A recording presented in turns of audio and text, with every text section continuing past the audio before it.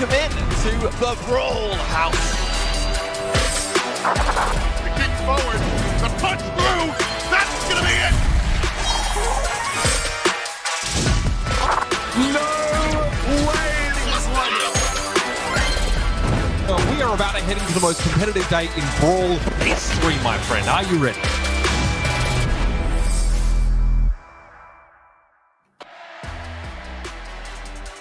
Good afternoon, good morning, and good evening, everybody, wherever you are in the world. Welcome back to the Brawl Stars Championship, where we are kicking things off as we do every single month with the SESA and ANZ region. I am still Ark, joined today by Kenny, and I've got to say, Kenny, it's great to be back by your side because it's been a while.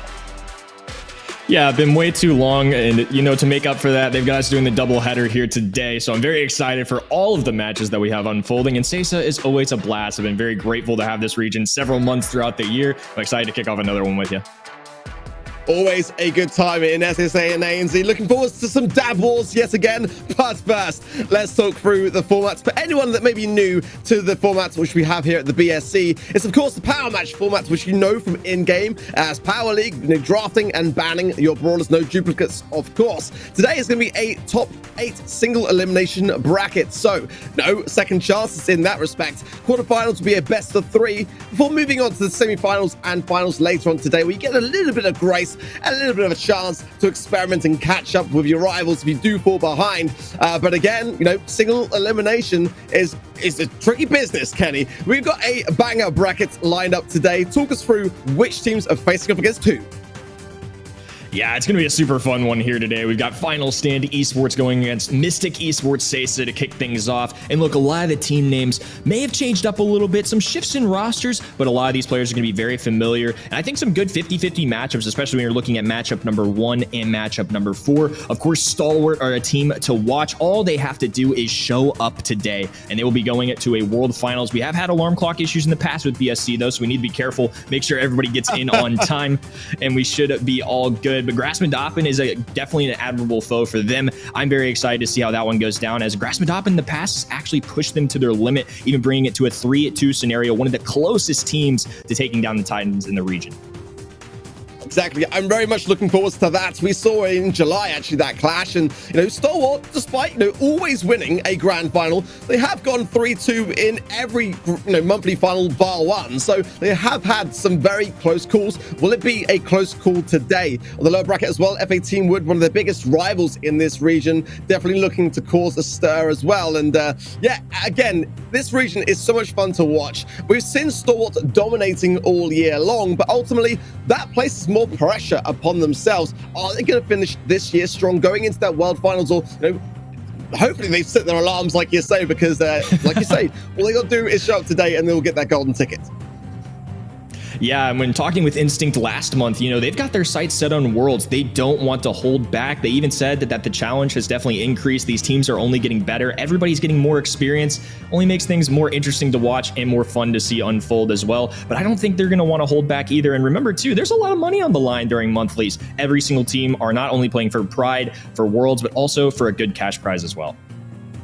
And you are playing at home as well, everybody. Go over to events.brawlstars.com right this minute. Connect your Supercell ID with your game and make sure that you be able to get involved in the predictions along the way and some various trivia as well. Make sure you go through all those tiers. You're looking to get that exclusive BSC pin at the very end tier. It's Tara this time around. I've checked it out. It's pretty awesome. So if you're like me and you've got all your pins up to date, well, then make sure that you grab this one as well, because it really is looking quite good. Yeah, I definitely agree. It's been nice to kind of rock those pins throughout the year. I am very excited. I want to add that Tara to my collection. I'll definitely be flexing that one in game when, of course, we get all of our predictions right, because we're going to go perfect.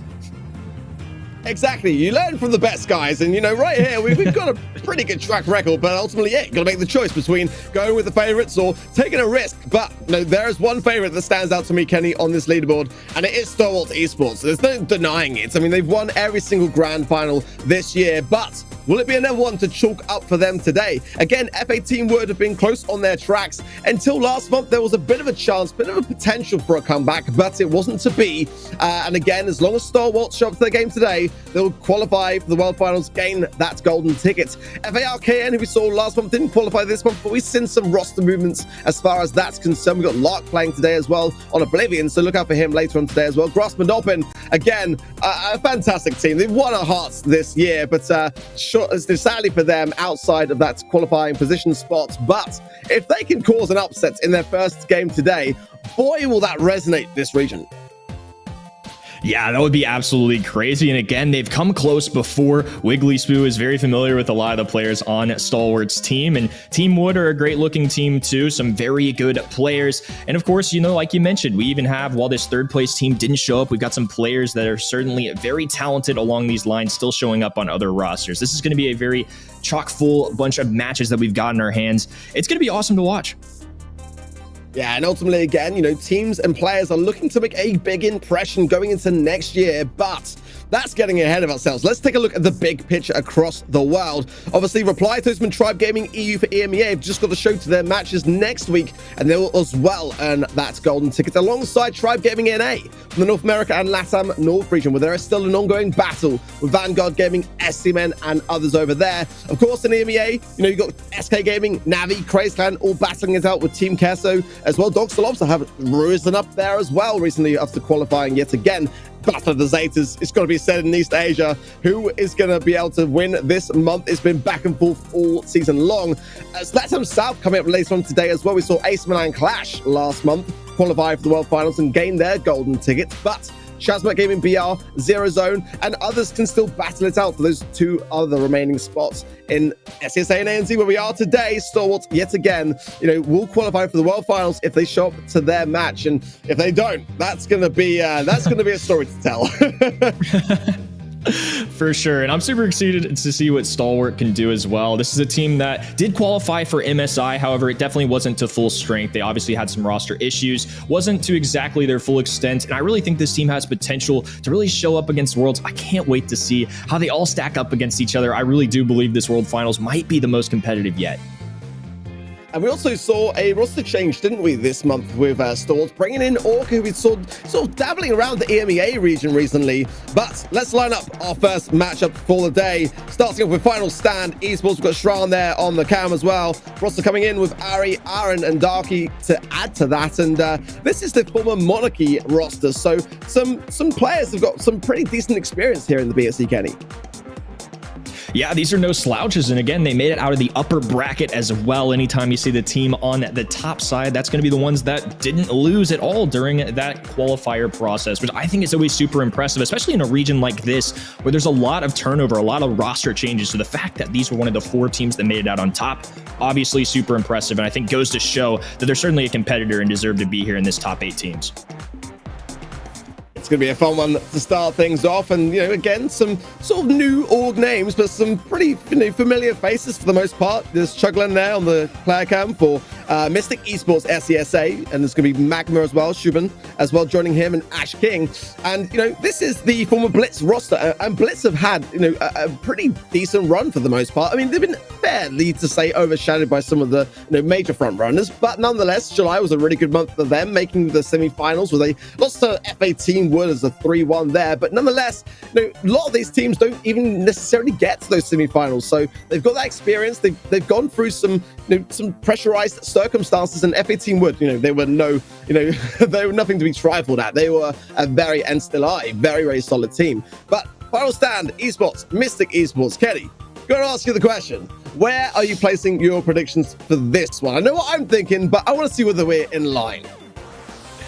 I'm going to roll with Mystic Esports this time. A lot of times when it's a coin toss, I do tend to go with that upper bracket team. But this time around, I'm feeling it's just a small smidgen towards Mystic Esports. Again, Blitz has had some good success this year. Magma, Ash King have been great. And even though this is Shuglan, also known as Yash, I believe, in the community, it's his first ever monthly final. You know, Shubyam has been with Salty Gang. I think they've got some good stuff on their hands. I feel like this is pretty even. But if I have to give a small edge to anybody, I'm going to go with Mystic on this one. Yeah, I was the same. I mean, I've locked it already in over at event.brawlstars.com. It's done. I can't change it now. So, yeah, I feel like but it is a very, very close one to call. That's got to be said, like you say, pretty much 50-50 on this one. But I just feel like they might have the edge today. Ultimately as well, we've got to bear in mind we've had some big balance changes as well. So it's really going to come down to the team which have been able to get a really firm handle on those things and start to experiment and spend a lot of time since the update to really, like learn what the new meta is forming to be. And SESA and ANZ has always had a very interesting meta, and targeting various brawlers like Crow and Carl. They've always really deviated towards those. And Crow, for example, as we know, has had a nerf recently from 5 seconds slow down to 3 seconds slow on the slowing toxin. So I wonder how some various changes along those lines are going to affect things today. Yeah, there are several brawlers involved with that balance changes, especially ones that were very meta. Like you mentioned, Crow, somebody that I think is going to take a huge hit here on his gadget. Carl, somebody with much less base HP, going from 4,400 to 4,000. And, we're going to see bans coming out here. Stu and Max, certainly two brawlers that are at the top of my list right now. We see the Lola and the Penny bans as well. Janet on the other side, and a first pick overall of Colette. Maybe that's anticipating a Carl coming up later, but I really do believe teams believe that Colette is a great duelist. That gotcha gadget makes a huge difference, but a great response to that is going to be B. I love the option of taking a sharp shooter here, especially considering that this is what I imagine going to be a little bit more tanky of a meta. Oh, I like this. Combining it with the Griff as well. Just going with the full wall break idea and doubling down. I think Griff's really starting to shine at the moment in the current meta. Just slowly creeping in, but now is a pretty stable diet. But Colette as well is a very good and fierce force to be reckoned with here. I don't think that Crow is out of the running here. I think you're absolutely right. I think Carl is still an option. Played a lot since the update myself, and definitely feel like those brawlers are still in decent spots regardless of their nerfs. Janet, Bonnie, still big front runners. Janet is still feeling great despite the health decrease, and again with Bonnie, another health decrease there, but nonetheless they still pack a punch. So the start for grabs. Bell coming in for final stand is a pretty safe bet, and there's the Carl that we kind of anticipated as well. So, but there are still some options for this third and final pick here for Mystic.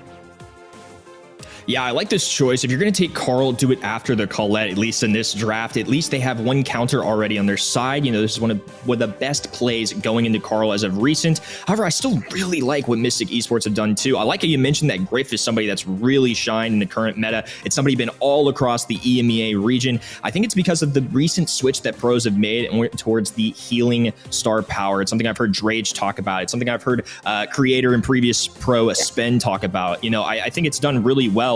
Seeing Gale here does surprise me a little bit. I don't necessarily see this as a hard counter into any of the three brawlers on final stand side. Gale, a solid brawler, one of the best goalies, if not the best in Brawl Ball, but definitely not a sharpshooter and doesn't fit the stereotypical mold on this map. I agree. I mean, there is a big story to be told here on the side of Mystic, in the sense that this is a hard tank counter, and there are no tanks on the side of final stand. But nonetheless, I mean, it can work. It's got great range, great knockback potential as well, and it is the knockback that is being played by Shubham there as well, not the slow. So that's their advantage. I like the pressure being applied this left-hand side. Not too convinced necessarily there on the honey molasses being placed in the back spawn, but being replaced now, but then broken again, exposing it. Not sure, but nonetheless, Mystic are pushing it forwards, and that will be the first goal of the day. Whew. Good start for them too. I really like what they were doing all throughout that first segment, picking off brawlers one at a time, and I think B is a huge factor for that. I love having B in the mid, especially on a map like this. With outside of the wall break they get from Griff, they've got two options. They can use that honey molasses gadget to kind of slow down enemies if there's a wall in front of them, or they can just use the piggy bank and break it open, and B is a sharpshooter. No matter how you spin it, it's going to play really well in the Mystic Esports hands. We've only got one of them left, and there it goes as Ari goes in and does get some good value for it. Aaron comes in as well, leaving though Ash King on 900 HP. And there's not really necessarily much you can do in a 2 versus 1 here, as the reset coming in from Mystic will provide that support needed. There are some good placed nest eggs there, though, from Shran, and that could definitely help out under the circumstances here. If another push comes from Mystic, we need to see a little bit more from Final Stand. That could be the play to do it. Zarin goes in, gets the takedown. The battle shots ricocheting between Changlang and Shubham as well. That ball is firmly pocketed in that top right-hand corner, and Final Stand need to find a way to get to it.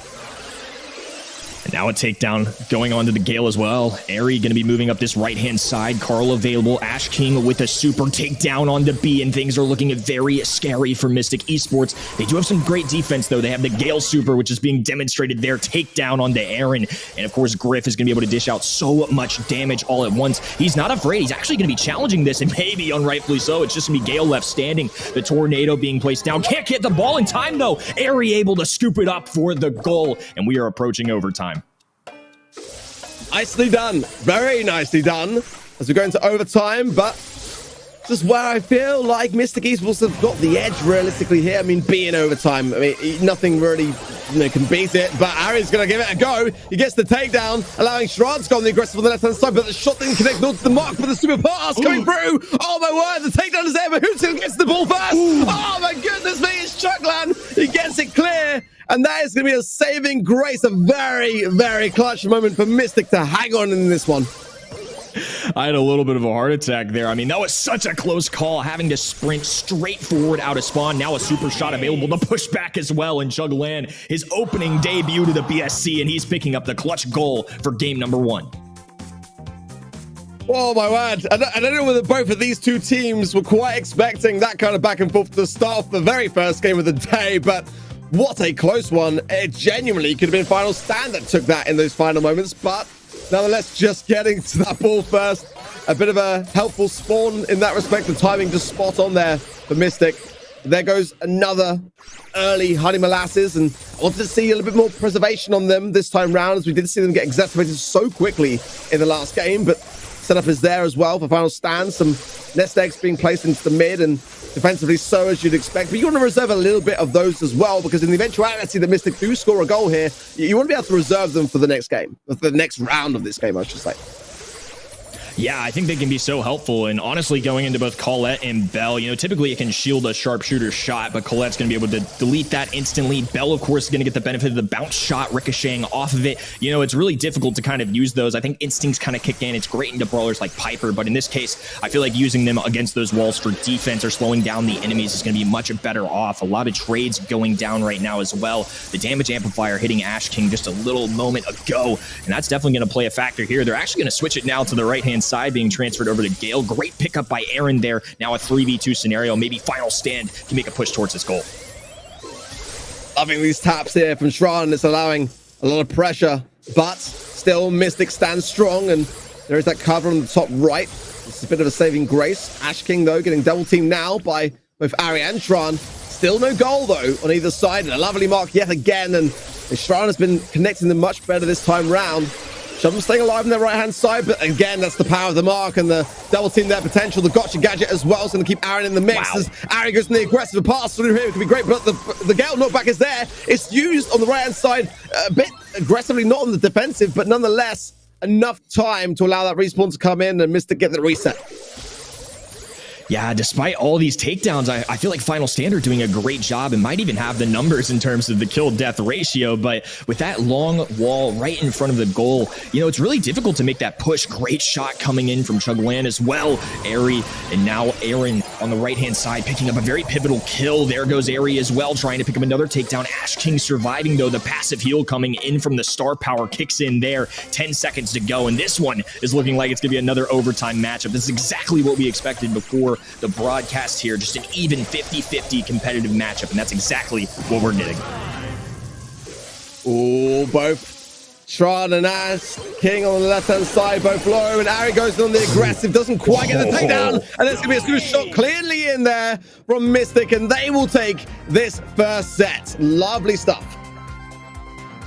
Yeah, that was super impressive. A lot of back and forth, and I feel like it all came down to defense for them, too. There were several instances where there were only 2 of them down on the field, and oftentimes I felt like Final Stand Esports had numbers, but again, this is a very tough map to aggress sometimes. Control is everything, and they just couldn't quite get past that half-field kind of line there and really make a good effort towards the goal, if you will. I think overall, very impressive stuff, but very 50-50 in my mind. I think that was a very even set all throughout. Backyard Bulls only won. They're going to need to go another set if they want to take this one.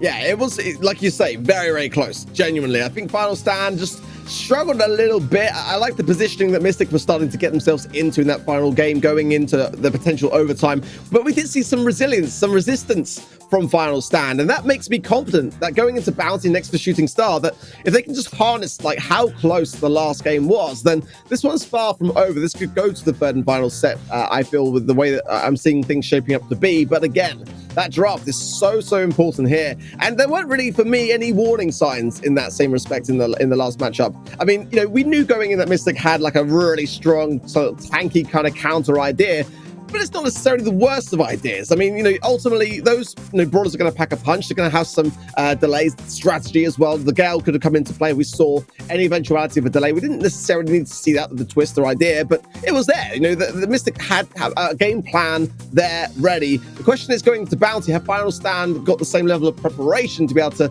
you know, keep themselves alive in this competition?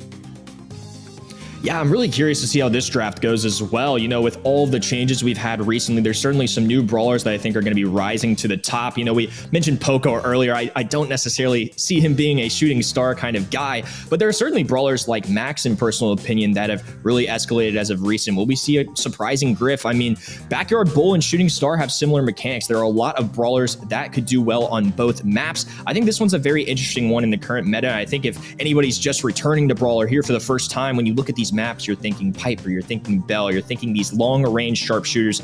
That's not the world we live in, especially with draft where there's up to 6 different bans. You gotta know all your brawlers. You gotta be able to pull out just about anything here. And I feel like especially on Shooting Stars of recent, that's been exactly the case. You know, the old traditional Nani, Thrower, Piper kind of combinations aren't as easy to pull off anymore, especially when there's no duplicates.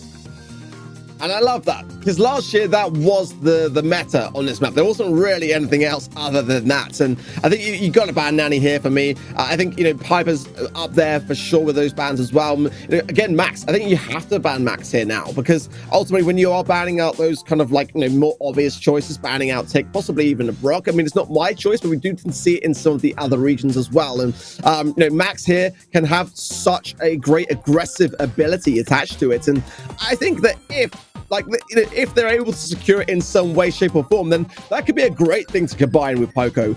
Again, I'm still a bit on the fence as to how it's going to sit in terms of the draft. I think that ultimately when you be able to draft the Poco in this kind of circumstances, you do open up the doors to being hard countered. So sometimes it's better to play it safe. Again, it is a single elimination, so no second chances. You've got to get it right on the day or you're going home early. But ultimately, you know, I feel like that, you know, Max Poco combination can be really brutal in a map like Shooting Star. If you're able to push your way forwards with the speed and have the heals along the way, it can be the very thing that gives you the edge to take home the win.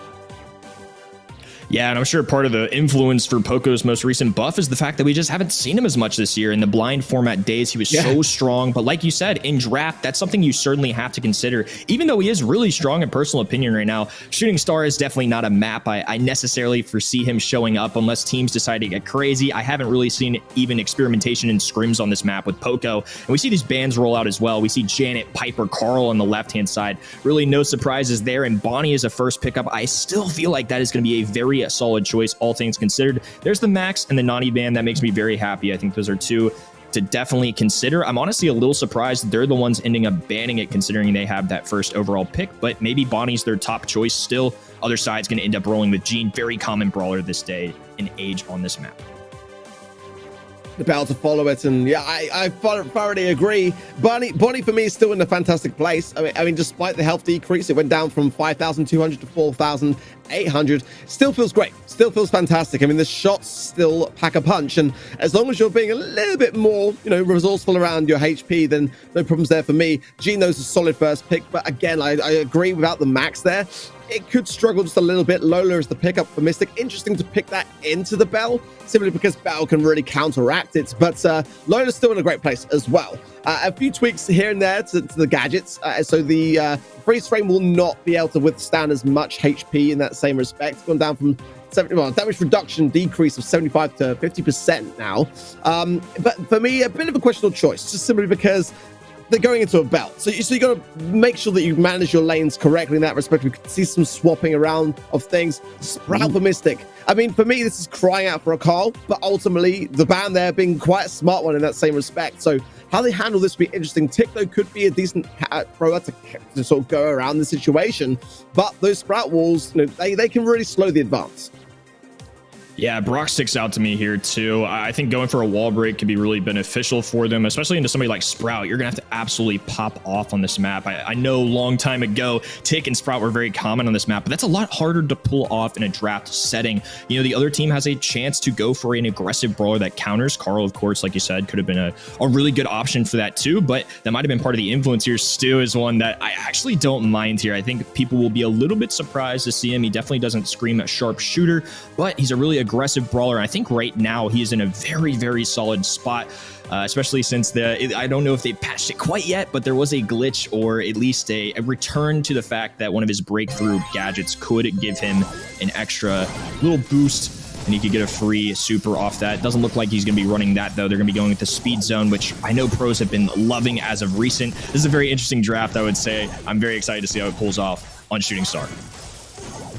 I'm a little bit fearful. I kind of get the Stu aggressiveness to be able to, go on the Sprout lane, but ultimately, I want to see what star power is being run as well. I'm assuming Zero Drags to close the gap faster, but ultimately here, if Mystic can just keep their range and keep things at bay, then I don't know how much value Aaron's going to get off this Stu pick. It's definitely a bold one at that, but ultimately, I do like the Sprout. I do like the Bonnie pick here. I think Mystic might have the edge, but if Shran can get some more value, and I feel like that's where he needs to swap lanes here. Go against the Lola and really kind of preempt that ego coming into play to get the most value possible. Those shots from the ricochet there, between Ash King there as well, and that's the value that Final Stand can obtain from this. But that blue star is what's important at the moment. It gives Mystic the lead, and we need to see more here from Final Stand in terms of push, or perhaps they're waiting for the final moments.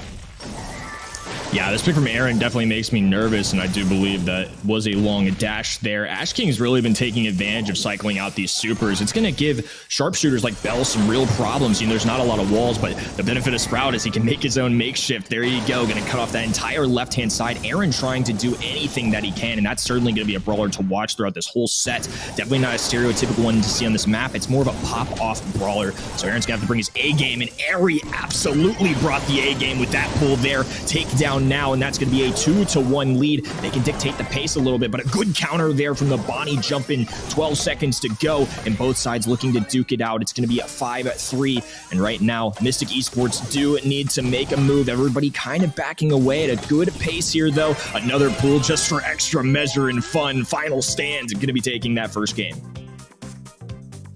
Stuff, it's rare to actually see a game of Shooting Star sort of finish around the mid region. Normally it's being pushed back into your spawn, but nonetheless it is a valuable win there for Final Stand, because ultimately until now they're struggling to obtain it. I've got to say though, I am surprised. I do feel like Mystic here have got the better comp. I want to see Shran on that right hand side lane. It will help out so much, but at the moment, hey, it's working. So, I mean, they might then want to be stubborn and stick with it. Ultimately, against the Bonnie, it does make some sense to have the Bell on that lane to be able to have that range advantage there. But, yeah, I feel like here, there's still a chance. Mystic could absolutely get onto match point, and Final Stand can't get too comfortable in that respect. But an early pickup from Shran will give them the lead, and that's going to be enough to hold that mid and have that control. Yeah, I'm definitely with you. I think this combination that Mystic Esports are running, the one that they drafted, works really well. I mean, I certainly see a lot of win conditions for them. If they can give Stu some serious troubles, not give him any supers, it's going to be really hard for them to benefit from that. But some good shots coming in from the Bell early. It's going to be 2-1 once again. This time, however, with the mid to go already, they're really being pushed back to their spawn. The wall coming in from Ash King, not going to make that any easier. They do have a little bit of defensive mechanisms on this left-hand side, and one of them being triggered right there. And now the damage amplifier connecting as well. This immediately going to halt Mystic Esports push, and now everybody's returning to the mid. Now, does Ari go for this pull and break all the cover, or does he just hold on to it? I suggest he holds on to it, but he is thinking about it, and they do get a takedown off the back of it. Might not be the worst thing in the world, nonetheless.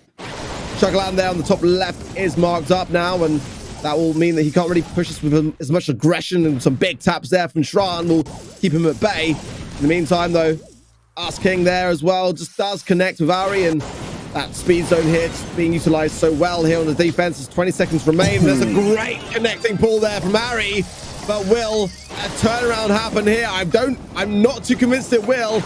Not enough HP on the side here of Mystic as they try desperately to get a kill.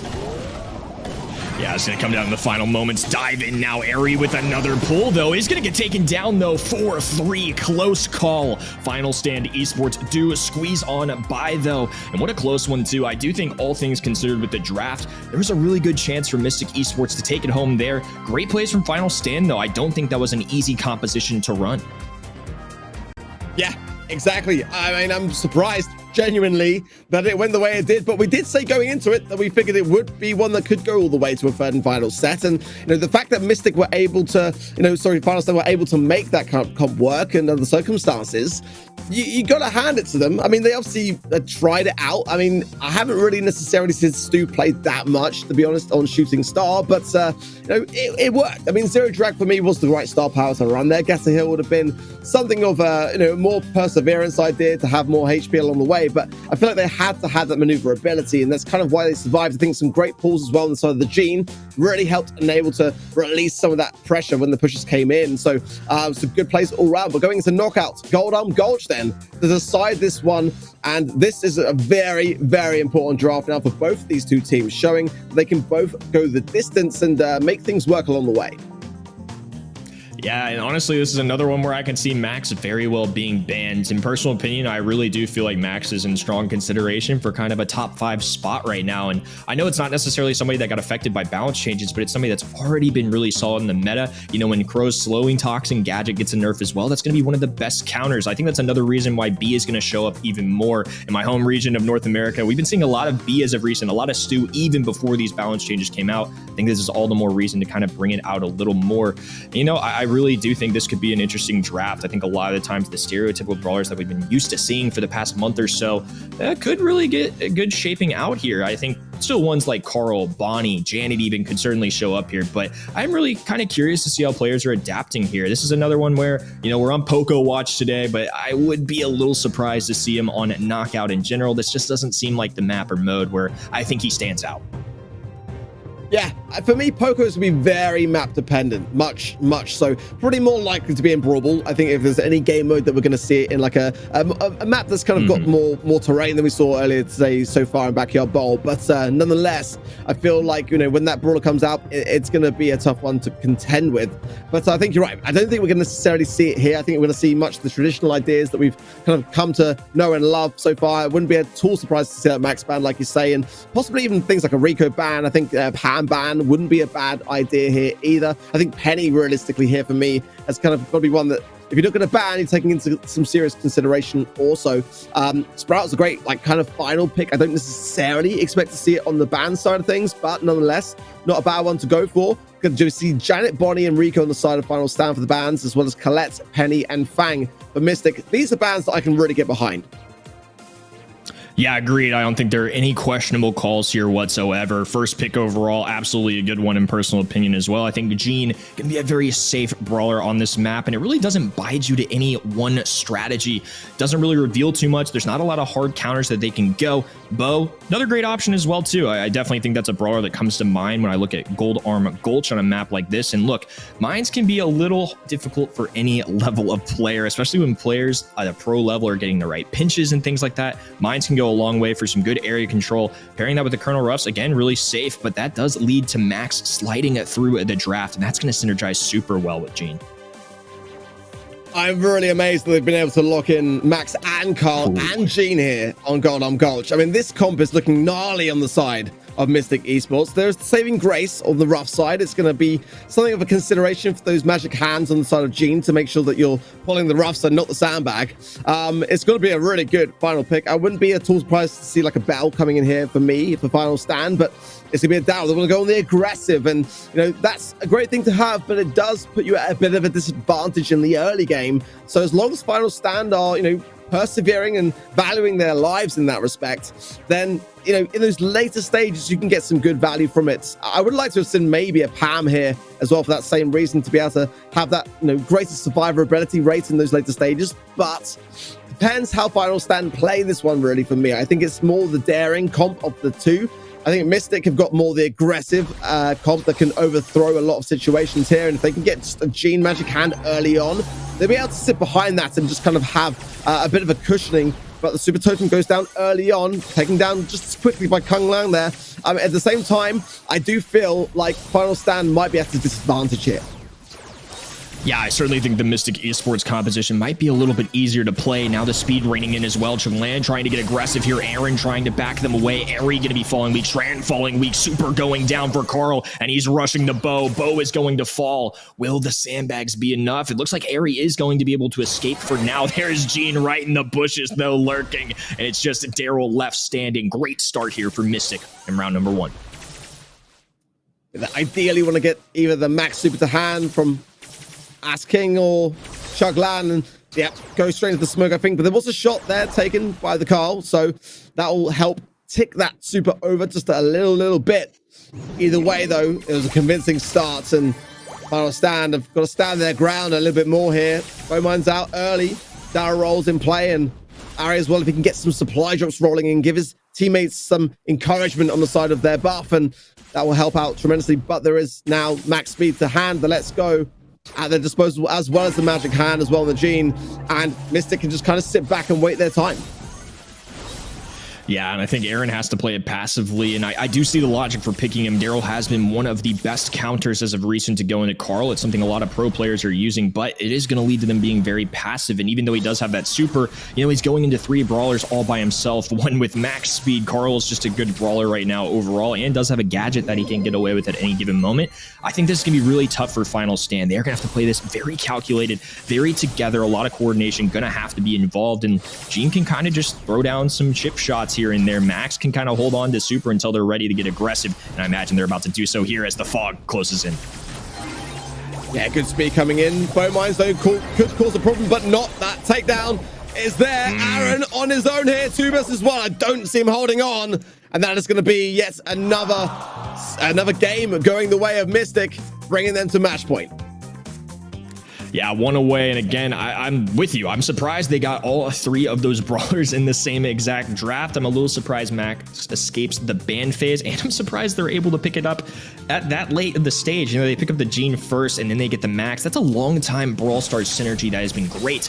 This time, though, a little more aggressive to start things off. Both teams going to be landing on the same side here. It is going to be Final Stand stepping back for now, though. Aaron can passively charge that super, but it takes a good amount of time. Now able to place a bow totem down either, and Ash King is relentless. They are continuing to aggress here as now Gene is landing some chip shots as well. Going to be so good, especially if they're running that visibility gear. There's going to be no hiding on this map for them. Finally, the bow totem going down. Aaron has a super, but this team is going to have to play some good defense and really step up their game in these next couple rounds.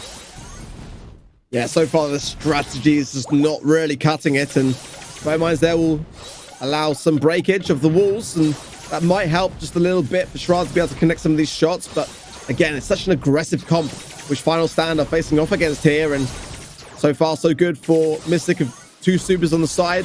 Now just the magic hand waiting on the side of Shubham, and if they get that, then things could be going south very quickly, but they already are going south. Shran is weak, and Aaron is double teamed. He rolls into the gas, not too sure on that one. 2 members of Mystic still stand, and they are now swimming their way forwards. 1 more round, and they will take things and move forwards to the semifinals. Chuglan popping a gadget there just for extra measure, really trying to get there first. Nobody's going to be on that right-hand side, though. Once again, it's going to be more of an east-west kind of fight. It's going to be some passive charging of the super over there for Ari, who's trying to get a Colonel Ruff's power up, which could be very helpful for teammates, giving them some extra damage, plus a little extra HP. It always goes a long way for an entire unit of brawlers to have that on their side. Super is available now too, but one thing to note as well, Gene Pool and max speed available. Again, Mystic Esports are in a prime position to take this one home. Yeah, we've only really seen Final Stand in this left-hand side, far left-hand side, whereas Mystic are really pushing that mid control and just trying to tap away, just trying to chip away there at the damage and earn the utility along the way. Super Totem shredded down, and the roll-in from Aaron is very early here. He does pop a slow as well along the way. The tar barrel trying to get as much value as it's worth. Face shifter away from Ash King as he's just able to get into that top right-hand corner, but the haul is great here. 3 versus 2. Chuglan can't really go here aggressive, so Ash King goes in and gets the job done. Mystic Esports go through to the semifinals. Yeah, congratulations to them. Jugland gonna be playing in his first ever monthly final as well. Gonna be 1-0 so far. We'll see if they can keep that up throughout the day. But I think that was just a really risky strategy on this at the side of Final Stand. I think at Daryl, I see the logic completely, right? They're trying to counter out Carl most likely there, and Daryl does show up from time to time on the map regardless. I think a great aggressive brawler, and the benefit he has is he can take a little bit to charge up his super on his own. And it looks like he's repping at the India right there. I believe all the players going to be from there on both sides actually, so congratulations to both of them as well. And it was an awesome match to watch. Again, it was very 50-50. I think the third set didn't reflect necessarily how close the first two were. Very impressive stuff from Final Stand. I'm sure we'll see these players time and time again throughout the future. Absolutely so. I mean, you know, this is what I want to see across the board, is people coming back and, you know, getting better along the way, spending more time behind the scenes to really, just, tarnish their skills, along the way. And I'm sure, no doubt, there's definitely more fight left for Final Stand, and they show some good perseverance. I felt like the draft is where it kind of went wrong a little bit for them in Knockout. I mean, to allow, I think you just have to ban Max in this region right now. I mean, pretty much one of the most versatile brawlers across the game modes for me at the moment in the current meta, and one that you can just see has so much ability to have aggressiveness behind it, and combining that with Gene, where you're able to close the gap, connect those magic hands, it's going to be a really, really tough one. But I think Mystic deserved the win. I felt like, as well as shooting style, they had, for me, the better of the drafts, but couldn't make it work, and there was that question mark going into that third and final set. But Mystic stays strong. They are through to today's semifinals. Yeah, I think that's a very fair point too. I mean, well deserved, but Final Stand, even despite what, at least to me, didn't look like quite a same draft. I think that Stu pick was really risky. It was something we noted earlier. They still ended up picking up that set 2-0. And draft is one thing, but they clearly have the skills. Even what may have not looked like the easiest composition to run, they made it work. They clearly have the talent. Very excited to see what they do in the future. And again, congrats to Mystic. I mean, they're going to have the possibility of taking on Stalwart Esports in this next one, assuming they do what they're supposed to do. But grassmuddoppin have been a team that have certainly challenged them. I think match number 2 is going to be a very fun one to watch. Absolutely so. I mean, if it is Stalwart who take this win, then yeah, Mystic have got a big fight on their hands. But like you already say, grassmuddoppin have had some great success against this very team. Back in July, it was a 3-2 in favor of Stalwart, but it went all the way. It was like a match point situation. And grassmuddoppin are very resourceful as a team. They've got as well, Wiggly Spoo on the roster, and he was the coach for what was last year known as Team Flash, this year Stalwart. So you've got to take into consideration that little coach's book of all those tricks and tips is firmly in the hands of grassmuddoppin. But Stalwart have had non-stop success this year. I mean, they've won every grand final to date. The question is, though, will they be able to continue their reign over this region? Because, like I pointed out earlier, they've been 3-2 in many of the games. Well, every game in the monthly final, bar one monthly final. So they've had some close calls. The question is, will today be a close call? They've also had Orca join the roster, and I'm curious to see whether he'll be playing today. Yeah, Orca's a phenomenal pickup as well. It's been somebody that's bounced around from teams all year, but he is a really great player. Looks like Sergeant Clash is actually going to be rocking the brand new Stalwart Esports jersey as well. Very clean looking. Love to see everybody repping their teams. I think overall, this team is the talk of the town for a reason. These guys are very legitimate. Problem being, it's a best 2 of 3. Genuinely, anything can happen. We've seen grassmuddoppin do it once. In terms of predictions, I really do think Stalwart Esports should be the favorite, not just to win this matchup, but the whole month. That's where my money is. That's what I put down on event.brawlstars.com, because I'm trying to get a pin. I'm going to do my best to make predictions, but I think fairly they deserve to be the favorites going into this one. I was exactly the same. I think at this stage of the competition, it could be foolish not to, but I still want to see the underdog rise up from the ashes and do something incredible just before the World Finals. I think that will make a great story, and Wiggly Spoo there is a man that's been through it all this year. I mean, he's had some really, really close games and persevered along the way. I do feel like they are the underdog in this story, but that's why I'm rooting for them, despite on event.brawlstars.com going with Stalwart, and they've got all the mascots there to help them along the way as well. Cannot wait to see this one go down. It's going to be a close one, I feel. Yeah, Wiggly Spoo has grown to be one of my favorite players to watch. He's just a bundle of energy. He's got so much enthusiasm about the game, win or lose. He always looks like he's having fun, and ultimately that's what I love to see coming out of esports competitions. And of course, he's a very renowned player in the region right now, especially like you mentioned, coaching last year for the top team in this region. He's got a long time track record, a very good player as well, not to be undervalued in that aspect as well. So I always enjoy watching grassmuddoppin for that region. And plus, it's just a great four-man roster. I think they've got a lot of good things going for them and certainly have it in them to possibly take down the top dogs. And the thing here is, like, it's the quarterfinal stages. Ultimately, if you're going to knock out a favorite, this is the time to do it. There's very little time for a catch up here. And if one draft early on goes the way of grassmuddoppin and they're able to utilize a lot of that momentum, then Stalwart could be in trouble. We'll have to wait and see how they fare early on in that respect. But like you say, I mean, grassmuddoppin have got a solid roster. Wiggly Spoo, TH, WP, and Vex. And today, this could be their opportunity. This could be the biggest day of this year. If they're able to knock out Stalwart in this early stage, that is going to send a message, not just throughout the SESA and ANZ region, but throughout the entirety of the regions of those that are fighting for the World Finals, because Stalwart want to go into those World Finals with a clean sheet. They want to be able to make that statement. This could very well be the team to stop them doing just that. Yeah, and I know this team is going to be well-versed in the meta, very intelligent. They're always on point with those drafts, and I know Wiggly Spoo's probably been doing his homework to see what is meta. I'm sure both teams have given it a good run to see what's going well. I think Gene and Max, a couple brawlers that stand out on this map, and of course Poco, this is one of the maps I definitely see him being worthwhile of banning, as we're going to see on that right-hand side. I don't think too many surprises on either side. I think that first overall pick, though, it can be a few different choices. Bonnie is somebody that's been wreaking havoc in the current meta. We have Gene available. We have Max available, who I think is very strong here. A lot of really good options to open up for pick number one. Yeah, Stu mid, Max mid, Gene mid, take your pick. It's going to be Gene for Stalwart Esports off the bat, and that is my preferred one as a go-to, but nonetheless, there are some ideas which could still rival that, and yeah, Max straight away off the side of grassmuddoppin. You've got the ability to choose lane or mid. Normally, I like to go mid-Max here myself, but there's some options. Pam lane surely then is the flavor of the day for grassmuddoppin. I like that pick for sure. Let's see how Stalwart respond. There are definitely ideas which they could look to utilize. Gale coming in for them. And yeah, I think it's a good time to do so, just in the eventuality that grassmuddoppin have a third and final pick tank.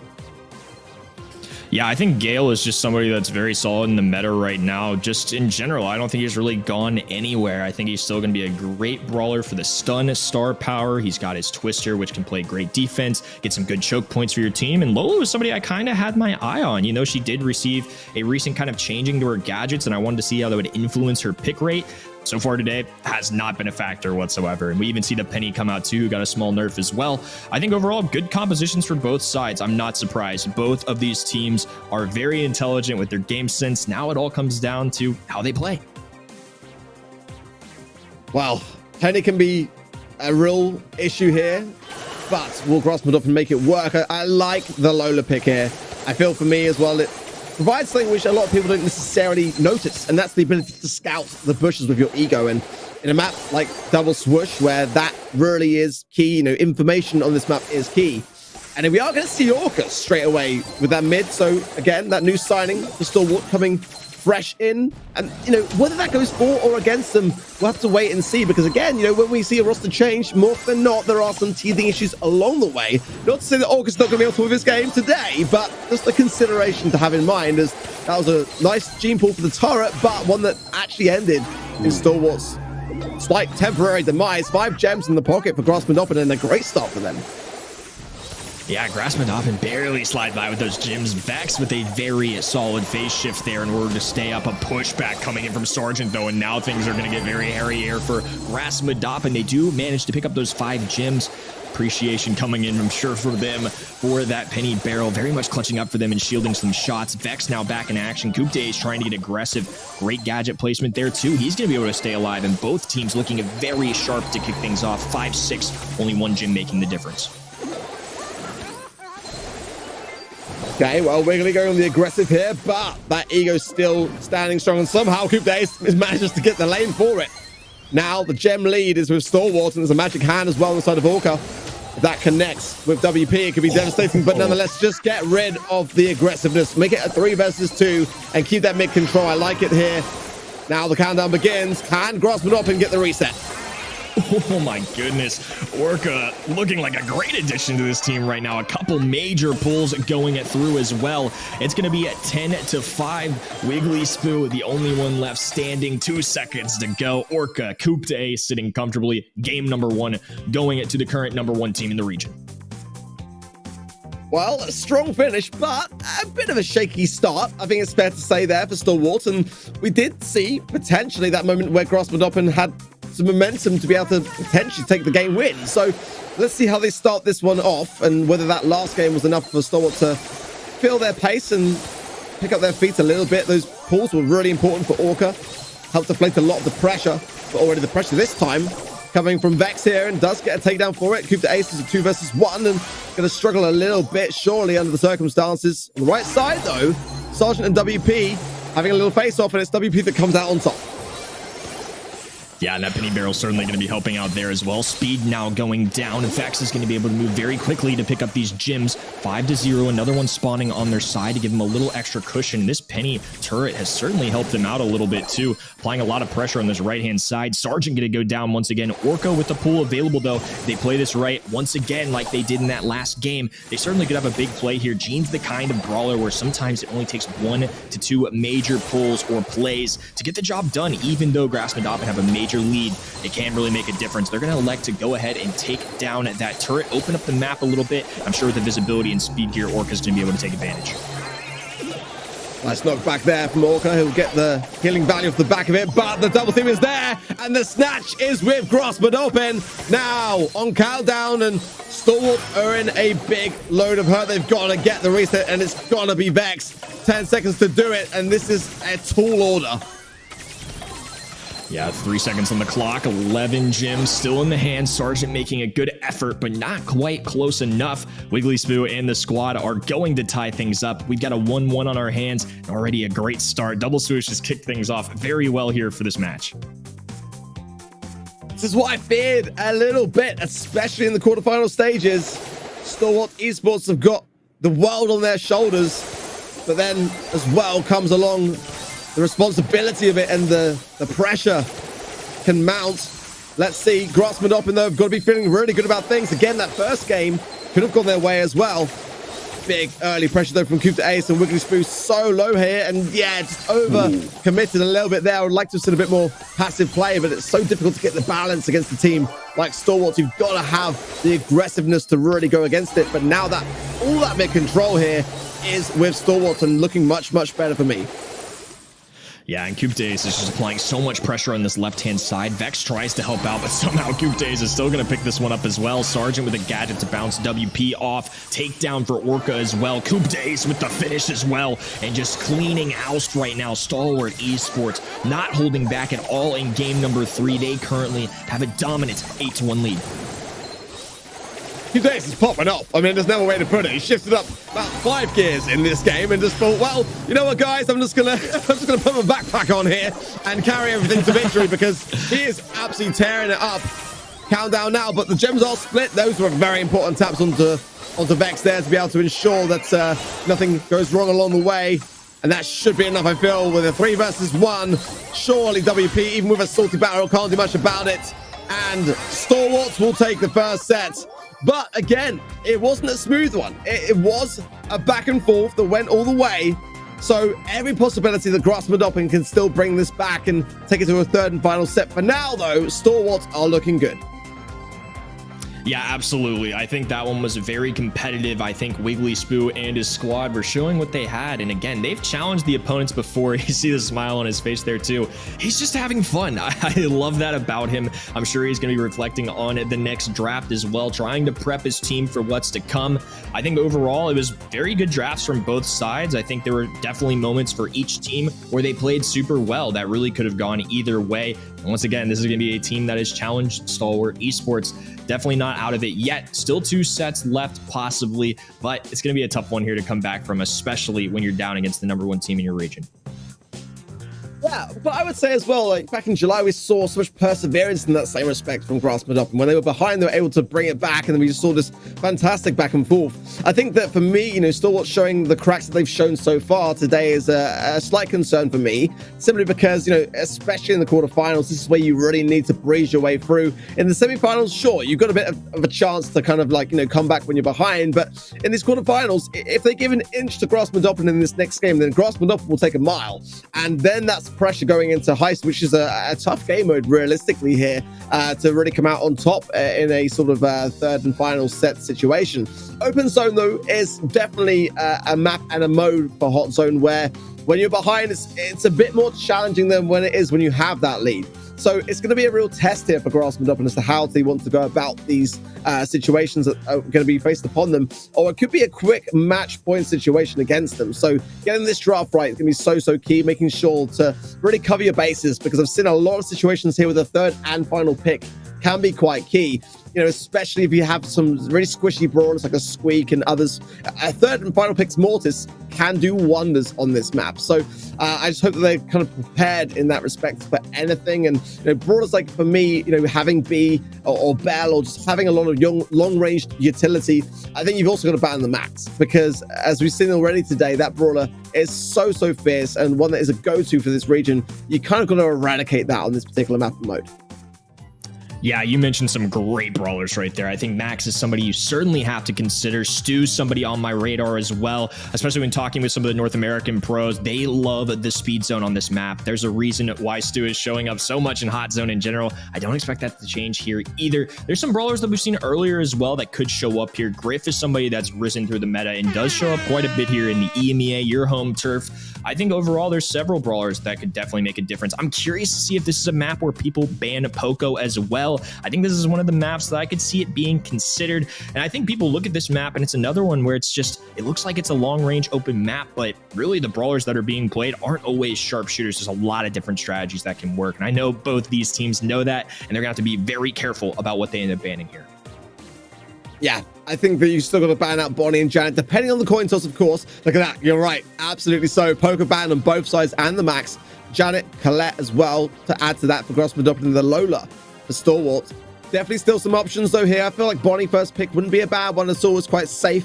It's going to be Stu. And like you say, that can have a real aggressive advantage here. That speed zone as well can provide more of a cushioning for speed, and it's very difficult to get that taken down. I'd like to actually see the speed zone get nerfed in the future and have that kind of decay over time, take damage, because if you get that in the right places, it really is a hard thing to take down. Pam for grassmuddoppin is going to be one of those brawlers that can really get her feet stuck in and the body to match it. This is solid drafting here for grassmuddoppin. Yeah, I totally agree. Plus, they take out Colette, which makes it a little bit easier to play Bonnie in most circumstances. Pam and the Bonnie combination, you got the healing station coming in from Pam, a brawler that can do really well. And I think comparing that with somebody like Bonnie, they have two very different roles in my mind. And I think that's going to be a good thing to make a well-balanced composition. There's the Griff that we talked about a little bit earlier. Look, it's just a brawler you got to watch out for. A free wall break as well goes a long ways for cutting off that grass at times. Having 3 free piggy banks a game can really make a difference. I think that's part of the reason why Griff has shown up. Plus, I think people utilizing the healing star power rather than the one people were using previously has really led to him being played more and is much better in those 1v1 scenarios. And of course, Carl still going to be pretty strong despite having a nerf recently. Yeah, still in a good place. I'd like to see Squeak myself, but I wouldn't be opposed to a bow here just for some delay tactics. I think in game modes like Hot Zone, it really goes a long way to have something like that. I think Lou's here a bit off the grid. I think it's a bit too open space. It can work, but with that Griff, having the ability to break open the cover could be something against that. B, like I said from the beginning, never a bad thing to have, and that additional range will help out a lot against that Carl matchup or against that Griff matchup. So I do feel like grassmuddoppin, for me, have got the better draft. But if Stalwart start to play super aggressive and really start to gain those kills early on, gain the advantage and gain that control off the back of that, then if they get their feet stuck in the mid, then that could go definitely in their favor here. Rocking the, I think that's the Navi pin there for Orca. Great to see some inter-region respect going on here for sure. For those so far, Vex get a nice little tap there, getting the amplified shot. The follow-ups weren't that great though. For the most part, though, I like the way that Stalwart has placed that speed zone in the correct location to really gain some valuable time. If they lose control, though, this could be dangerous, in my opinion. Yeah, and Sergeant burned his other one there. That's the third one now going down. He used it to shield from a B shot. The Orca Super is also going to be a great method of pushing the opponents back. And even though I feel like, you know, Vex has been landing some really good shots, now we get some coup to ace aggression on that right-hand side. And Sergeant and Orca have been doing a great job of just holding down the mid. A takedown into Vex. WP soon to follow, I imagine. Coup to ace back in action as well with that gadget. And now a commanding lead is being formed, 55+% to 10. Great start here for Stalwart Esports. It's exactly what they need to do, because this is a very early game comp to run. The utility is not going to last forever, and so far 70% and counting, just the 15% there for grassmuddoppin. And you know, the Griff is a great pick to be able to eradicate that PAM healing station. That's the only real place that you can have it, unless you're hunkered down in the mid and taking shots for it. So already a lot of that starting to shine through. Now they lost control though, and this is where grassmuddoppin need to make up for lost time. That's a good start. Coup de ace gets tapped up as well, but Orca is going in on the left, not able to stand his weight there though. Coup de ace as well, quick to follow. If grassmuddoppin keep this up, this is a turnaround waiting to happen. Yeah, with the B long range, with Wiggly Spoo in both aggressive, you know, Clyde kind of form, and also the cannon, there's really a lot that they can do here, but immediately now being pushed back. They had a great stance for a while, but now it's Orca, Sergeant, and coup de ace in control. WP falling to 4 HP. Piggy Bank even being dropped, maybe just knowing they've got it in the bag at this point. A quick team wipe as well, and that should take them all the way up to 100%. Great effort and a comeback a little bit there from grassmuddoppin, but it was Stalwart with such an early lead that paved the road for them to hang on throughout the rest of that game. I think it's still possible. It's still possible here for grassmuddoppin, but they are up against the pressure, the might of a match point, and against no other team for Stalwart Esports, who have won every grand final this year. So will they keep their cool? This is the moment that's really key here for me. Stalwart Esports, you know, making the use of that cover early on and just itching into the zone there to get this early capture percentages. This is key. This is really key. If grassmuddoppin now can just get stuck in and get these takedowns, but again, you know, they've struggled a little bit in doing just that. Orca was getting some great value last game. If he gets into that same position to get that wall taken down the top right-hand side to eradicate that PAM healing station, this could go a very different way very quickly. Yeah, and despite having numbers there for a lot of that, I think Stalwart did such a good job of keeping them off the point. I mean, they even have a lead. They're already stepping back up to the plate. Vex has been landing some nasty shots, and it's still not making enough of a difference at this point. Coup de ace trying to dodge that out there. Vex cleaning it up very quickly, though, and this is the situation that grassmuddoppin have to take advantage of. They've got to keep them in the spawn. It's so difficult to get out of these situations, especially if coup de ace doesn't have a gadget available or a super available. Sergeant doesn't have a super available. They're trying to take advantage of the speed zone. They forced it all the way to the back of their spawn. Wiggly Spoo with a clean pickup on the left-hand side. Things looking very good for grassmuddoppin, who have to play this very, very well if they want to hold on to the tournament lives. Now the respawn though, Wiggly Spoo a bit out of position, waiting as well for cannon form, I assume, and now the scoreline is much, much closer. And he's going to get coup de ace and Orca all targeting him in that bottom left. And now is the time to really hold firm. Stalwart can tie this up right here, right now, as grassmuddoppin losing control is disastrous for them. Sergeant wants to go super on the aggressive and going to get some value for it. WP too low realistically to go up against this, and Orca with the value. Surely that's got to be it. Surely Stalwart can tie this one up.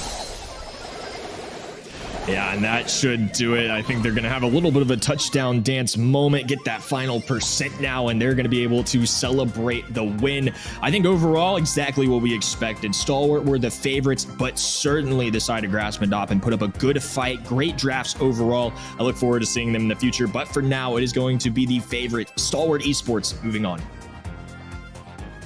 Solid stuff. Solid stuff. A bit of a shaky start there in double swoosh, but they were able to bring things back into order. And yeah, I mean, grassmuddoppin again, they've had a great year. I mean, again, not realistically in a contendership for a World Finals placement, but they've had some very, very close games this year. And they've had the potential to knock out this very team. Today, though, Stalwart were able to keep their composure, and that is key. And great to see Wiggly Spoo back on the screen as well. I saw him as well casting, actually, for the Snapdragon Pro series. And it's one of those things where he's multi-talented in that respect. And always great to know that he's got options. If he wants to decide, last year he was a coach, this year as a player. Maybe next year, you know, who knows? He'll be a caster. But yeah, Stalwart going straight through to the semifinals to face off against Mystic Esports later on today then. And we're going to have to get through a couple more games to get there, but things are shaping up to be quite an eventful day. Yeah, it's been awesome to see things take place here. And like you mentioned, Wiggly Spoo's energy is just contagious. He is a talented guy. He will make whatever he sets his mind to work. Can't wait to see what him and his teammates do in future months as well. And I'm sure we'll continue to get some good shows from them.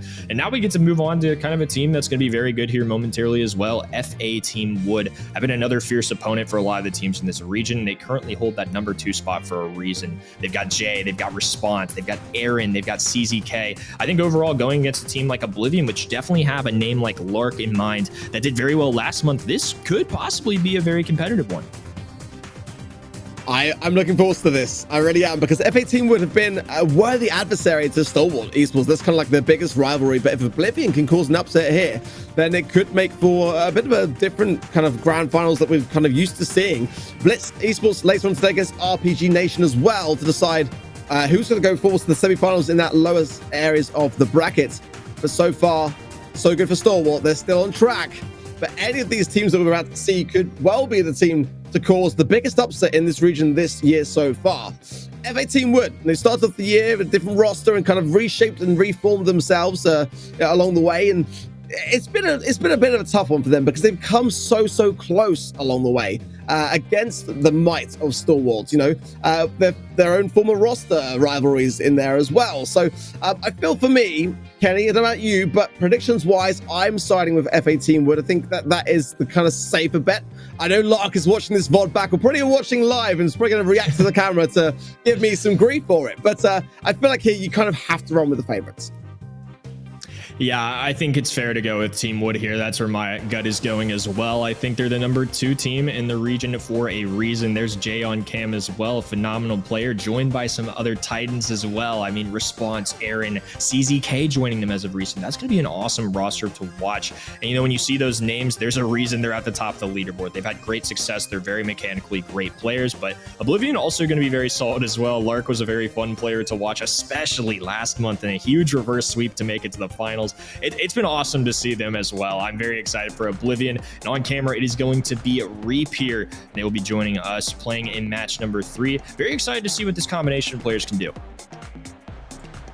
Yeah, and we saw a response, you know, last month for the first time with FA Team Wood. And again, you know, this is basically half of, like, you know, this year's or last year's roster of Stalwart Esports. You know, CZK was with you know, Team Flash last year, now Stalwart, and you know, as well Response this year, just stepping aside as well. So this is a solid roster for FA Team Wood. But again, Oblivion are the underdogs, and you can't not cheer for an underdog story to happen here. Some great experience in that side of things as well. So every chance that an upset could occur here, you know, especially if Lark brings out the dabs. I mean, we're not going to see him on cam this time, but maybe Reap is going to be able to take the mantle as far as that's concerned, and you know, try to just, you know, use some strategy to taunt your opposition in that respect. One thing's for sure, though, I hope that Oblivion have come prepared for this one, because this is going to be no easy feat at all. FA Team would definitely, I feel, have a little bit of an advantage. But again, you know, with these recent balance changes to consider with this draft and all that is to consider, you know, you kind of gonna feel like Oblivion might have a chance here. Yeah, and even though it is the first ever monthly final for a couple of them, I mean, Lark has been a great player. He's played in 4 monthly finals this year. Again, even sometimes despite some kind of crazier drafts, I would say, not bad drafts. Don't mistake what I'm saying. I just think the choices he made last month especially were kind of unorthodox, and he worked really well. I think watching him play in general has been very fun, just to see him, you know, when everybody else is zigging, he's zagging. I feel like it's just been so fun to watch him make things work. Obviously a very good player as well. I'm excited to see what Oblivion ends up going here, especially when I look at out in the open. I'm thinking brawlers like Gene and Max that are first come to mind that are really difficult to deal with here. With pick 1 overall, I could very well see it being Gene. We're going to see the Max being banned, of course, getting rid of the Bonnie and the Carl on the side of Oblivion. They're actually going to go Piper as a first pick, which is a little surprising to me, to be honest with you, Ark. It's definitely one that can have, you know, a lot of counters in the later stages of the draft, and an early pick of Poco, it got to follow up with a tank, surely, but then you're going to have a lot of potential to be countered by these 2 remaining picks. Gene, I think, is the safer of the bets here, and let's see what Oblivion do. I think they need to prepare themselves a little bit here for tanks as well, because they haven't got the 3rd and final pick That is going to be FA Team Wood. They're going to go with the B. That's a nice long-range counter. I really like that for sure. Gale wouldn't be the worst of ideas here for me. Penny might be a troublesome one under these circumstances as well, because if there is a tank that's coming in for FA Team Wood, then that's going to tickle it, really. I mean, you might get some value with everyone hunkered down beneath Gene, so there's that as well to consider here. It's actually one of the maps where Eve can have a bit of a shining moment as well. They go with the control, bringing in Squeak. That might not be great if this is a tank from Team Wood. Yeah, I'm excited to see what this final brawler is with pick 6. I think having Poco and Gene going into the first pick Piper was awesome. Gene is traditionally going to be a counter into Piper. They combine it with a high HP brawler as well, and we get to see Mortis go against some squishy brawlers like Squeak, B, Piper, low HP options. I'm loving what FA Team Wood is doing, and it's not too often I get to see Mortis on a map. Very, very much looking forward to this matchup. I always look for the third and final pick, Mortis against the Squeak. Again, we mentioned it earlier in Hot Zone. It's one that comes up a lot here. Jumping in early on. I love this. I love this doubling down with the Poco for the hills. But look at that swift takedown there from Oblivion, wasting no time at all, making it a 3 versus 2. And what a way to start for them. Yeah, I mean, we were just hyping up their draft so much, but, you know, that's only half the fight. You got to do it on the field as well. They elect to go for a very sneaky, early, aggressive strategy, and it is not paying off right now. Reap also has the option to open up this map if he would like with the super. And I think that's going to be one thing that would almost benefit them, especially when you've got a Poco and a Mortis on your side. They have to take advantage of the range. CZK kind of forced to tank this launch pad, and there's still going to be 3 brawlers left standing. This is going to be an excellent start here for Oblivion, taking on the favorites right now of Team Wood with an interesting draft. And it worked very well in round number 1. I'm not sure why Reap didn't break there, though, to be honest. I mean, I could see the idea of holding a little bit of time just to be able to gain the super and get, you know, lock his off the back of the Gene. But that would have been a great time to break. Clearly a bit concerned about the Mortis and wants to reserve that just for the eventuality that Jay goes in the aggressive here. But those bushes really are a great place to hide. To eradicate those early on as they have the chance to. I don't know. We'll see whether that is a decision make that comes back to haunt them or not. The kills coming in thick and fast from Aaron are going to keep CCK in the mix, but definitely a slower pace now that we're seeing from Team Wood, and I think that's the right call under the circumstances. And Aaron's going to go down there as well. That's a nice pickup for Oblivion.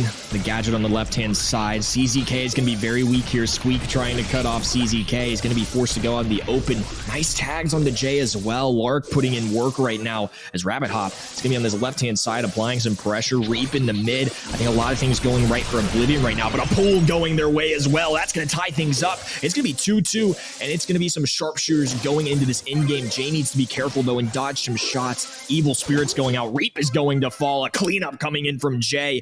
Excellently done there. FA Team Wood very much in this one. I hate to say I told you so, but if those bushes weren't there, then there was no question for me that that would have been around, because you know, those big taps from Rabbit Hop there onto Jay put him in a perilous position, but they've got all this maneuverability now, all this unpredictability to their advantage. Big taps again from Rabbit Hop, and I'm really excited to say and how pleased I am to say of how well Oblivion are playing right now, because 2 of their team, this is their first ever monthly final, Reap and Rabbit Hop. You know, so ultimately that's the pressure of circumstances that they're not allowing to get them so far. But now Jay going in does get the cycle. That's really aggressive stuff. Oh my word! Ooh. What an explosive finish for Team Wood, who were able to take it despite being behind. And you can see the excitement on Jay's face. He's looking at him like that was crazy as well. I mean, what a play to finish things off. I think you're right. I kind of don't understand why they didn't open that up. I think maybe they're concerned about leaving those walls up so Squeak has something to attach to. It's a lot easier when it's not wide open on the map for Squeak to get some value. But to me, they still could have at least trying to take out the grass area there. And, you know, they can even leave up the walls if they want just to make it easier for Squeak. And now it's Jay once again getting aggressive. CZK in a world of trouble right now. He's somehow going to be able to stay alive for now, though. Aaron trying to heal him up as much as possible. But now it's Aaron falling weak here, too. Jay trying to step all the way back. And once again, they've done it before and had some good comebacks here for a couple of rounds, but they're going to have to play as an absolute unit right here. I think it's very smart of Oblivion to play their distance, take their time, so they just have to land these shots into Aaron, who has the team heals, and Jay, who can bring the aggression at any moment's notice. Great placements from Lark there. Just trying to force the hand, and again, Oblivion have got the upper hand. They've got to remain calm under the situation here. Aaron gets down the honey molasses, and again, it's a great counter to the Mortis, as now the gas closes in, but this is when Mortis is at his most dangerous. Big super going out, but not actually going to connect. I love to see this amount of chuking as Aaron gets the pickup, and now Jay going in. He's going to get the heal along the way as well. Oblivion end it despite the 3 versus 2. Wow. I mean, just great discipline. They played it patiently. They didn't get over aggressive. They waited for the right moment to strike. And Jay and Aaron putting on a show right there, really helped out by CZK as well. Now with the passive heals, this is going to be a team that can do quite well if they stay grouped up together and play for these more in-game scenarios. CZK also has a pool available too with Gene. There's a lot that can still go down. Once again, we're going to see Oblivion with a lot of pressure, but they're by no means out of the woods yet. And Jay now with the launch pad available, going to be dashing forward to give his team a little space to room. He's going to go forward as well. He's going to get 1 kill. Lark going to go down as well. Reap, the only one left standing. If they can do it in a 2v3 scenario, they can certainly take on a 3v1. CZK icing on the cake and set going to free agent Team Wood. Really great stuff. Really great stuff. I mean, the Poco, you can see there just how much he is shot up in the meta. Again, it's a bit circumstantial. It's a little bit of a, check the map and game mode to see whether it's going to be viable as a drafting option. But didn't expect the Mortis. That was an interesting one to see coming through. It made a lot of sense when they had that squeak.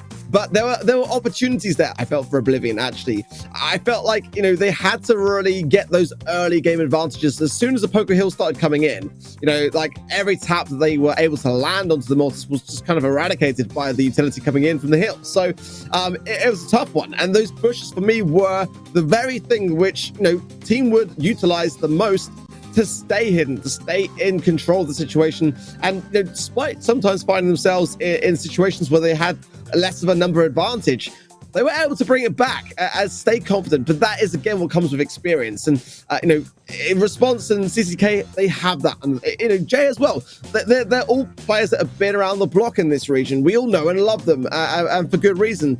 But I'm still impressed. I've got to say, Oblivion, despite having less of that experience, they had some great moments. They just were not able to tie up the loose ends along the way. Those poker hills coming in and really allowing second lives, third lives, fourth lives even for F18 within those circumstances. Yeah, I'm really impressed too. I think despite seeing a 2-0 score, I know that's not what they want to see, but they certainly had some really good moments, especially in game number 1. Look, this is a very talented team. There's a reason they are number 2 in their region. It's going to be tough to take them down no matter what, even in those 2v3 scenarios. And, we kind of analyzed it throughout the draft. I really felt like if they played the strategy right, FA Team Wood had some great counters. Mortis is going to be a great option going into those brawlers. And again, sometimes it comes down to those really small decisions where, look, Piper's going to do great if you open up the map, but maybe it's not as easy in a wide open map for Squeak to get as much value. He's an area control brawler. I think I would have loved to see them maybe try and get a crafty little positioning where they break open the grass, but not necessarily that wall. So kind of both benefit. I think that's a really hard thing to do though in the moment. It just comes with time and practice. And again, for first multi-finals overall, really good stuff coming out from this team. Yeah, I agree. I think you kind of have to. I think you just kind of have to, because then you force the hand of where they can really maneuver, and you kind of leave Mortis out in the open, and that's kind of like target practice, a bit of an ability to really utilize the Piper. But when they got that ability to hide, it's really, really tough. But moving on, Canal Grande up next, and this is a tough map. If you get this draft wrong, you get stung really, really tough. So do not want to find yourselves in that spawn trap. You want to be able to hold a lot of that mid control. Consider some tanky ideas. I mean, a great map for me for brawlers like Daryl, like Ash, and and therefore the counters to them as well. And I feel like Gale is definitely going to be on the minds of a lot of these players here. Gene as well, especially definite considerations in a very early pick here. Let's see what the bans come in to be. And I feel like Janet as well is going to be out there with the bans. Max kind of needs to be banned a little bit here as well. There's a lot of options realistically here for Canal Grande, especially brawlers like Sprout, which can just really escape the bans, really escape those early picks, but can come in as a third and final shock idea and really shake things up. But yeah, Poco, Carl, and also the Max on the side of Oblivion for the bans. Gene banned, Colette banned, and Surge banned from Team Wood. All very reasonable bans. First pick overall is actually going to be Sandy. This is a little surprising to me, just to put it on everybody's radar as well. I've done a lot of digging into kind of some scrims recently, trying to see what teams are experimenting with. Nita is somebody who recently got a buff, and a lot of teams that I've seen scrim this map have tried it out. A sneaky one as well. I'm not saying it'll happen. I'm not saying it's likely, but I've seen multiple professional top-tier teams try out Jackie on this map as well. It's somebody that used to do very well. I'm kind of curious to see if anybody can pull it off. I might speak into existence. Maybe I'm hopeful a little bit, but I think the brawlers so far are more what we're used to seeing. You know, scrims are good for experimenting, but when it comes down to the actual gameplay, we're going to see a Sandy, Daryl on this left-hand side. I like the Bonnie and Squeak play. They're going to be comparing that with an Eve as well. And it's not somebody I've been as big of a fan of as of recent, but if you're going to play Eve, this is arguably probably her best map right now, considering there's that long stretch in the middle where only Eve can kind of permanently stand on it. Yeah, I'm with you. I don't necessarily feel Eve works great, but if you're going to play it, playing Canal Grande or out in the open, you know, it's pretty much just those two where she's now viable. I was surprised by that Sandy early pick. I've got to be honest. I've seen it work here, though. It does have some great ability to show up in the bush, but I don't know. I don't know whether it's necessarily a first pick worthy brawler. Griff coming in for Oblivion as well, and I like that. The ability to break at your leisure, I think, can go a long way here. I do feel like Team Wood have got a decent comp, despite a couple of questionable ideas for me. An early stun in the pickup will follow, but that break as well is going to mean that Jay will have less ability to maneuver around the situation. He gets spotted there as well. So this early lead is going to be the very thing that FA Team would have now to their advantage. But again, Oblivion can push back here and starts to shape things. If they get just a couple of takedowns, just two, then they'll be in a good spot. Yeah, and I think a lot of people would argue that you could get Sandy later on in the draft, but honestly, with all three of these brawlers, you could get them pretty late. There's a couple kills going down right there. They're going with a very untraditional lineup. I think no matter if this was just the brawlers that they wanted, they probably could have gotten them at any pick. So I don't think anything too crazy if this is the strategy they're set on. Aaron with a couple good tags there as well. Mark with Blue Star on him. And this is going to be something they need to hold on to, especially if they're down one. Jay rolling in now very aggressively and maybe overstepping, but then Aaron comes in and cleans everything up. All is good for the side of FA Team Wood right now, as CZK is owning in on the middle, and Aaron collecting himself his HP and continues to hold all 5 of those big time stars. They can avoid feeding into Aaron, then that's going to go a long way here. Just keep the range, and again, you know, Aaron's going to be playing quite passively, so I think it's going to be hard for him to earn super. There's only 2 stars separating these two teams right now. Blue Star is in favor with Team Wood, so there'll need to be 2 takedowns on the side of Oblivion to be able to take the win. With 25 seconds remaining, though, we're going to have to really start to get a firm pinch on the situation, because there's plenty of room for maneuverability. You haven't got necessarily to go back to your own spawn. You can actually go over to your opposition spawn and escape the situation. Yeah, 12 seconds to go. Aaron with a bunch of stars on him. They need to be very careful. Jay needs to be careful as well. He's actually going to get very aggressive. If he goes down, all is good. And it's going to be a close call here. CZK going to be falling weak. Finds the pickup. But the only one that mattered at the end was Sandy. 2-star lead. And FA Team Wood are going to be taking game number 1 and are now on match point. I would like to have seen there myself, Rabbit Hop, go in for the jump onto the Sandy. I mean, I couldn't quite see whether there was a Sweet Dream stun on the gadget side still available, but I mean, there's 5 stars there, and the way that we saw Aaron just going up the top left, he was kind of out of position if we saw that jump, but kind of didn't go for it. He went for someone else, so not too sure on that play myself, but let's see this time round, a bit of a chance to reset. And the early lead is with Oblivion, but I don't see it staying that way. This is still a very intense back and forth, and so far, Team would have been able to hold their own, but can they do it again? Can they get to the semifinals today? Now Jay going to be getting aggressive. Actually ends up picking up that lane and rolling away in the process. Very well done there. Hard going out as well. I mean, that was a very close one. Could have been a very close back and forth. Aaron landing some shots as well. That's going to cause a lot of damage. CZK with the angle does manage to find the pickup. Reap falling weak, but they do manage to get a kill. Now it's 9-7, close once again, but Team Wood ultimately in the lead. Okay, well, the Sandstorm coming into play is going to be a big factor here, and Aaron combined with CZK there with great pickups, and Rabbit Hop jumping in a bit overly zealous for me.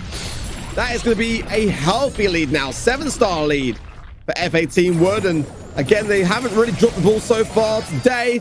Lark going to be caught off guard there as well, making it 16-7.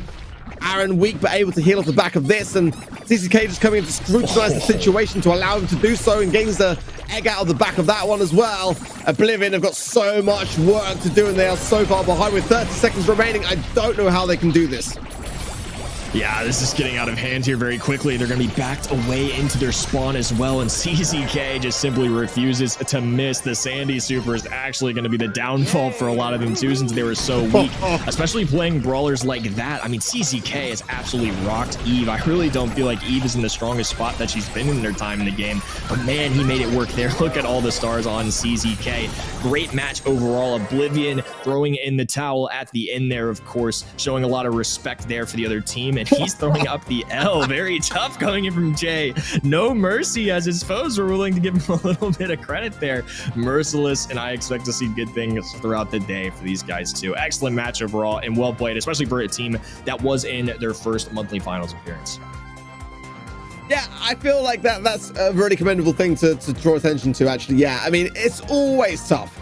It's always going to be tough when it's your first monthly final, and I felt for the most part that we saw some good resilience from Oblivion, and definitely some mistakes, but I think they're kind of easy ones to look back upon and kind of see where to rectify for the future. But they weren't huge mistakes. They were kind of like subtle details that may or may not have had an outcome in the end. I think for the most part, though, it's always good to play it safe and just kind of do those same ideas again and again, because more often than not, they are going to work out in your favor. But I've seen teams come in, with players that are new to the BSC or to monthly finals at least, with far, bigger sweeps. I'll be completely honest, and I feel like they've got some great promise. So I hope to see them again for sure. And with Lark there as well, those dabs will come in at a later point. I mean, it's the L, taking the L today, but the dabs I'm sure will suffice nonetheless in the near future. Yeah, I hope to see Lark on some camera action again soon. He was a very fun one to watch as always. It's been a great region overall and just very entertaining. All the players have been very animated and enthusiastic. It's awesome to see happen. Now we're coming down to our final quarterfinal, though. We've got RPG Nation, which is a team that I think people will maybe not be as familiar with the team name at least, but the players for sure. I think this one's going to be one of those ones that we were looking at before broadcast, and who do we think's going to end up winning it? Blitz has had a lot of success this year, but obviously roster changes going throughout the year as well. I think a lot of back and forth, and this is another one in my mind that really is kind of in that coin toss kind of range. Yeah, I agree. I mean, the one thing to say about Blitz is they've had some great results in the past, but this is a different roster to those results. So got to bear that in mind. They all did drop the former roster, and now going in with Trasant, Cheek, and also Shafin or Finn.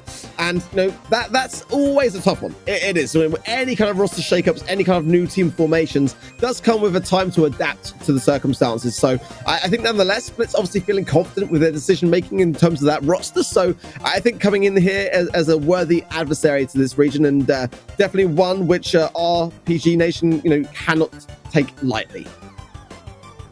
For sure, and RPG Nation are also a very good set of players as well. I think overall they're going to be very formidable foes. We've got Troy and Bear who have banded together before. 2 monthly finals for Stalwart Esports together, and they add along Abhishek, who played in 1 monthly final this year in July with Serenity. And these teams are going to be very kind of new to at least their orgs with each other a little bit. Not as much long-standing experience throughout the whole year playing with each other, but they're all very good players, and I think that's what makes this exciting, right? There's a little bit of unfamiliarity in the sense that they don't have the synergy built up like a lot of these other teams, but they definitely have the talent. So I'm really looking forward to see what they can do as a squad. And I think overall, this one's kind of made me think a little bit of which one I want to go with. I'm going to go with Blitz by just a smidge again. I think overall it's pretty much a coin toss, though. Very even matchup in my mind, but that's going to be my tiebreaker. I'm going to roll with Blitz on this one. Yeah, I think on event.brawlstars.com, I think I went for RPG Nation. I could be wrong. I'm not sure. I have to check later on. But like you say, it really is a bit of a coin toss here. And it's going to come down to which of these two teams had the most time spent in gaining that synergy. It's one thing that we've seen this year, I think probably more so than any other year in the BSC, is like you can bring the best of the best together, but it doesn't necessarily mean that it's going to work out. And synergy is one of those most underrated qualities to have in a team. Sometimes it just makes like lesser known and newcomers just explode onto the scene and have some glorious notoriety. Other times it can be a real thing and a real struggle to gain. So I think it's going to come down a lot to that. And of course the draft, of course the balance change is going to take a lot of effect in all those decision-making processes. But you know, nonetheless, I think that's the key ingredient for me is having that synergy that's needed to go all the way and stay calm under that pressure. For sure. I mean, at least there's a lot of players like through all of these teams that have some experience. I mean, both Blitz and RPG Nation, everybody has at least one monthly finals under their belts. They're going to be able to learn from those experiences. I think that goes a long way too. You get kind of the nerves out a little bit. The butterflies are out of the way. It's not their first show anymore. It's time for them to step it up and show what they've got. And then Dueling Beetles right now, I think this is a map that is shaping very, very interestingly in the meta right now. Poco is definitely somebody that I am going to have to be on watch for. Stu, somebody that I'm on watch for. But there's a lot of brawlers that recently got kind of messed with a little bit in those balance changes that really could shape up here. Max is someone that could be interesting here as well. Overall, I think Dueling Beetles is about to be a very spicy map, and I'm curious to see what these bans end up being. Well, Raconic did struggle to get out of the quarterfinals. I mean, their best performance was back in April. They got like a 2-3 against FF in the semifinals. They did make the semifinals back then, and of course that roster, you know, being RPG Nation now. Let's see whether today is a good day or a bad day for them. I do like the bans so far for Dueling Beetles. I think Poco here was a real contender of a map for that particular brawler. Early draft of Lola coming in with the Carl on the side of Blitz, and you know, Carl is still in a great spot. I mean, there's no doubt about it. We have seen a lot of drop-off actually for Crow now, which I'm sort of picking up on, which would have been a great time to bring him in as an early pick on this particular map. But clearly that slowing toxin nerf is definitely sort of resonating throughout the region. I like the bow pick here. I would love to see a Lou pick as a return realistically here. There's no wall breaker yet. So that could be a concern to have as they do want to go for that particular brawler, but that bow is going to bring delay tactics. You kind of need a little bit of that to counter the same idea. Yeah, I was looking out for a Stu. That speed zone is going to be very valuable here, and I think overall it's just a very solid brawler in this meta right now. I imagine the Colette is mainly to target that Carl. Again, it's just been one of those counter plays that other teams are using, but the pick that does surprise me here, Chesty as a final pick. I'm very shocked, but it is going to do quite well, I imagine, at least in this matchup on paper. Lola's got the Ego, which is an extra projectile to kind of bounce shots of. You've got the speed zone. It will be behind a wall, so not quite easy to bounce off that, but at least it's an added benefit as well if it comes down to it. I'm not the biggest Jessie advocate by any means, but in the past, this is at least a map where she showed up a little bit. If they're confident, if they play it right, if they get the pressure and can get that turret behind that left or right-hand wall, kind of in the middle there by the circle, I think it can work out, but getting there is the hard part. So far, good value there from Trishant, and I mean, I like the super totem. I mean, that's going to give a little bit of an advantage to getting that turret early, and there it is. And I like, you know, agree with you. I think that Jessie's definitely not my go-to on this particular map, but it can have some good results. I mean, if you place your turret against that L wall and your opposition struggle to retake, then you can definitely provide some decent cover. But so far, so good for RPG Nation getting takedown, and that speed zone now coming into play quite crucially so, and just allowing more time spent on the zone. Gas a heal inbound as well for Abhishek, and I think that's the way to go here. Realistically, the range just built that, and you can have more survivability off the back of it. We're going to be triggering one of the mines there. Now Pratik getting very aggressive as well. Blitz trying to make a move. 225 HP will keep him up for now. Pinch coming in from Bear and Abhishek, though. And Stu once again gaining control of the mid. Jesse with some bounce shots, though. Super going down as well. Bear now in a world of hurt as well. Pratik with the dive forward gets the pickup, and this could be a good opportunity here. They're going to need to play this pretty perfectly, though, as it's 20% to 50%. They are down by a large margin, and now that these walls are opening up a little in the mid, it does make it harder for Jesse to take advantage of that turret. One's placed in the mid, but again, Abhishek can dash through them if he gets the opportunity. Swift takedown, last shot there for the speed zone. That's an important one of that, but as Super Totem was used on defense there from Shafin, so something of a consideration. No more of those will be left to his gadget, and it could have been a helpful thing to have on the Jesse side. So far, so good on the side of the right side for Pratik, and gaining some decent momentum against Bear. Abhishek's got to make a play now. He's got to try to find these mines along the way. He still knows that they are there, but the lead now just creeping in for RPG. Jesse turret getting some great value. Pratik going in and not able to get the takedown just yet, but with some good pinches, they will be able to clear up this right side. Wow, the Jesse plays are paying off, and so are those bow mines. Pratik doing a good job as well. That's going to be another matchup that's pretty favorable into the Lola ego as they shred through it instantly. Troy trying to take advantage of a super, but just out of range. Jesse is going to be able to stay up here, and now it is actually Blitz Esports who are taking a lead. They're creeping up very close to 100%. Bow mine on this left-hand side that Troy dodges doesn't even matter. Blitz Esports hit the 100% mark, and the defense towards the end game there was so good. Really well played, and especially with the more unconventional brawler like Jesse. I was really impressed with what I saw. I think they did a great job of holding control, which is such a big factor, obviously, in Hot Zone. Yeah, there was a great opportunity for a turnaround there towards the end. And I love the way that Pratik just went in just so aggressive. Like, there was one shot that he just connected just to instantly earn super. And then he went straight off the left and got another takedown for it. And I feel like at the moment, could go either way, genuinely. I think the ability of Blitz in the last game to gain that early advantage was quite key. And if they can eradicate these speed zones early on and just kind of take down some of that utility along the way, it will help them out considerably so. They've just got the 2% so far, and that's not good enough. They've got to start to really get their feet stuck in, and good takedowns on the side of RPG now, and this is looking better. Yeah, another bow totem going down as well. Trissant trying to play it back a little bit, waiting for the teammates to regroup. And this is once again kind of similar to what we saw in game number 1, RPG Nation with an early lead, but the bow mines applying some pressure. Pratik now applying a lot of pressure as well. He's going to be behind the enemy lines. Gets a good pickup there. Troy going to be falling weak, but is a great counter going into Carl. They're going to be looking for that matchup all day long. Bear getting the finishing touches there as well, and now over a 50% lead. We saw Blitz do it in game number 1, but this one's going to be even more difficult to come back from, and RPG have all the control in the world right now. Yeah, high and mighty. I mean, everyone coming back to the spawn for Blitz, and that's going to take time to retake. Tick knows it, goes on with a flying hook and trying to seal the deal, but can't quite manage to find the HP to do it. There is, however, a glimmer of hope. Blitz now getting the takedowns that they need to delay things, but they've got to hold firm. They cannot falter now. They've got to make sure that every shot lands, because they have not got time on their side. Just now, 13% remaining for RPG. The control is for Blitz, but for how long can they last?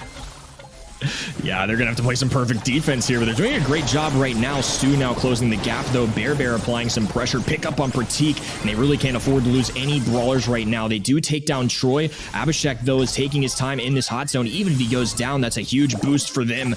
Bear managing to pick up a kill as well. Does throw down the super, but right now, I would still say they are favored. Does actually end up tripping that bow mine, though. Abhishek going to be falling low HP as well. And if they play this just right, 6% is definitely manageable to deal with. 40 seconds on the clock isn't even a factor at this point. It's just a matter of who gets the kills. Oh, this is going to be such a close one. I don't know which way it's going to go right now, but it looks like it could be Blitz. The burst down though. Oh, the Jesse is there. 97 to 97%. Who is going to make the zone first? Oh, my word. Are we going to get a draw? No. RPG Nation take it by 1%. Oh my gosh, that is heartbreaking for the near comeback there. That was almost insane. It literally came down to a foot race in the final moments between the two teams, and it's a Bear and his red roster side that end up getting there just in the nick of time. I'm really impressed with Blitz Esports still, though. This is so even to the point where it came down to a literal cross-country race across the map. I mean, very impressive stuff overall. 99 to 100%. Not too often you see that. The Jesse turret instantly going down as well. They've now gained some control. This time, though, it's Blitz Esports starting off with a better percentage than they have any other game. Stu, though, with a major takedown right there. Shafin going to be backed away now as well. Pratik going to be pinched, and there's really nowhere for them to go. RPG now taking the lead and control of this mid. Yeah, this is what we saw last time round as RPG got momentum, but again, like, I feel like there's a few warning signs there, because they should have realistically tied up that game much easier than they did in the end last time round, and they've got to learn from that massively so, and I feel like that could very well be the thing that Blitz have against them in this circumstance. They know that they were shortchanged and that they had a great comeback on the cards. Jesse turret in play, taken down quickly as Abhishek now trying to juke his way, but does hand over some of those Jesse orbs over to Bear, and that's going to mean that his healing is going to take a bit of a hit, and again, more value going the way of Trishant. And yeah, Blitz, despite being behind the circumstance, are getting some good value for their time. Yeah, I've learned to never doubt the side of Blitz, considering that last-ditch effort comeback right there and set number one, or excuse me, game number one as well. I mean, they've been playing out of their minds too. This has been really awesome to see.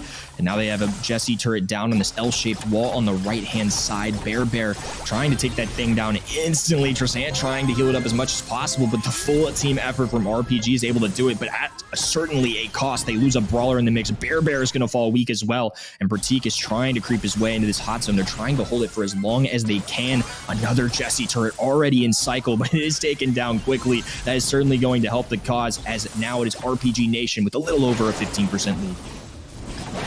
I love the pressure from Bear right now. He's really cutting the mustard, and that is a team wipe for RPG. But we've seen this before, and they did almost fall short, rocking the SESA pins as well. You love to see it. But 9%, 7 now. I think they could be able to survive this, especially with the utility of the gotcha gadget and the super in play. That will be it. And tying up the first set then, RPG able to stand their ground against Blitz. But this is a close one, arguably the closest of the matchup so far today. Yeah, that was incredible to watch. I mean, there was just so much action unpacked there. And, you know, that third game was probably the furthest apart from each other. And it still felt like there was a lot of competition going down there, a lot of kills being traded. Neither team was really holding back. I certainly think Blitz, especially considering their strategy, they played a little bit of a risky pick in my mind. Jesse is somebody that's not super meta right now, has worked on that map in the past, and I actually think was a pretty good matchup, all things considered. They played it really well, and they still just barely so close to getting there, losing by 1% in that second game, making all the difference in the world. RPG Nation doing a great job in game number 3. Once they got that area control, pushed them all the way back to their spawn on the other side, there's really nothing they could do, especially with those walls closing them out, making it really easy to find those choke points. Overall, both teams really bringing their A game right now. Yeah, I agree. I do agree. I think Jesse is bold, but it's not necessarily the best. I would like to have seen actually a Sprout final pick. I can't remember on the bands whether it was there or not now, but there's definitely better options, is my point. And yeah, it got some value. I think kind of more value than it probably should have done, and possibly more so pointing out some of the missed dukes on the other side of RPG and just tanking a lot of those shots, giving away that value rather than just kind of avoiding it. But Minecart Madness coming up next for Gem Grab. This is a chance for RPG to tie things up, but as we know, the minecart is either for or against you, and you've got to be able to time things accordingly on this map. You really do. And I think if we don't see Crow banned here or picked, then I'm starting to sway towards the idea that Crow's kind of dropped off a little bit. I don't think that myself. I feel like Crow here is still a really viable option. Definitely up there was a first pick actually on this particular map in the past. But how much has that slow taken a knock here? I think there's definitely a ton of brawlers. I think, you know, for me, this map has possibly one of the most diverse metas actually of all the brawler pool. So definitely some options going into this one, a ton of which, you know, even despite there being potentially 6 bans here, I think there's so many options that teams can go for. Yeah, we haven't seen any of Crow at all today, and I certainly kind of see why. I mean, 2 seconds off doesn't seem like a lot inherently, but if you do math, that's 40% less than what it was before, going from 5 to 3 seconds. That's a very tough nerf for anybody. I think that was a lot of the value that Crow brought to the table. He could very well still be a great option here, and definitely one of the brawlers that can be considered of the many on this map, but you gave it a good shout. This is a map where you cannot afford to mess up. There's a third party involved, and it's going to be our wonderful friend, the Minecart, and it is excellent and so much fun to watch, but also at times very painful and pesky to play against on the map for the players. I know this one is a very challenging one, but it is always so fun to see how players adapt and what strategy they will choose. Let's see what the bans will be. I'm looking for Carls, Colette's. I like to see maybe even an 8-bit ban here, to be completely honest. It can be the very thing that you need to be able to get out of harm's way, but Pennies, Bonnie, Janet, Carl, and Stu is the flavor of things so far. Does mean that Jean's available for a first pick here. Bo would be a great pick as well, just simply because those mines are really troublesome, but it's gonna be Poco. RPG Nation utilizing the heals then, and I'm curious to see what that is going to shape up to be. And yeah, I prefer that from Blitz, just a bit safer, just to have the Griff to open up and the Jean to be able to pull into the minecart or just be able to take someone out of position there. It's a safer idea. Bonnie and Max, so combining Poco and Max here, yeah, no tanks to necessarily worry about, no kind of mortal ideas, but just a safe pair of hands for that heal and B as well to shape things up for Blitz. Strong comps on both sides for me here, Kenny. Yeah, I mean, these are some very powerful brawlers, and I think one that people should expect to keep seeing pretty frequently. I see the B as a good brawler in general right now, but also I think from what I've heard from at least the pro players that I've discussed with, that I've seen on Twitter kind of sharing their thoughts and opinions, B seems to be one of the better options to try and deal with Max. And inherently, you know, B's a sharp shooter. Typically in the past, we've seen brawlers like Piper not do as well, but she does have the slowing super, which really can halt any offensives. It's nice to have, and I think right now, especially considering the Crow nerf, it is one of the better alternatives.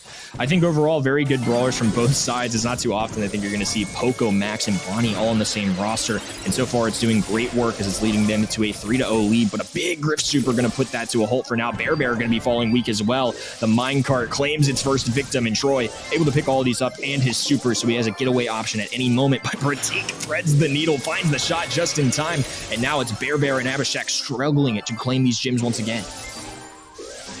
Yeah, we can't forget as well that, you know, Bonnie is a tanky girl. I mean, like, that B is going to be doing wonders against that particular matchup as well. But look at the way that Blitz are playing this. I really like it. I mean, now the map is completely open as a result of those piggy banks on the side of the Griff. And those amplified shots from Pratik are hitting the mark. They are getting so much value on the side of Blitz. But now, losing control a little bit as the minecart comes through. But look at the value there of Shafin. He goes down now, but the scraps are left. And my goodness me, that was a dominating start. Countdown inbound for Blitz. I'm loving what Blitz is doing right now. Countdown has begun. Minecart is now pinning RPG to their side. They have to waste valuable seconds trying to push forward. Shafin getting a nice kill there as well with his super, which is an absolutely insane one. Clock not going to be reset because of Shafin's gym. Nicely done there. I think Blitz played their strategy very well, and they're really showing why Griff has been picked so much recently. They get 3 free wall breaks a game, and when you synergize that with somebody like B, who's a sharpshooter, Gene, a very powerful brawler just in general, has really never gone away from the meta for those easy chip shots for the pool, especially in a mode like Gym Grab. That can make a huge difference. Really like this strategy, and even though on paper, you know, RPG Nation running 3 insane brawlers in the current meta, I think the strategy for Blitz has paid off very well. But to start things off once again, RPG are coming out swinging 3 gyms to 0 right now. RPG Nation need to brush off the dust, and it's not an easy map or comp to go up against to do so.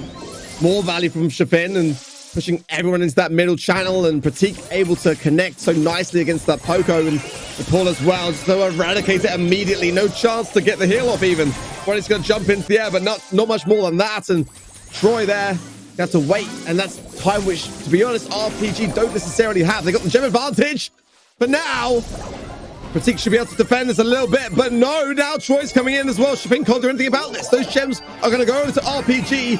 Huge mistakes there on the side of Blitz. Yeah, really costly ones at that, but once again, they're going to be picking up some good kills. Trashant with a nice pull as well. Bear is still holding all of these gyms right now, though. Trashant picking up the scraps at the end. A big tag coming in for Pratik, though, and they're continuing to gain control. It's only 4-7. There's still plenty of time left. If they can reclaim this mid or get a nice kill onto Abhishek and pick up these gyms, it will make a huge difference. That wall break, I think, going to be a very pivotal part of their strategy. It's right on the right-hand side. Abhishek, in the meantime, picks up one more gym. They'll take all that they can get right now. Good kill onto Poco, but once again, going to be outside of striking distance. Still a gym lead for RPG Nation if they pick these up. Great pressure from Shafin. Griff has just gone up massively in my books on this particular map, and you can just see now how much things have shaped. The cover is literally just constantly moving. That's the only thing available, and I do agree. And that big piggy bank break on that top right, such a key thing to get into the position to do here now, and it's going to shape things and how they continue on. Troy is just going to struggle so much against the ability to shut him down with the ranges at their disposal. Countdown, though, for RPG, and Blitz have got to push. They've got the Gene Magic hand, and that could be pivotal now.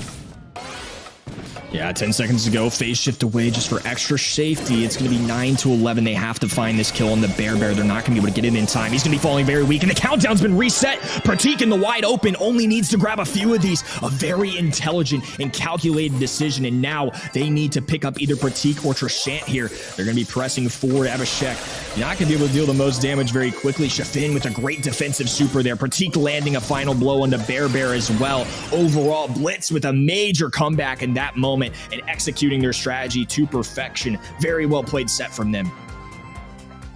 Love it. Absolutely loved it. I mean, the draft was so smart. It really was. I mean, that really, for me, said it all. The ability just to completely change the map. And, you know, again, with his calculated plays along the way, you saw there just how important it was to reset that. But, you know, brawlers like Griff can do just that, combining with the B, everything working so harmoniously, and a thoroughly deserved set for me from Blitz here. Going all the way then between these two teams. You know, we've seen different styles and adaptations along the way so far, but I think Blitz deserved that set for me. I think RPG has some close calls in that first set, but they did take it. This third and final set for High Safe Zone is going to be a very, very interesting one.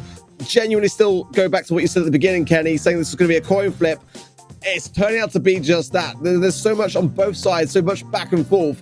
And this draft is going to be so key. I worry a little bit for RPG in that respect, because if Blitz do what they did in Gem Grab in Heist, they might have a problem on their hands here. That was really smartly played, and they just shaped the map in a way which benefited and suited themselves.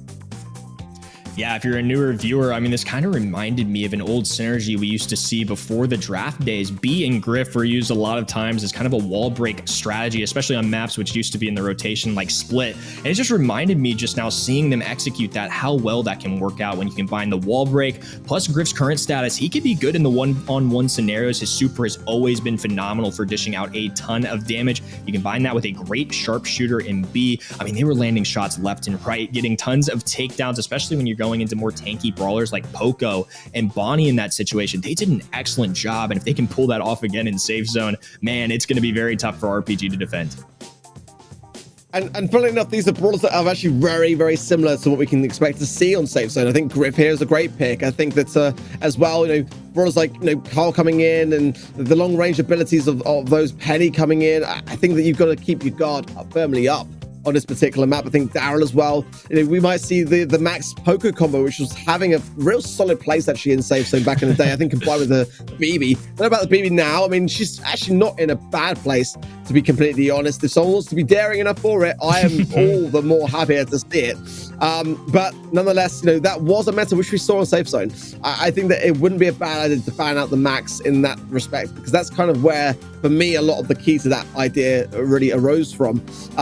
But again, you know, brawlers like Bonnie thrive here, Janet. There's just, again, so many worthy adversaries to choose in your draft. You know, having a firm strategy is so important on this particular map. I've even since started to see 8-Bit coming into the EMEA region recently yesterday, and obviously one that was very firmly placed in the North America and LATAM North region.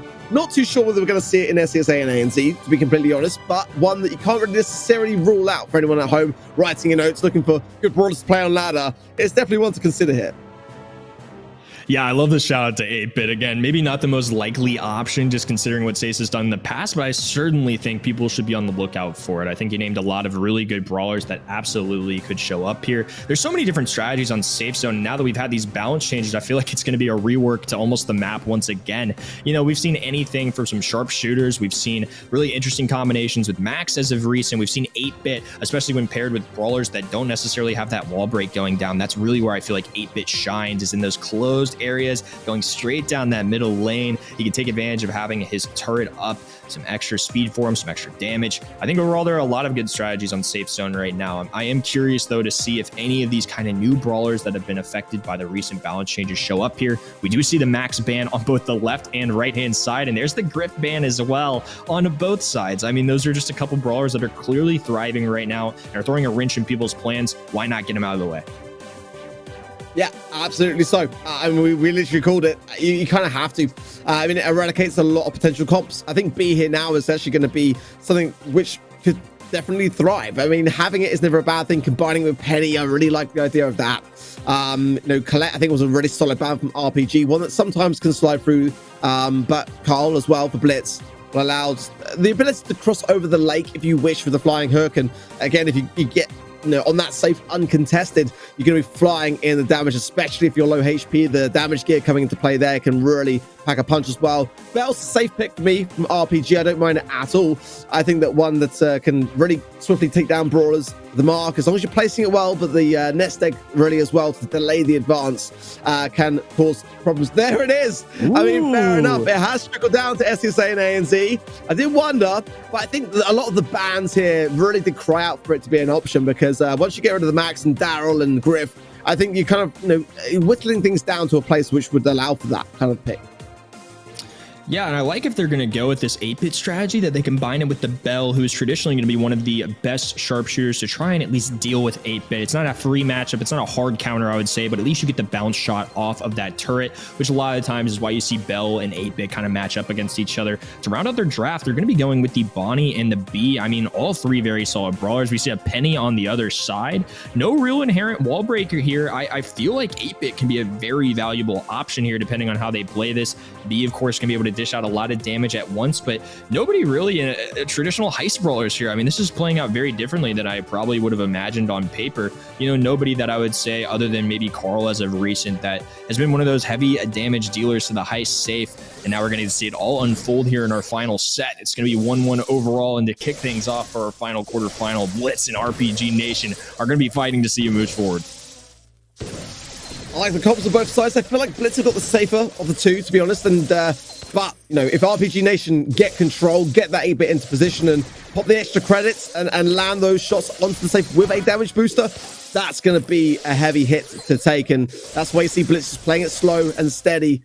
It does win the race more often than not. And Abhishek just placing down some nest eggs along the way. I actually saw Reply Totem playing this yesterday with a buzz as well. So there's definitely a meta shift happening within the safe zone recently, and I'm glad to see it. I think it's one of those times where we could benefit a lot from that. But again, until RPG Nation really gets some of that utility underway, some of the damage boosters to helping hand things, then I think this could be a slow start. But at the same time, this B is going to pack a sting. Goes down now. That's going to be the chance for RPG Nation to push through. Yeah, and I'm taking note of Bear running the star power that most people probably wouldn't run, but I like this choice just for getting a lot of damage that can possibly go down in that high safe.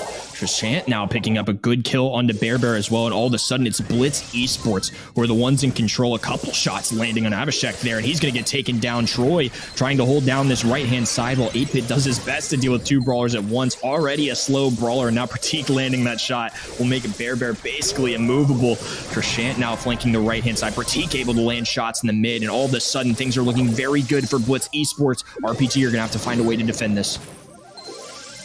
Yeah, they're going to have to hunker down. They've got the Penny turret down now as well, and the damage booster coming in. But the angle there is just crying out for Trishant to be able to get the connection on it, and now as well with Shafin. So I'm not a big fan of the placement. I think that it definitely helped a little bit get out of the sticky situation that was upon them, but I love this. Look at that value from Trishant there as well, and now allowing Shafin to come in, Pratik to be able to connect these shots. It's just damage after damage, and they're cycling it so well. We need to see more from RPG. We need to see him hold more of a mid-ground control. With Penny's turret locking onto the safe here, you can definitely turn things around, but with 20 seconds remaining, not much time to do it at all. Yeah, the good news is Bear can dish out a ton of damage all at once. 84 to 66% now. Troy trying to stay up, but Pratik and Shafin are able to play defense. Abhishek all alone is certainly not going to be able to deal enough damage here. 8-bit too slow to run it forward. 81% will be enough to hold off the enemy team. Now it is Blitz Esports claiming a match point. For me, RPG, they need to value this mid-control. Their entire comp depends on mid-control. Getting that Penny turret in the right location to be able to really cause a ruckus in that spawn area and try to lock onto the safe. The 8-bit with the damage booster combined there with the extra credits. We saw it once in that game. They've got to get all three to land. Combining those things all together is where this comp is going to win things for RPG. But so far, so good. Blitz know that, and they are dominating that mid-control and just more often than not staying on their feet. Will RPG learn from these mistakes at the pinnacle moment to do so? Because, again, against the match point, those are hard lessons to learn. Yeah, and they've at least grabbed themselves a little bit of a cushion. They can afford to lose one, but I'm sure they certainly want to end this here.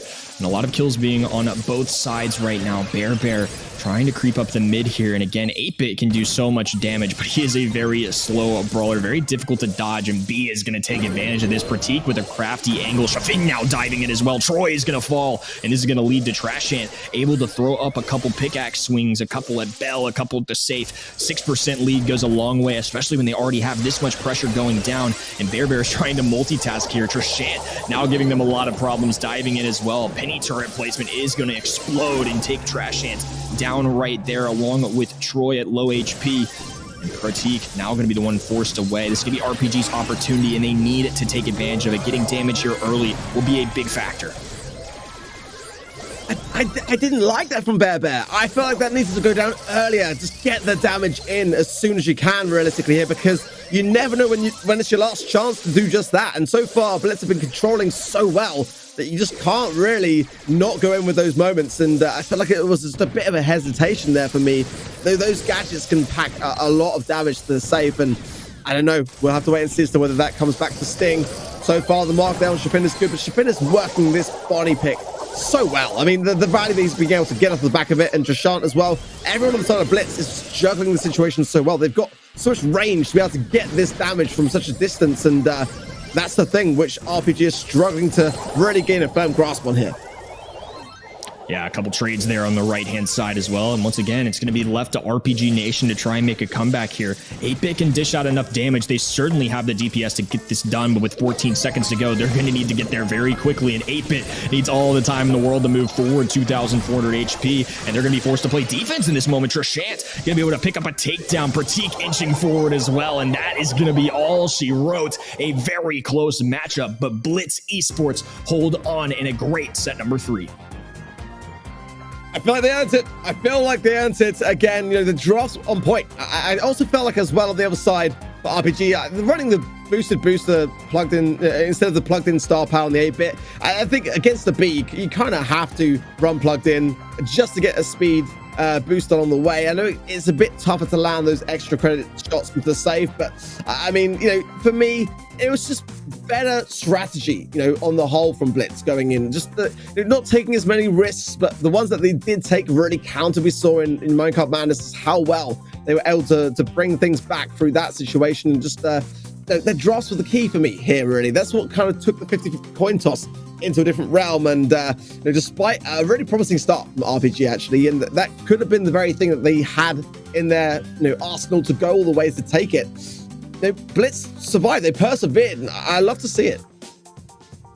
Yeah, especially after a heartbreaking first set too, right? That has to be a lot in the mental game when it comes down to a 99 to 100% matchup. When it's down to a literal foot race to see who can touch the hot zone first, that has to hurt. And they bounced back with 2 excellent drafts. I think set number 2 was a little bit closer, but safe zone, I felt like, you know, it came down to a few percentage points. It may on paper look like it was decently close, but I feel like in terms of control, Blitz really had it from the get-go. I loved their compositions. I think their drafts are one thing that stand out to me, and I'm really excited to see what they do throughout the day just because of how interesting they were, how well crafted they were, how much advantage they were able to take of those matchups. And I think overall, they've really done a good job of analyzing the current meta, seeing what the balance changes are doing, and implementing it into their game. And that's part of the fun of Brawl Stars. I love seeing new brawlers take place and seeing teams take advantage of many different strategies.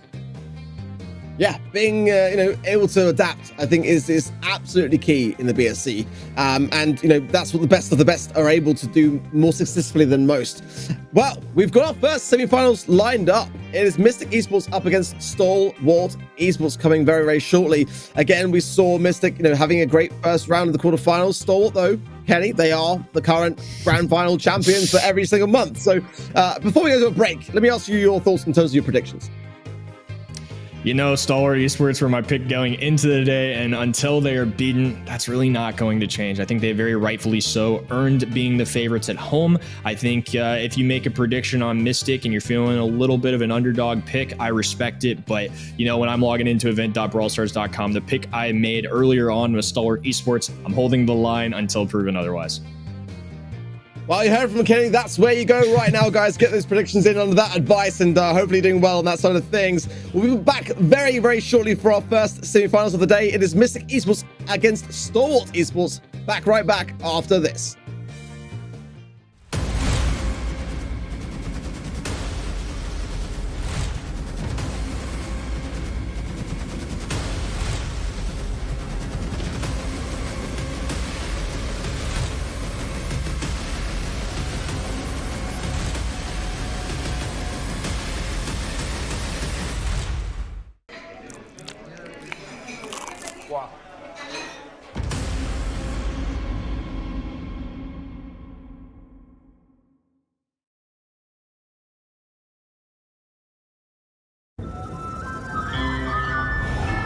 Let's go beat up some bots.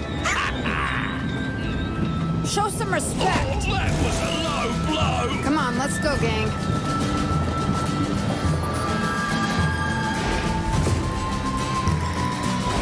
Turning up the heat. Time to show the kids how it's done.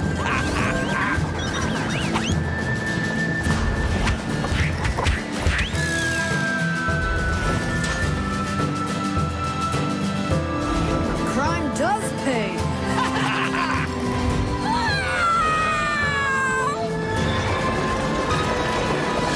Out of my way, Greenhorn.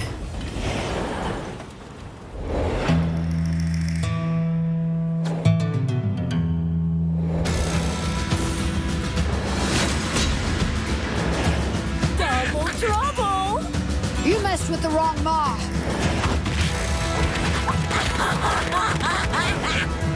This ain't over.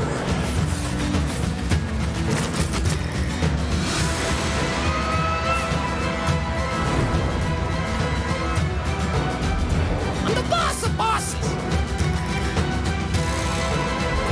Put on your jukes. Gloves are off. Mom never misses. Playtime's over, kids.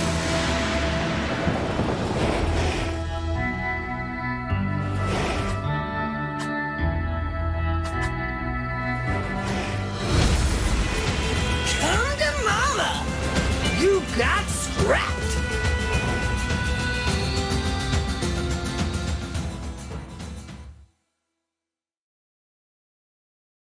What did I just witness? A stone-faced killer right there. That is insane! Hello and welcome to our August edition of Knockouts. And for our first play today, is this just showing off? Keep your eyes on Chitampo and you tell me. Alright, well, so far, a very big HP diff, giving out a lot of control, a great connection from that super from Chitampo. He found he actually finds a What? single. No Okay, way! okay. Yeah, you just don't do it. Like, you can get one, you know? Two, maybe, but all three, that is ridiculous stuff from him. Up next, Vatra Gaming brings the skill and shows the love. Tags coming in from Squeak 2, all of a sudden things looking very scary for Vanguard. Luffy is falling weak and forced to go away. There are only two brawlers up right now. Amber returning 15 seconds ago. Chino and RBM both with supers in hand. They're approaching this ball looking for anything. RBM with a good super. Oh my god! Chino! Oh my gosh, he ends up making the bucket! And Vatra Gaming is celebrating. They're going to a grand finals. In the ongoing saga that is Zeta Division, who will be the one to come out on top? Kenji might end up giving it to him. Does get the takedown in the Intensite, is one more shot away from getting that first upgrade. A choppy is no way. That is a huge play by Kenji. Not only a pull to confirm the kill, but a lamp blowout to bump in into his own super and waste that super as he gets taken down immediately after. And the offense is absolutely unrelenting. Moya Goku is going to pass this ball forward. Chitampo comes in for the big shot. No way! Do we think Legend X is good at geometry? Let's find out how he works those angles. And really demonstrating why that can be a very difficult matchup for Carl. Quiet Lemon trekking down this right-hand side. Lemon, Legend actually has a super available. Does he find the angle? Yes, he does! Legend X, the misstep there. This one is all about the math. When the division is 0-1, who is the winner? 10 seconds to go, and they need to stay alive. Moya Goku with the connection. Kuru on the left-hand side, super available. Pull from Kenji. Oh my god! He found the goal! Oh my gosh, and they're gonna be going to overtime! That is insane! Thanks for joining us. Be sure to catch us next month for more amazing plays.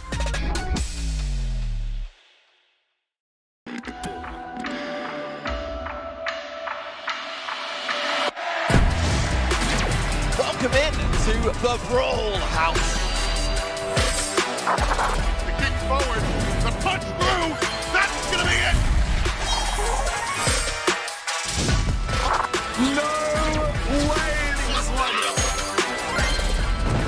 We are about to head into the most competitive day in Brawl Ace 3, my friend. Are you ready?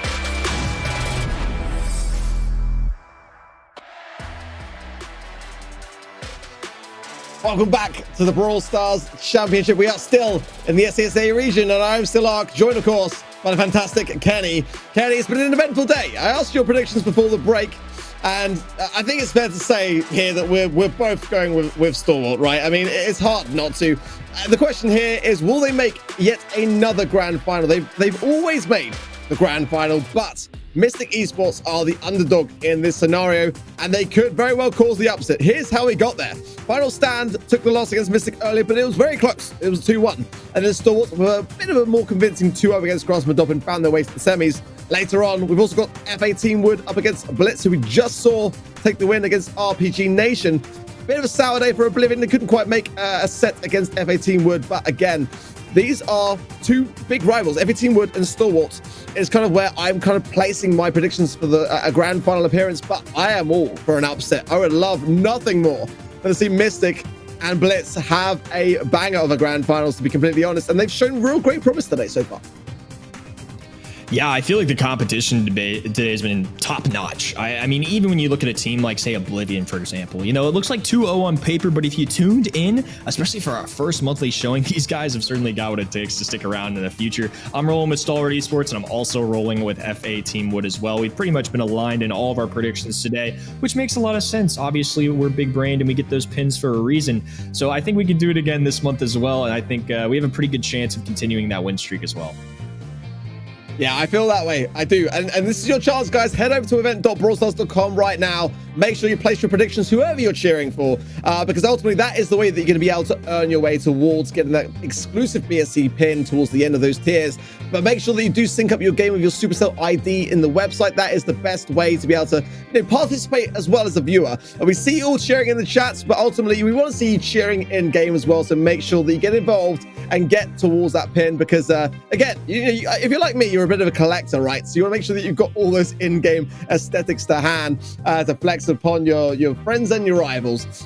So yeah, I'm going with Stalwart for this one. I think it'd be foolish not to, but at the same time, I feel like it was a bit of a shaky quarterfinals for them, and we have seen Stalwarts have these moments in monthly finals where they've struggled, and 3-2s tends to be their flavor. The semifinals have not been their strongest this year so far. Fair to say they've always sufficed, they've always made and won the grand finals, but they've always had a bit of a fight to get there, Kenny. Yeah, I think there's certainly some fairness in that as well. I mean, we've had some insane semifinals matchups for them this year, and then when they get to the finals, for whatever reason, they turn it all the way up. A lot of 3-0s throughout these finals for them, but semifinals is definitely the stage where they stand out the most to me. Additionally, they've got Orca, who they started in that last one as well, and Orca's a phenomenal player, don't get me wrong, but you know, anytime you shape up your starting lineup, you change it up a little bit, maybe he's a little newer to playing with them as well, it's just going to impact them a little bit. I think at the end of the day, it was still a 2-0, I believe. They did a great job. They made it this far. I think overall some pretty good favorites, but like you said, it is certainly not impossible for Mystic to win this. Absolutely not. I think the Mystic have got a decent chance. I mean, this is basically the former Blitz roster. They faced off against each other back in April. Back when Stalwart were 3-win Asians. It was a 2-1. So it was a close match, actually. It did go the way of 3-win Asians, as we know. But nonetheless, Mystic have got some history with this team and have shown promise against this team. There's Chugland as well, and looking happier, I think it's fair to say, than we saw him earlier, looking a bit more focused and a bit more serious earlier. So definitely that quarterfinals has taken the edge off. And that's a thing that you've got to consider here. You know, teams like this that do make the semifinals and they really want to demonstrate and prove their worth. And there's no finer team to be able to do just that against. You know, if they are able to cause an upset to take down Stalwart before the grand finals here today, then this will be the biggest upset of the year so far in the SESA and ANZ region. Yeah, everybody's competing for a chance to beat these guys, and I mean, for a reason. So they're so good. They've won literally every single monthly finals. The only loss they've taken is at MSI, and it wasn't even with their full normal roster. And I think overall, I think that reflects how strong of a team this is. And I think a team like Mystic are certainly going to be chomping at the bit to try and be the first in the region to do so, get a win, and even take a shot at a grand final. There's a big achievement in that. But I know, especially from speaking with Instinct last month, this team is hungry. They want to prove themselves. They want to keep on winning. And I don't think that's going to stop here. I know that they want to win another monthly finals and pull off the perfect year. They're only 2 months away from doing so, but they certainly have some very big foes in their way. Absolutely so. Again, balance changes were inbound. So if any month is going to be the month, this is the time to gain the upper hand realistically over Stalwart and try to capture them unawares, you know, unfamiliar with a new idea, which just worked out well in scrims over the past few days. First map going to be Layer Cake coming in for Bounty, and one of my favorite maps actually for Bounty. I feel like a lot of back and forth spawn trap potential as well to consider here. I think you're going to see surely a lot of decent bans here that are going to eradicate some ideas. Like, I mean, Gene is a great mid here. I feel like that's a consideration. Max, as we've seen already today, being so prevalent, and could be as well a great map for Poco to be able to combine with some forceful tanks. I mean, Jack used to have a bit of a meta here with Poco, but not going to be banned out. The Gene will be, and the Max, Bonnie, as well as a great ban to have, as well as the Squeak and the Colette. Because see some Janet rolling in here as well, and some throwers for control. Carl coming in thick and fast for Stalwart Esports. Yeah, even though there are some balance changes, I guess some things never change. We've still seen a lot of Carl, and especially with that Colette ban, that may have been the strategy for them all along. However, an instant pick of the Fang as a counter option. I'm wondering if they're trying to go with the tankier composition. They do end up picking the Janet. I was holding my breath a little bit. Maybe they end up picking Poco since he's so good right now. And like you mentioned, especially early on in the year, we saw brawlers like Rosa really make appearances on this map. And it looks like the other side is going to be the one picking Poco. Actually, we saw BB get run at MSI here as well. There's a lot of interesting strategies that can go on Layer Cake, which is one of the reasons I think it's so fun to watch for a bounty map as well. They're going to be rounding out the composition with Stu. And while Carl's been pretty normal here recently, I have not seen a ton of Stu or Poco, but they're very good brawlers right now. I cannot wait to see how Stalwart uses this. I love the way that Mystic forced their hand there, because that was definitely their thoughts for a third and final pick to combine with that Fang. I mean, it probably wasn't the idea to, you know, combine something more aggressive with it simply because they want to play it safe. There is the Daryl. Would like to have seen maybe a little bit of a tank counter, just sort of idea ready for Stalwart instead of the Stu, but nonetheless, it's a good good lane against the Daryl. You're able to keep dashing away, healing up, and just keep the pressure on. But no real hard counter as far as Stalwart Esports are concerned there. But taking that Poco away, I feel, was probably a wise choice. Now Mystic have been forced to double down already on those kind of close range aggressors. So we shall see how this one fares. I do like both sides, gotta say, but I feel like Stalwart, if they play this well and just keep that controlling element to things, and just keep the Fang and the Daryl at at bay, really. That's going to be the key here. Already, though, some very aggressive plays on both sides. It's going to be awkward to pick up the kill into the Daryl. In the meanwhile, bit of a reset coming in as Instinct comes back to heal. I think that's probably wise to do. The Daryl's still in position there, gets the takedowns. 3 stars to 2 now, and Chuck Lang just about picks that one up as well. My goodness me, it's so back and forth already. Yeah, and I mean, both sides even flipped spawns at one point. There's just been a lot of kills so far early on in this match, which is a little unusual. I feel like in today's game, everybody is so good that, you kind of play it a little slower. You're not looking to be as aggressive, but right now, Orca on the Poco has just been fiending for kills. Chung Lam once again diving forward as well. Sergeant going to be able to back away comfortably. Instinct on the Carl, applying some pressure as well. Stu looking to get any connections, bobbing in and out. And it's going to be a great matchup into Daryl. He can really play into a shotgun brawler quite well with his ability to do so. Orca needs to be careful here. Gadget going down, Janet in the sky as well. Instinct trying to capitalize on that moment, but it's actually going to end up getting some good shots. Chung Lang going to go down here. 8-8 blue star still in favor of Mystic, and the whole team is now grouped together on the right-hand side. Another kick forward as well. Sergeant's going to be in trouble. Missed Gadget, but it should be enough, but actually the Gasso heal keeps him up a little longer. Chung Lang barely staying alive. 13-8, 30 seconds to go, and a lot of action already in this match. I wasn't sure whether the burn down would get him there, but he was able to stay in the mix there just about now. Mystic have got a great opportunity, but they are in a bit of a tight corner here. The roundhouse kick will come into play, but the stars are itching more towards Stalwart Esports now with 10 seconds remaining, but I don't know whether there's going to be enough time for that respawn here. It's going to be just enough for Orc to come in to get a clutch heal up, and he does just that. 1 star now needed for Stalwart, and they will take this one, but I don't know whether they're going to be able to do it. Orca goes down, and that will seal it. Mystic will take the first game. And you can see it in the look on his face. I mean, what a close call. They're actually going to end up picking that up.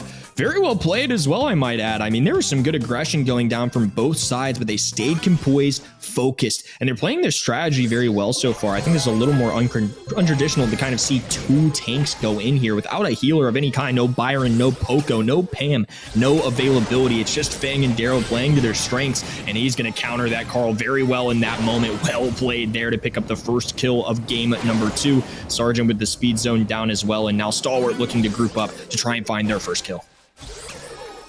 Tuning fork from Orca then, just to get Sergeant back into full HP, and gonna get the angle here on Chugland, and they do get the pickup. Orca in a world of hurt here as well. He will go down. 2 versus 2. Instinct trying to get just a little bit of a scrap, a little bit of a scrape along. Shove him there, but not able to finalize things. Mystic still have a lead, and they've demonstrated that they can hold that lead whilst in the spawn. Chugland goes in on the roundhouse kick and gets it as well. Out of position, and he's going to come out on top here. Blue Star with Mystic keeps them in with the lead. Wow, I mean, just great plays here. 7-7, both sides very close right now. Chugland needs to be careful, does get picked up by Sergeant. Ash King does have a flank available, but Sergeant with the Gasso heal, the Poco heals, has just been able to stay up a lot longer than he normally would be able to, and I think that synergizes so well just because he can continue to do the aggressive plays he wants to while still managing to keep up some good HP. An attempt there from both tanks hasn't paid off quite yet. Actually, Stalwart are able to pick up that kill, and with 30 seconds to go and a couple trades, it's going to be a 3-star lead now for Stalwart Esports. This is where they want to be, going into 25 seconds remaining. Sergeant, though, is low, but able to dash his way around things and heal up accordingly. But a pick up on the left-hand side from Shubham is key. It means that just one takedown will be enough. And that is great timing for it, as Stalwart get pushed back into their spawn. Yeah, this is a difficult situation to deal with. A dash forward from Chugland, and this is going to be a tough situation. Stalwart get the pickup. Shubham moving forward, though. 16-16, Blue Star advantage. They pull it off. Mystic Esports set number 1 on their side. Straight off the bat, Mystic puts Stalwart on the back foot. And what a set that was. You can just see how much it meant to Chugland, but this is far from over. You know, he's breathing, whether it's sigh of relief or just the adrenaline running through his veins right now. Maybe they just got a big win, but this is where Stalwart become dangerous. They've got the experience to handle these kinds of stressful situations and be able to turn them back around. And it's not unusual to see Stalwart Esports, to be honest, on the back foot in the semi-finals. We've seen it time and time again. It often goes to the 5th and final sets where they've just managed to scrape their way through. So they've been here before. They're able to bring things back. The question is, will they bring it back in knockout up next for Bell's Rock? Because if they don't, a 2-0 in sets could be really dominant and fearful against them. They're going to have to bring things back quickly. They do not want to give Mystic more momentum in this next set. They've got to deprive them of that. Draft-wise, I didn't necessarily see any problems. I think the Stu pick for me was a bit of a concern, but nonetheless played by a fantastic player. So no quarrels with that. And we've seen Stalwart being able to really thrive with the back of Stu a lot this year. I think that the key really there was the fact that Mystic forced their hand. I mean, the Poco worked out well. It's a great brawler now in the current meta. If you're just waking up to the new meta and the balance changes, well, Poco is now in such a strong place. But I don't think that was their game plan going in. I think they had to because of the Fang pick early on, and we questioned that ourselves. It's a risky thing to have as a first pick now in the current meta, but it worked out well. I'm looking forward to this next draft. I think Mystic could be on something here.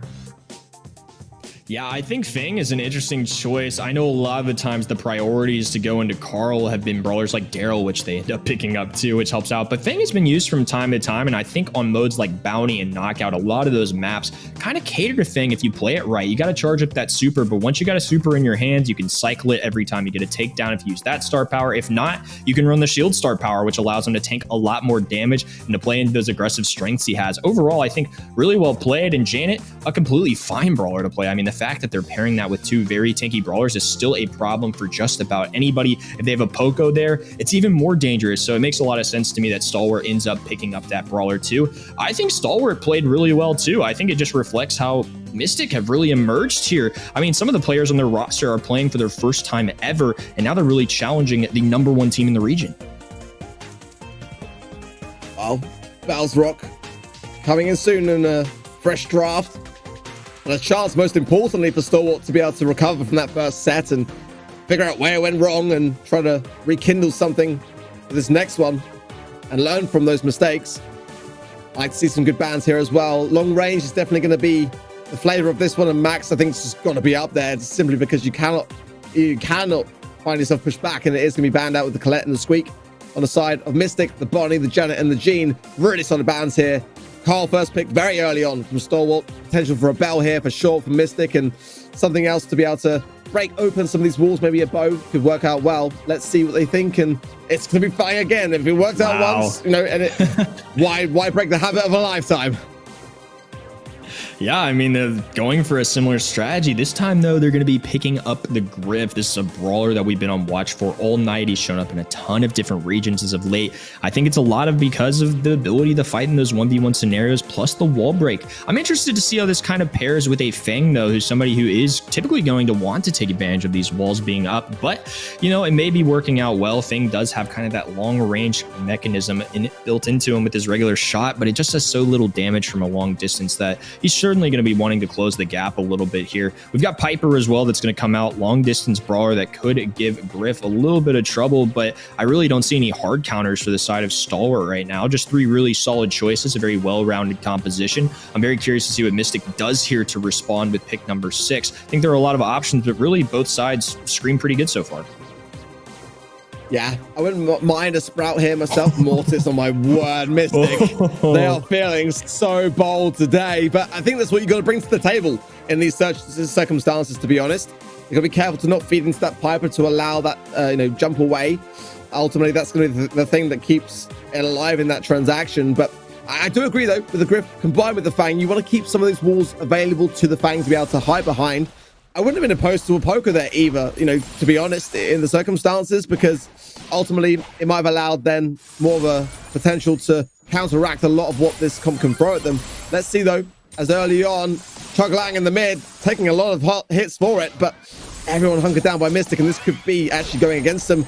Asking going in and tries to get the pickup. Orcus not got super, but Sergeant coming in just in the nick of time, and Instinct picks up the scraps. Nicely played there. It's just going to be Fang all by himself. He does have that pop-off ability, but with three very powerful brawlers going against him in the wide open, it's going to be a tough task for just about anybody. First round going to Stalwart. Little reset here, and now Sergeant and Instinct will have supers available. Instinct already popping the first. And Shabam trying to keep them at bay for now. This is where they really have to really dig in and try and get those supers. Fang off the bat here is going to be a tough play. Does have that shield on him, will help tank a little bit of damage to get there. But finding that super is such a pivotal thing and definitely a win condition, I would say, for the side of Mystic.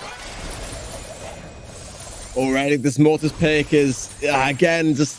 They needed to win that first round realistically here to have a bit more of an advantage, a bit more cover to hide behind. And right now, King for me is just a bit of a loose player, really. I mean, not really able to provide too much. And look how much the map is now opened up.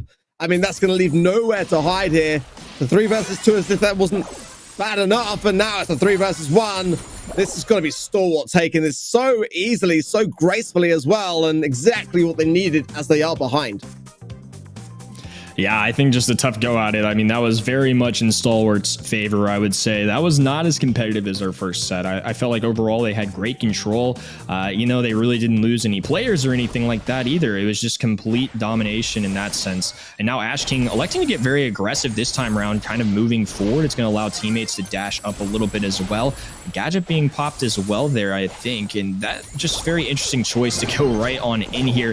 Going to be deleted by that Piper super. 2 brawlers instantly going down for Mystic. It's just Shabam left, and it's going to be going against a Lola here with full HP. Another round for Stalwart, and a very swift victory once again. Yeah, a very comfortable one of that, and Stalwart feeling much more like themselves, I'm sure, after that bounty set didn't go their way. Knockout, it seems, very much is going their way. Pressure is on now for we need to see more from this Mortis pick. It was a bold choice for Mystic. So far it's not paid off, not to say that it can't or won't, but time is trickling down. There's one more round remaining and it could well go the way of Stalwart, and as quickly as that they could wrap a set.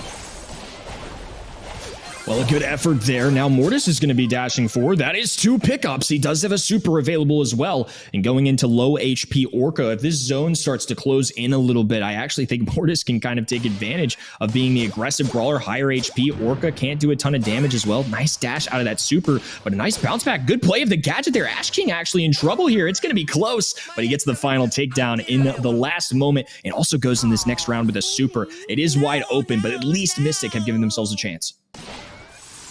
Mystic have got to play the slow game. They need to utilize this cover as best they can, not feed into Orca. They've just done that immediately there, and that's another all going down straight away. And oh my word, there's nowhere to hide for asking there. So they have to wait. That's literally all Mystic can do, is just wait for the gas to close in and give themselves the advantage for a pop-off moment. But at the same time, the pressure and the aggressiveness of Stalwart Esports is going to be what puts them really on the back foot here.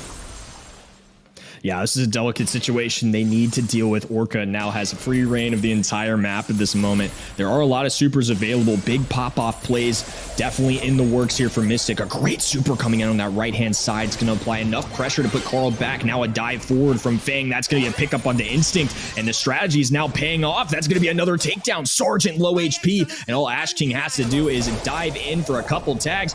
Oh my gosh, Sergeant might be able to pop off. No, not enough. Shove him. It's too much HP, but they did make me a little nervous there, though. Couple brawlers going down, but it seems like Chugland knew this was coming. Totally calculated. All is good. 1-1. Let's move on to game number 3, he says. I'm still super impressed that Mystic were able to get a win there, to be honest. I mean, like, there was just nowhere to go. They had one strategy, one play there, realistically, and they were able to make it count. But Stalwart, again, I feel they've got the better comp. And so far, so good. Sergeant can heal off the back of that, and it should be a round going the way of Stalwart here for me. I mean, at the moment, though, Orca didn't connect any of those shots. He can heal up. There's no super to the side of Orca, but we did see already he's running auto-aimer, and that's going to be a real challenge, especially in these opening moments. That utility can go so well against the Mortars, especially in these moments where it's a 2 versus 1. So I don't realistically see here any way that King can come out on top. Yeah, and there's the auto-aimer that you were talking about. Going to be an easy pushback. Halts Mortis from making any more aggressive plays. And they still have the opportunity now to open up even more walls. Stalwart cashing in a first opening round. They're looking to take their first set of the match right here. Sergeant letting a few shots released on this right-hand side. The pickaxe going to work as Ash King is looking for his next target. Alola Ego being down in the mid. Shubham does need a super here as well to become very valuable. Orca with a little pushback there, the gadget of his own. Now Sergeant's the one closing in along with Orca. And Orca can get aggressive here. They can afford to do so, especially with that Piper super. Both sides trading some good shots right now, but it's definitely Stalwart right now in control of this mid. Well, that's a big tap from Orca. Sergeant knows it, goes with the flying hook, but can they chase him down? They just about scave him, but it's actually going to be a pickup in the end. No chance here. Surely it's just struggling on his own here. And then Lola Ego will seal it as Stalwart start to find it within themselves to bring this one back. Yeah, I expect nothing less from the Kings of the region currently. I think overall excellent plays, and look, it was a risky strategy coming in from Mystic. I think honestly, all things considered, they played it quite well. I mean, there were certainly moments where I expected them to not be in the running, especially when the map was wide open in game number 2. They did a great job of just keeping things under control. They paced the match very well. They brought it to the in-game scenarios that they needed, despite having a very difficult draft to kind of operate, to work with. I think they did a pretty good job. I mean, they're certainly selling their stuff right now. And, you know, on Ring of Fire, I think they're very much still in this. Stalwart, obviously the Kings of the region. We expect them not to get 3-0'd or 3-2'd by any means like that. This is going to be a closer match, but Stalwart still playing very well, especially with Orca doing well in the lineup as well. They got a little change of players here. They're still performing excellently. I think overall this is very close, and this third set is going to be a big deal for either side to try and take an advantage in the home stretch. Yeah, I'm with you. I was surprised that Mystic were able to even bring back a game, to be completely honest, because as the map opened up more and more, I mean, there was just so little that they could realistically do under the circumstances. But after what was a convincing start, I felt, for Stalwart, they were able to just remember the key to getting around the situation and, you know, perseverance. That's what teams like this are able to do best. Ring of Fire is a tough map and a tough mode. I mean, I think many of the pros will agree that Hot Zone, realistically here, is a really difficult one to have right bang in the middle of the best of 5. So again, draft is going to be on point. I think that arguably more so on Hot Zone than maybe any other game mode. I think having a really, really solid draft goes such a long way. Ring of Fire as well is a tough map. You can get spawn trapped very easily in Ring of Fire. There's certain aggressive brawlers that can really, harness that kind of potential here.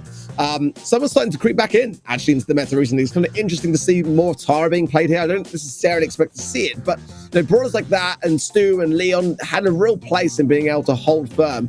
Now we're seeing a bit of a rise of Lou and others as well. We've seen Bo kind of have maybe, I don't necessarily say it's theirs. I think the Bo's still a solid pick. We've seen a bit of a drop off though, regardless. It's one of the maps where he can really thrive in that slow potential. Having the ability to have a Lou or a Bo, I just feel in Hot Zone right now is going to be the way to think and feel. Pam as well, it's a great product to have for the healing abilities. And again, this could very well be a place for Poco. So I think that's going to be a consideration for the bans as well as the Max. As we've seen all day long, Max seems to be like the #1 pick for this region to have, and more often than not banned for that very reason.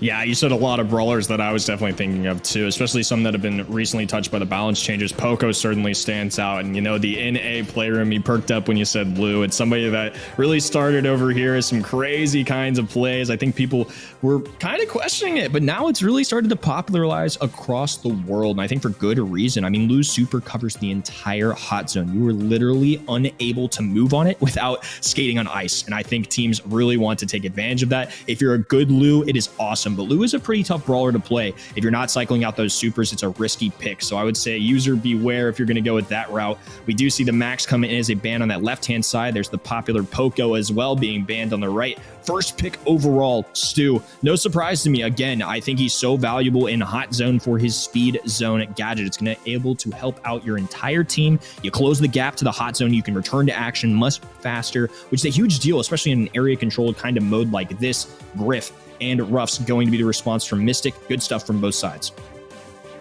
Yeah, I like this from Mystic. I really do. Griff cannot be underestimated. I feel like, they could.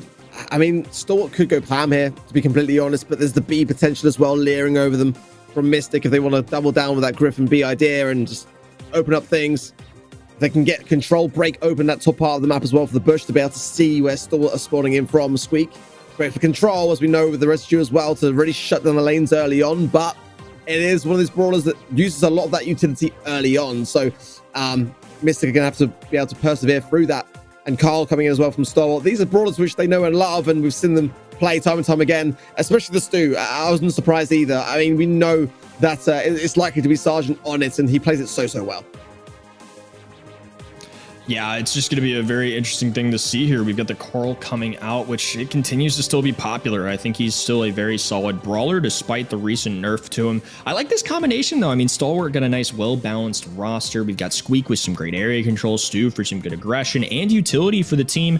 Oh, I know you get to see Buzz. I am very excited about this one. They pick up the Griff as well, which would be one of the counters typically going into Buzz, as Griff does quite well into tanks. I think this Buzz pick could be a pretty valuable one, especially in a matchup to somebody like Squeak.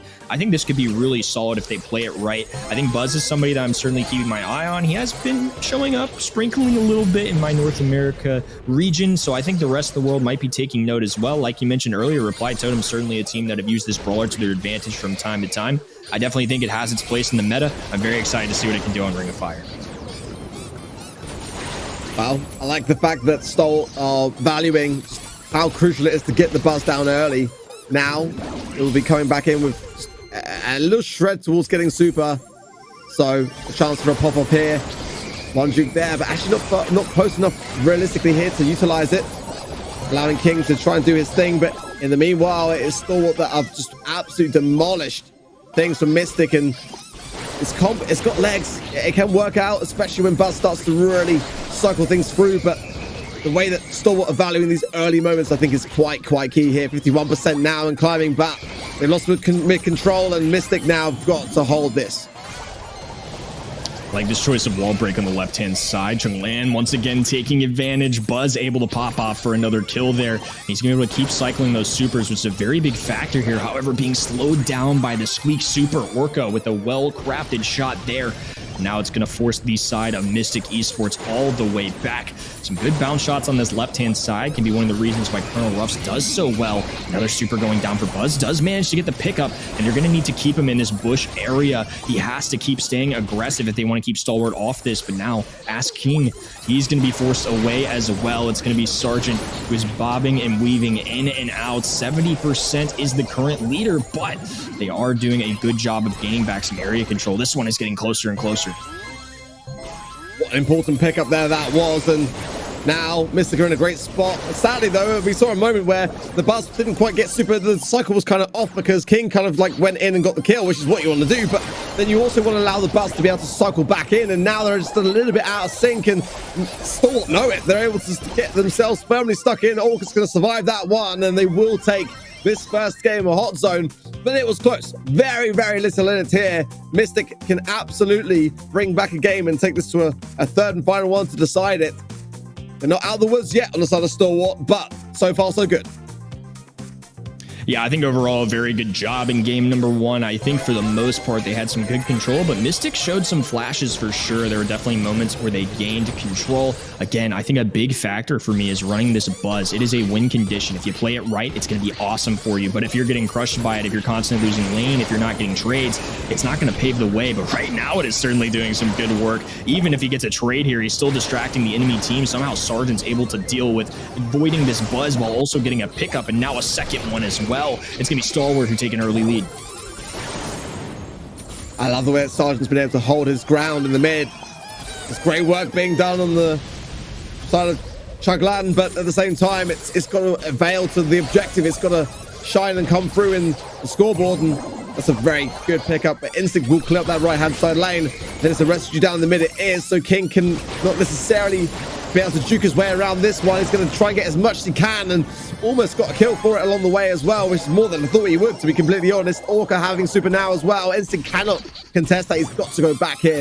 Chuglan on the left trying to creep his way forwards to get some valuable super to the hand, but gets taken down so swiftly, and Stalwart look firmly in control for me.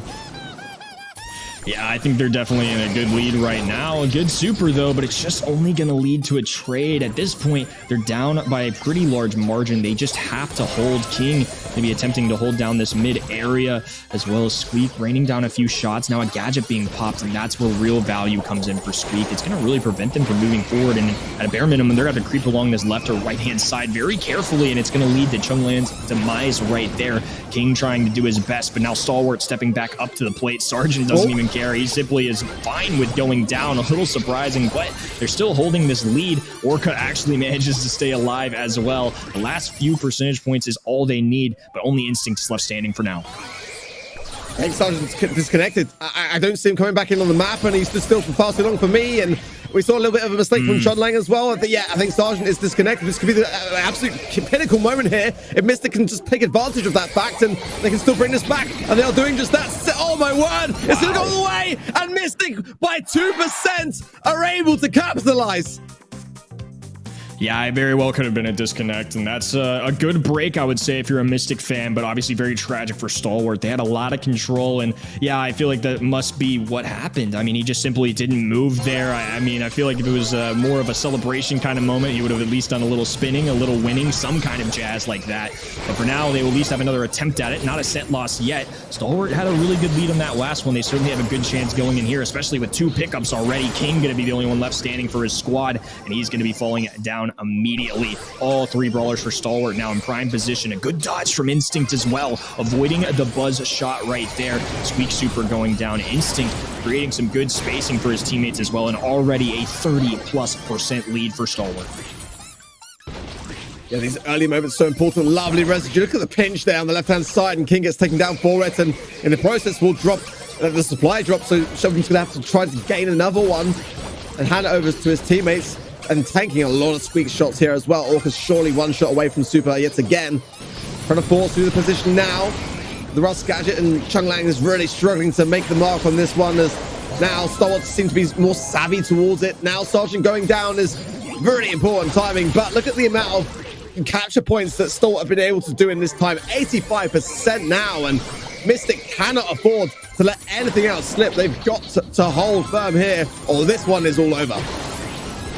Yeah, and it's going to be very tough for them. However, they do get a good pushback there. Sergeant is going to fall. Orca and Instinct still left standing. Pickaxe being thrown, and now Orca's actually getting very aggressive on this left-hand side. Does end up working out. King going to be slowed down, and immediately they're forced away. It's a 3v2 scenario. Missed shot there from Buzz as well. Orca with another kill, and he's been a huge factor here in this third set. Well played overall. Sergeant manages to stay up as well. Instinct with low HP is going to get the job done here, and with the final few percentage points, all is good in the world. No disconnects are going to affect the overall set score. It's now 2-1 advantage Sergeant and Stalwart Esports. The Buzz pick, it could have worked out. There was a couple of moments where I could just kind of see, like, there was a few missed shots before going with Super, and you don't want to do that. You want to have all three ready for when you do land it and get that stun off. And, you know, it just didn't seem to bother Stalwart, to be completely honest. I mean, it was a concern for sure. But for me, the shining star there was Sergeant on that Stu pick. I mean, he was able just to dash around the mid and just kind of just delay the time and just, you know, keep bringing in those capture points in for Stalwart. You know, they've had good leads, good early leads, which even if you do lose control, give you a little bit of a cushioning to be able to do so and to be able to come back and just kind of finish things off with just a bit more of a slow play and just kind of bring things back down to earth in that same respect. But they needed that set. They did. Now they've got themselves a real advantage going into Brawl. I feel like if they had gone down there, Stalwart could well have been in trouble. But I admire the daringness of Mystic. I mean, despite the Buzz pick not working out, it absolutely could have done. I mean, the Fang as well that we saw in Knockout. I mean, these are all ideas that we don't necessarily see a lot of teams bringing to the table against a team like Stalwart, who've just got so much prestige behind them. It's almost like teams are scared to do so. Yeah, I mean, sometimes that's what it takes, too, to beat a team like Stalwart Esports. I think it's safe to say that they've very much secured themselves as the current best team in this region. Sometimes you're going to have to try some unorthodox things like that. Buzz is absolutely a make or break kind of brawler. If you play it perfectly, it is going to work out so well for you. But especially in an interaction like Stu, where, you know, you grapple onto him, he can simply dash away. It makes things even more difficult. I think overall, Stalwart did a great job of just playing into that. Like you said, it just didn't seem to phase them. I think Buzz was just kind of a pick where if it worked, it was going to be awesome. And if it didn't, maybe you get some trades at best. But I think right there, Stalwart, very talented players, have played into these tanks now 3 different sets. It's clearly something that Mystic likes to do. I'm assuming it's going to influence Center Stage as well, which is certainly a map where tanks could show up. I don't think Mystic are necessarily going to stray away from what's worked for them, but also I think Stalwart have shown that they can at least deal with it.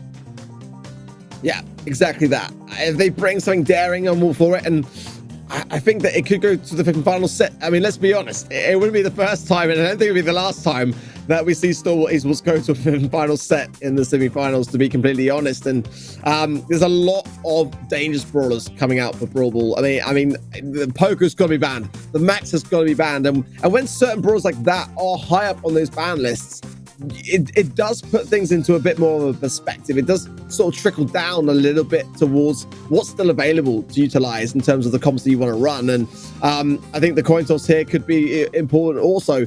You know, Brawl Ball can be over so quickly on a map like this, with there's so much like terrain. We've seen matches be finished within 30 seconds. You know, if you let through like a Max and a Rosa, let's say, for example, and you're able to overthrow things, then you just could be outdrafted. Gale, I think, is a worthy ban here as well for that same reason. Try to eradicate a lot of your potential counters before going in with something. And, you know, it's a really tough map and mode when it comes to draft. To get this one right, it could be the opening door, the little like glimmer of hope here for Mystic to stay in this competition.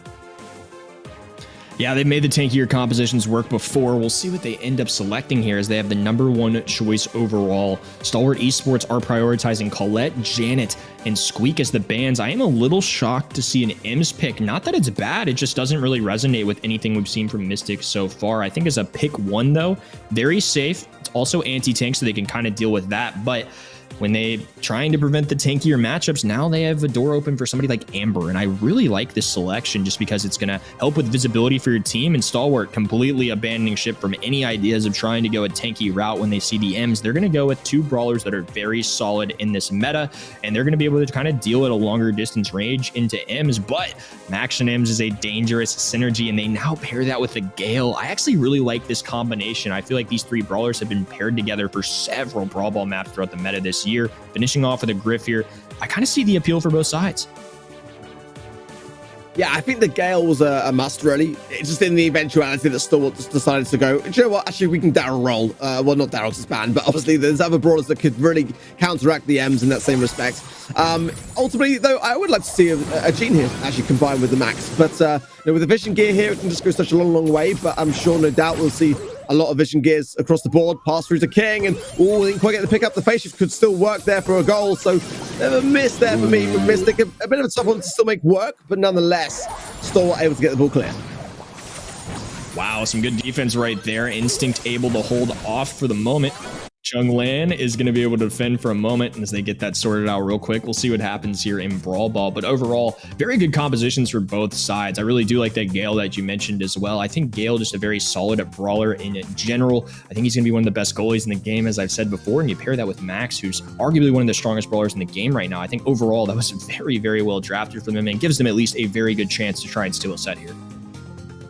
Yeah, it's got a few technical issues. The game is still underway, so we're going to be heading in as quickly as we possibly can. But, I mean, in terms of the draft, it didn't go the way that I was expecting it to go, if I'm completely honest. I mean, there's a lot of ideas that, I mean, early drafts there. Amber coming in early, I mean, I like it. But I just felt like a lot of the sort of drafting element was designed around the idea of just trying to keep their cards close to their chest in that idea. And M's as well. It's kind of a risky one to bring in so early on. I mean, as far as the map goes, I think it makes a lot of sense to run what they're running. But ultimately, you know, again, in Brawl Ball, you got to be so cautious. And these are not necessarily cautious ideas. I think that the Griff coming in is over time going to be able to eradicate a lot of this terrain. And that could very well go against Mystic in that same idea. We'll be heading back into the game very shortly, guys. Do not fear. We'll be back very, very shortly. It's just having a few production issues in the background. Yeah, I think overall I'm with you. I mean, this is definitely not the draft I would have, you know, gone with beforehand. Amber, a solid brawler. Spike, a solid brawler. Griff, obviously somebody that's very prevalent in the meta right now, but I feel like I don't see them nearly as much. I was kind of surprised to see such safe, kind of normal options, if you will. Now hopping back in, it looks like it's 1-1 for both sides, but Stalwart are the ones on offense. A Gale Twister being placed on the left-hand side. Orca with a super available. Ooh, and that's going to be a good amount of damage. It is going to take down Gale as well.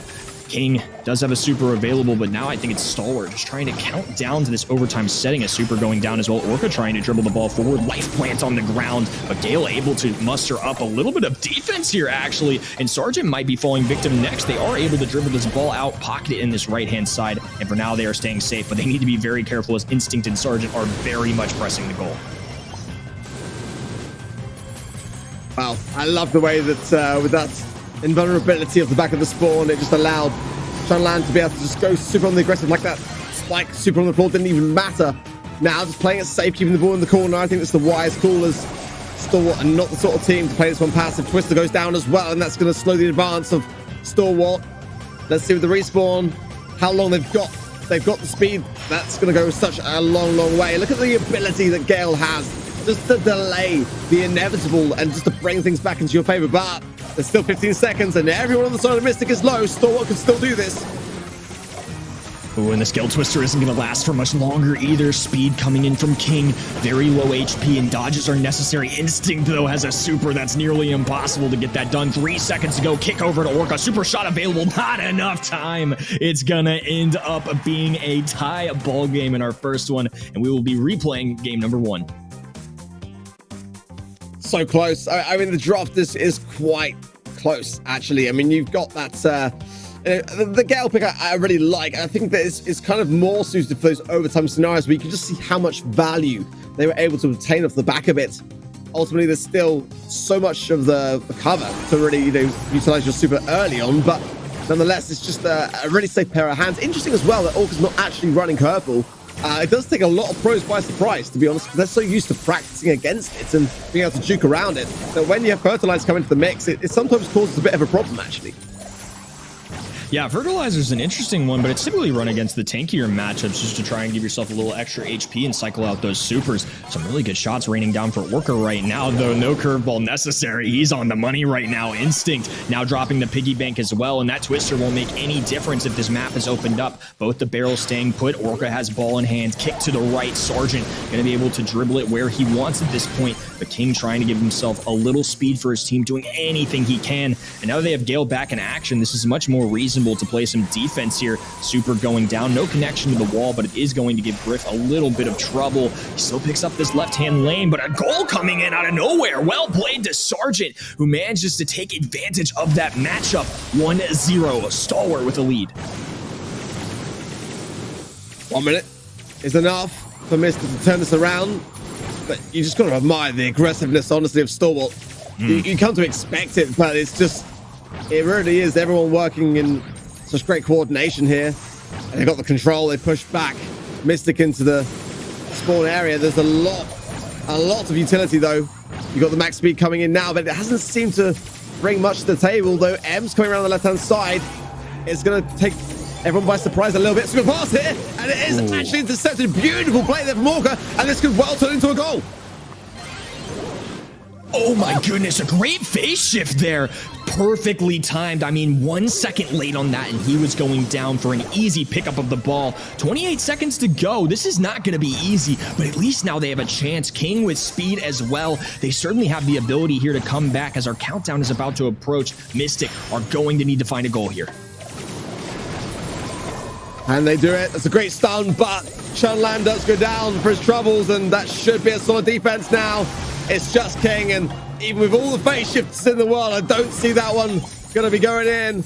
Stalwart, they drew the first time, but they won the next time, and that's one game in their pocket. And correct me if I'm wrong, but that's a match point to them.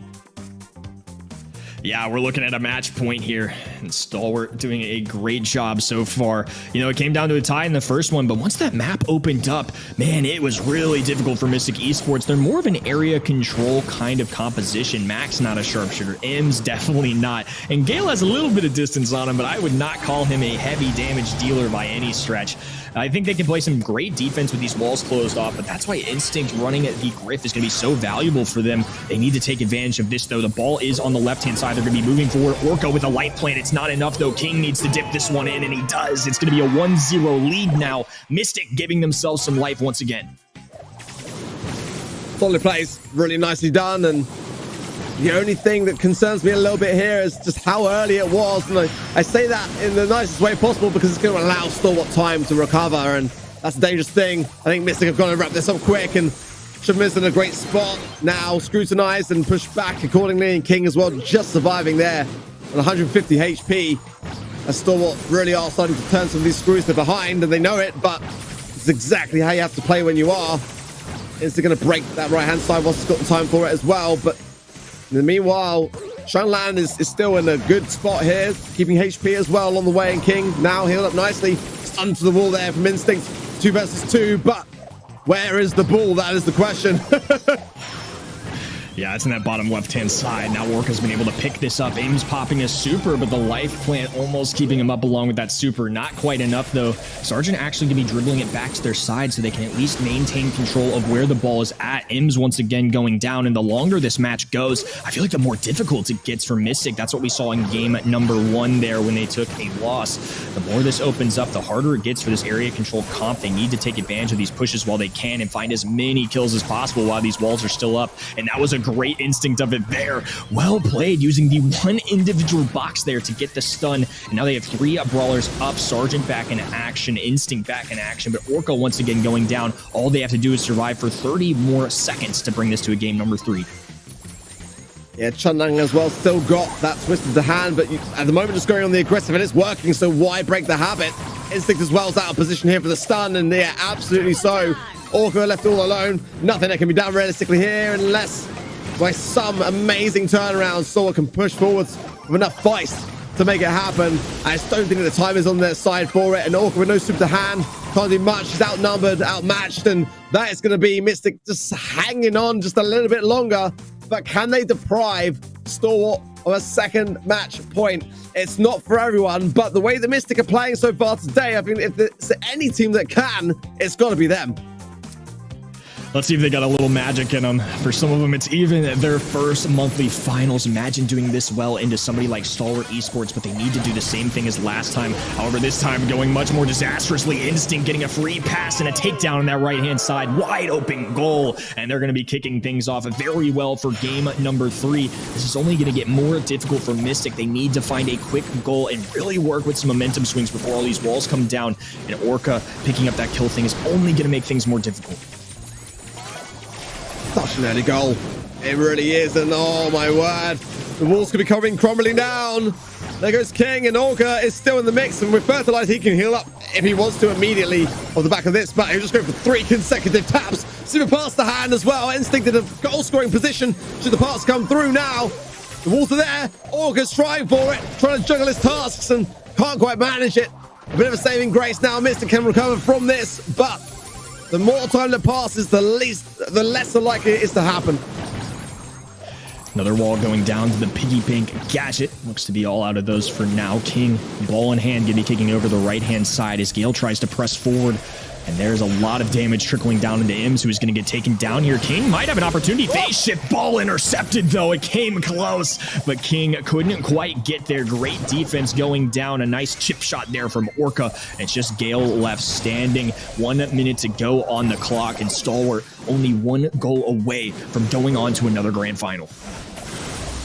Yeah, King needed to stay alive there to receive the pass, and Stalwart knew it. They just were able to... Oh, I was going to say, if Orca went down there was a chance for a dash and a goal, but 45 seconds remain, and Stalwart are just keeping control, keeping Mystic in their spawn, and unable to really do too much around this. Speed will be a saving grace here from King, and it comes in now. There's still a chance, but that is a swift takedown there. Shovel doing his best, but I don't think he's going to be able to do much more than what he has already. He burns down. Instinct will walk this force toward the goal. Is there any chance of a defense? They're just going to play it slow, and why not? Yeah, no need to rush anything. This is going to lead to Mystic at least having an opportunity here, though. It's going to be a trade on the left-hand side. Gale goes down on the right, though. It's just M's left standing. Instinct picking up the final blow, and Sargent throwing out the heart. A very, very well-fought match from Mystic. They even have players like Chuglin, nicknamed Yashur, on their first monthly final. A great showing from them. I look forward to seeing them in the future, but once again, it is gonna be a Stalwart Esports taking home and going to another grand final. Great fun to watch. Yeah, I was thinking exactly the same. Really, really great game. I mean, great sportsmanship all around. You can just see that neither side were taking it too serious in that respect. Just being able to respect each other and say, do you know what? You gave us a great run for our money, you know? I mean, going into this one, I think it was fair to say that I'm sure many of us at home as well were thinking to say that Stalwart were going to make a grand final. It would have been by far the biggest upset of this entire year for the region if they didn't. But boy, oh boy, Mystic really brought some great ideas to the table. I mean, they were daring enough to try things that maybe didn't work out all the time, but it didn't matter. The fact that they were daring enough to do it in the first place for me was enough. And, you know, there's not many teams that can do that. I think the scoreline actually, there's a 3-1, doesn't do it justice. Could well have gone to a match point for me. And drafts are on point, strategy on point, and I'm sure Stalwart would be the first to say it. You know, like they were really, you know, having to have their work cut out for them, and that's not a place that you tend to often see them. Yeah, I mean, if you look at the game scores, I see a lot of 2-1s on the board. I'm overall super impressed. I really look forward to seeing these guys in the future, and I hope they stick together. I mean, this has been an awesome show to watch, and they really challenged Stalwart Esports there. You know, I don't really care what people say. You know, just because Orca's in the lineup, they're still the #1 team in the region. They might be trying some new combinations, might be a little fresh lineup, but Orca's still an insane player. I don't care how you spin it. These guys played it super well. I love the drafts that they brought to the table. A lot of tankier matchups that were very fun to watch. I think overall, Stalwart's still the top dogs for now, but at least it shows that there is hope. They can bleed a little bit, even though they are undefeated so far. We'll see if they can do it once again in our grand finals here in just a little bit. Cannot wait to see who's going to join them in that grand finals. If you are just joining the stream, this is how today has gone so far. Mystic Esports made it through the quarterfinals in a close 2-1 to final stand, but as we just saw, took the loss to Stalwart, who made their way forwards to the grand finals as the first team to do so today. Incidentally as well, Stalwart did lock in their golden tickets for the World Finals by appearing up for their quarterfinals match, so congratulations to them, but their work is not done yet. They took down grassmuddoppin along the way. That could have been a thorn in their side in that first stage, but nonetheless, a bit of a sour day for them, as well as Oblivion, as FA Team Wood got the victory against them in the quarterfinals also. And there, in the last match of the quarterfinals, we saw a very, very close back and forth, but it was Blitz Esports that were able to suffice, and they will be up next against FA Team Wood. And I cannot wait for this one. I really can't, because Blitz showed such perseverance, didn't they, in that quarterfinal stages. But we've got to talk about FA Team Wood, Kenny. I mean, this is a team which has rivaled the likes of Stalwart for this year. And for a long time, we did think to ourselves whether it was going to go the way of FA Team Wood or Stalwart, who, FA Team Wood now share, effectively half of the former roster of Stalwart. So they've got so much experience behind them, and they look very comfortable here today so far.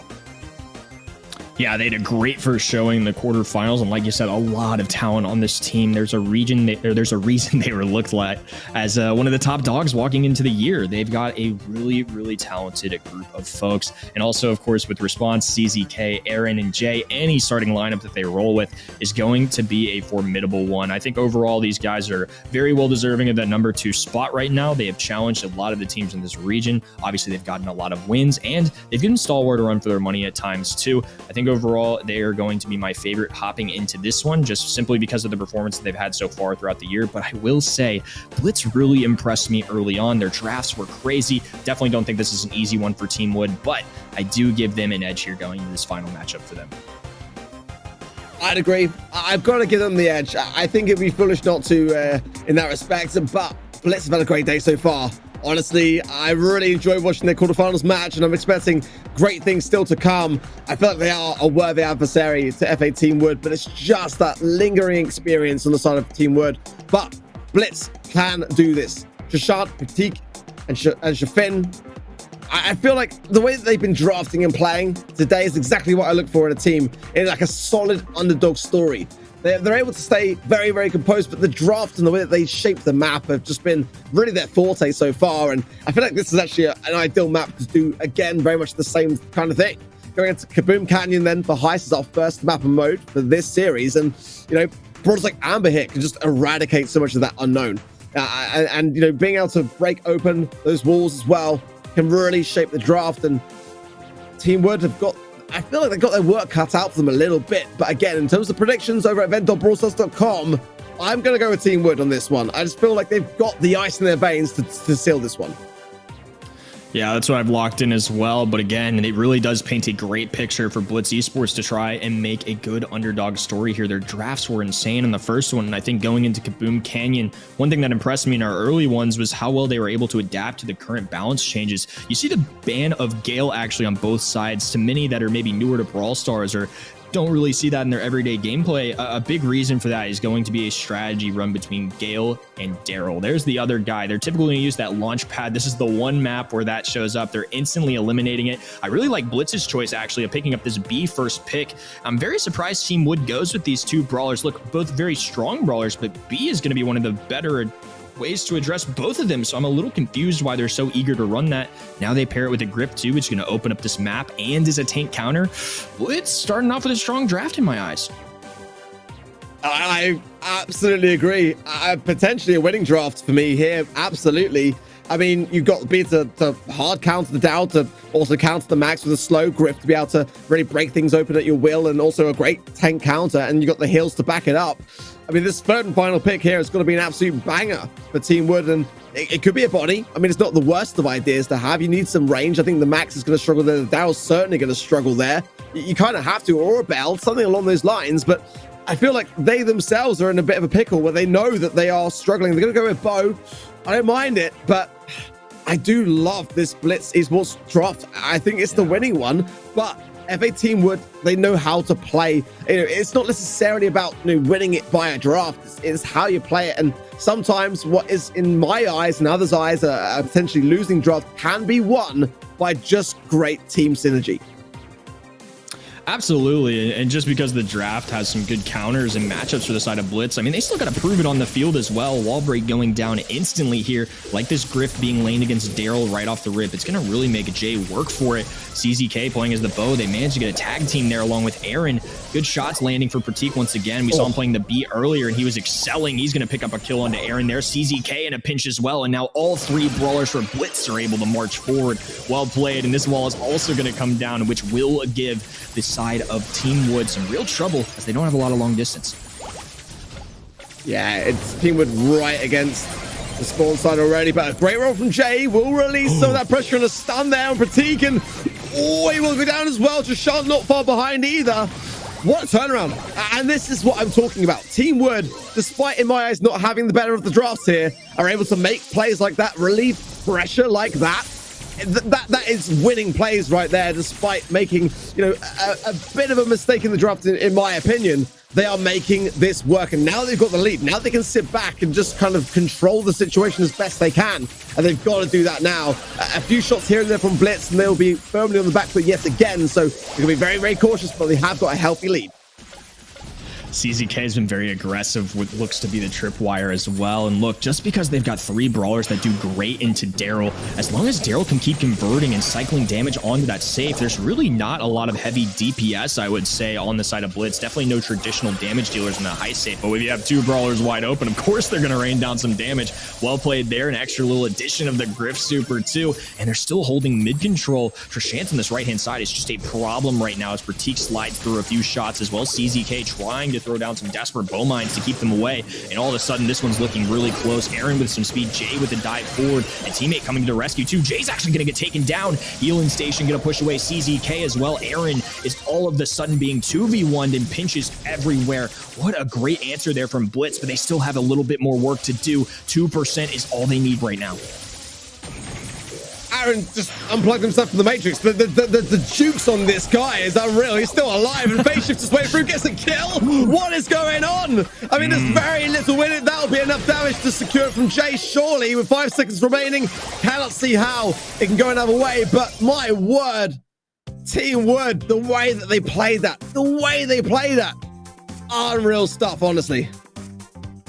Yeah, I can't emphasize it enough. I mean, the brawlers that were chosen against them are very difficult for Daryl to deal with. He has to capitalize on the damage every time he gets that high safe. It's simply how they have to play this. And, you know, somebody like Bo is going to be a difference maker if they can make it work, but they have to play this very well. Jay is going to have a hard time against all three of the enemy brawlers, and they did it super well. Aaron was simply in a different dimension on that last one, too. I mean, that guy was dodging, bobbing, weaving. He was avoiding everything to try and give his team an advantage and help pave the way for them to get game number one.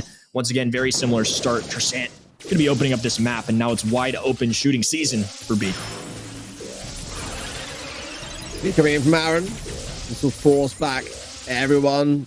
Blitz taking no chances in that respect, and good taps from Pratik, forcing back Aaron. But yeah, got to seal it. Gets the amplified shot. Aaron's so good in terms of staying alive here. Goes down eventually. Shafin though, oh, that healing station coming in so clutch, and this will allow Blitz to get a firm hold in the mid, much to what we saw in the last time round as they start to hunker themselves down and keep Team Wood on the back foot. But when this down roll comes in, Jay is just able to make it work every time, and it relieves so much pressure. But is the pressure mounting up against him? That's the question. Bow-mines into the mid, and that's going to force out, which they were popped well, but at the same time, this is what I'm talking about. Team Wood coming back into the mid and starting to fight back. Yeah, they currently still have a lead for the side of Blitz Esports, 20% the current number, but now they've got the speed coming through. Jay has a roll available too. He's willing to dive on in, and the 9s are going to be triggered as well. 76, and all of the sudden, a heavy amount of damage is done onto Blitz Esports safe, 76 to 53. And look, it took all three brawlers from Blitz to get it down 24%. Daryl is really the biggest contributor there. Only one Daryl can almost match what they're doing, and Jay once again is going to be rolling forward, this time focusing on the kill first. I like this decision here as it's going to lead to CZK getting some shots, some more mines going down, and if they use the tripwires properly, they get some free damage. Now a 40% lead, 30 seconds to go, and a little extra added bonus as he pops that gadget. I'm marveling at this from Team Wood and the way that they are playing this so well. What a roll there from Jay as he's able to really maximize on that range, and at least Pratik all alone as the Yeah, I mean, look at this. Aaron gets a kill again with a phase shift going in to tank the shots and to release the pressure. I am so worried. I am so worried for Blitz because that, for me, should have been their set. But Team Wood are able to make that work. I mean, that's a statement. That is a serious statement in what is the first set of this series. I think that's well said. I mean, simply put, they had a disadvantage for Daryl. Those were 3 brawlers that don't deal a hefty amount of high safe damage, but they know that going in. They purposely pick a Max and a Daryl into B. That is not an easy thing for anybody to do. Super impressive stuff from Jay, who's able to convert. I think the bow actually ended up being a bigger difference maker than I thought it would be. You know, going into that draft, I didn't really think it would, you know, point the needle in a different direction or really move them up in terms of a good strategy, but it actually made a huge difference. They took advantage of the tripwire. They had those mines cycling in and out the whole time. I believe it was CZK running that. I mean, excellent work by him to really instigate some good momentum. They took advantage of the max speeds to press forward, the Daryl rolls as well. I think overall, even when they were in their toughest moments, they were able to get out of them through the strategy that they ran, even if it was one that was almost at a disadvantage into all 3 of their opposing brawlers. Yeah, I think you summed it up perfectly, honestly. I agree as well. The bow pick, I just didn't quite see how it was going to be, like, you know, a real decision maker for them. But, like, just the way they handle the situations and the jukes were on point. I mean, that max speed really allowed more of an ability to juke on the side of the Daryl and just be able to stay out of those ranges, especially when you're looking down the barrel of a B.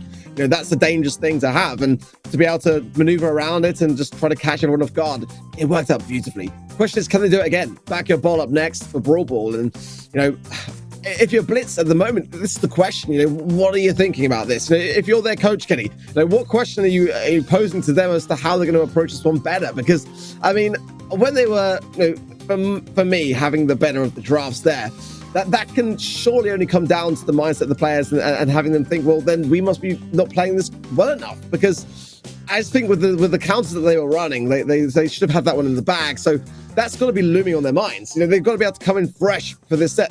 What do you say to them? I think this is one where you really have to put Heist behind you, right? It's one set at a time, and you have to look at it that way. You have to trust in the process, right? One of the things we've been saying all night, Blitz have had some very impressive drafts. I would say that last one was really impressive too. But to be honest, they simply got outplayed. And I think we have to give Team Wood a lot of credit for that. And I think going into Backyard Bowl, you have to trust in the practice in what you've done. And they should know that they did a good job drafting. They just got to bring it to the table. Draft is only half of it, right? It gives teams that maybe aren't as mechanically skilled a better chance. It adds another layer of depth to Brawl Stars. But you got to be able to perform on the field. I think Backyard Bowl right now is a very interesting one as well. You know, traditionally, it's always been these sharpshooters. In the past one was the blind format days. You get the Bell, the Crows of the world. They all synergize together. You know, it used to be Spikes, some Leons, brawlers that did really well with sharpshooters. That's not really the case anymore. We're seeing a lot of Amber. We're seeing Stu. We're seeing Griff. We're seeing some crazy brawlers that if you asked me a year ago we'd see on Backyard Bowl, I'd call you nuts. But that's just the way that draft works. And to start things off, it's going to actually be the Stu, the Janet, the Colette band for Team Wood. I think some pretty normal bands on both sides, to keep it frank. And it's going to be a Carl first pick. Blitz Esports going with old reliable in the current day and age of Brawl Stars. I don't mind it. They do have the Colette band, but this does leave the door open for Poco. I'm curious to see what they end up pairing this with and if they decide to get very tanky with this. Yeah, they kind of have to play it. I was going to say a bit similar. Max is a great pairing here. I think Bonnie's an option, but it can struggle a lot on defense, especially in Backyard Bowl. It's not banned out here, and it would make a lot of sense, but you really cannot lose control with it. I think B, great to have. Realistically, just a fantastic shutdown brawler, and the Honey Molasses gadget as well. The Griff coming in. I love this. Absolutely love it from Blitz, just opening up everything. But this third and final pick here from Team Wood could well be a problem. But the B and the Griff, I think it's going to steer things away from it being a tank. I think just having a safe pair of hands to combine with this comp to allow the speed and the healing, that's the opposite of all of those things. Piper coming in for Team Wood. I mean, I don't know about this, to be completely honest, but I mean, I'm all for it. It's going to allow, in fairness, the speed to allow and to get Piper in on the aggressive, to break open that center line of boxes, to be able to open up the goal mouth. I mean, you don't often get a chance to do that, but with the max speed, you can kind of juke your way forwards to do it quite successfully. So it just was not the brawl that I was expecting them to go for, but I admire how daring it is to play it. Yeah, I love this Piper matchup going into somebody like B. I definitely think it can work out for him, but Trishant getting the advantage there. Pratik now on the Carl, really letting it rain on this left-hand side. Now Shafin's going to be wall breaking on the right. Things are getting very difficult, and they have a perfect gadget to place down here if they so choose. They can break open the wall. They can play this defensively and slow down enemies from pushing forward. Max speed plus Aaron available, and Jay is going to be falling weaker, trying to healing him up, and now they're going to have an opportunity for this ball here. A wide open goal. All three brawlers being taken down. Pratik sitting comfortably right in front of that goal, and that's going to be an early one for Blitz. I think if they play this right, they could certainly make this a quick one. I love this from Blitz because they didn't even break the mid, which, I mean, to me, that was a prime time for it. I mean, it's a team wipe. You can just kind of break and then make sure that you are able to still get the goal off the back of it. They don't even care. They're just like almost taunting the opposition, like, because they know that it's going to be in such a dangerous position to get Team Wood in, to place down the honeymoon molasses, just to really turn the screws and delay the onset of a potential goal. I mean, that was almost another goal for Blitz, but I think actually still Team Wood can bring this one back. They are against it massively so. We've almost seen Blitz just storm this entire game so far. But with the max speed to hand, with the map being opened up for Jay to be able to pop off, I think with a minute still remaining, they can do this. It's going to be really tough though. Yeah, especially if Trishant keeps hitting the shots that he does. He picked up a few very pivotal kills there on defense, which led to them getting a little more control of this map. Jay popping the gadget as well, though.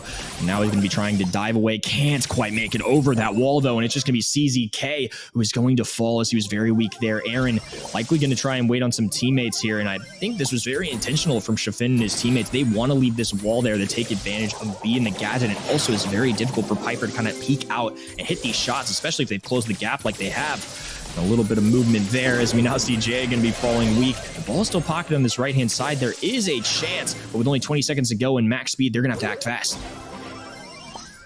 And that's going to be a goal. That's the goal. Great heal. Clutch heal from Aaron. I was worried because they're not running tuning fork on the Poco, so there's no heals off the back of that gadget. It's actually protected tunes. Not one that you see every day. Not one that I've seen for a very long time in competitive, but it will eradicate some stuns. So that B slow should be able to be eradicated off the back of it if Aaron times it well. He's still got one to hand.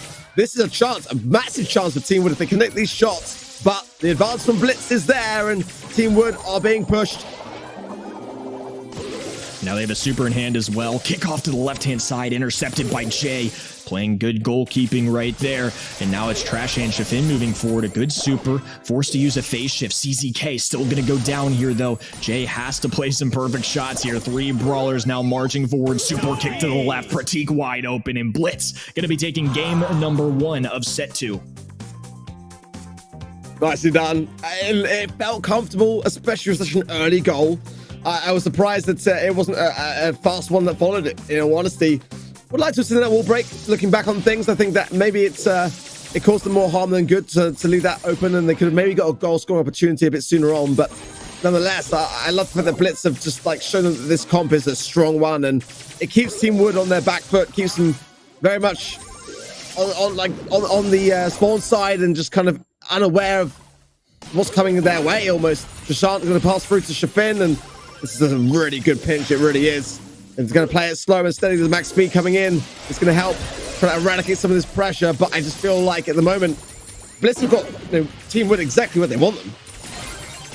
Yeah, and Shafin's able to advance forward a little bit here due to that gadget. Pick up on the left-hand side as well. Trishant now picking up this ball, trying to march forward. Shafin taking some shots. Jay is going to fall. Pratik still standing, and Trashant with the wide open goal. And another very early one for Blitz Esports. And if they can just manage to play some good defense, they'll be tying things up.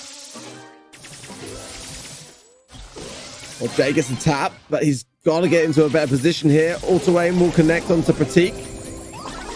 Almost able to stay alive there.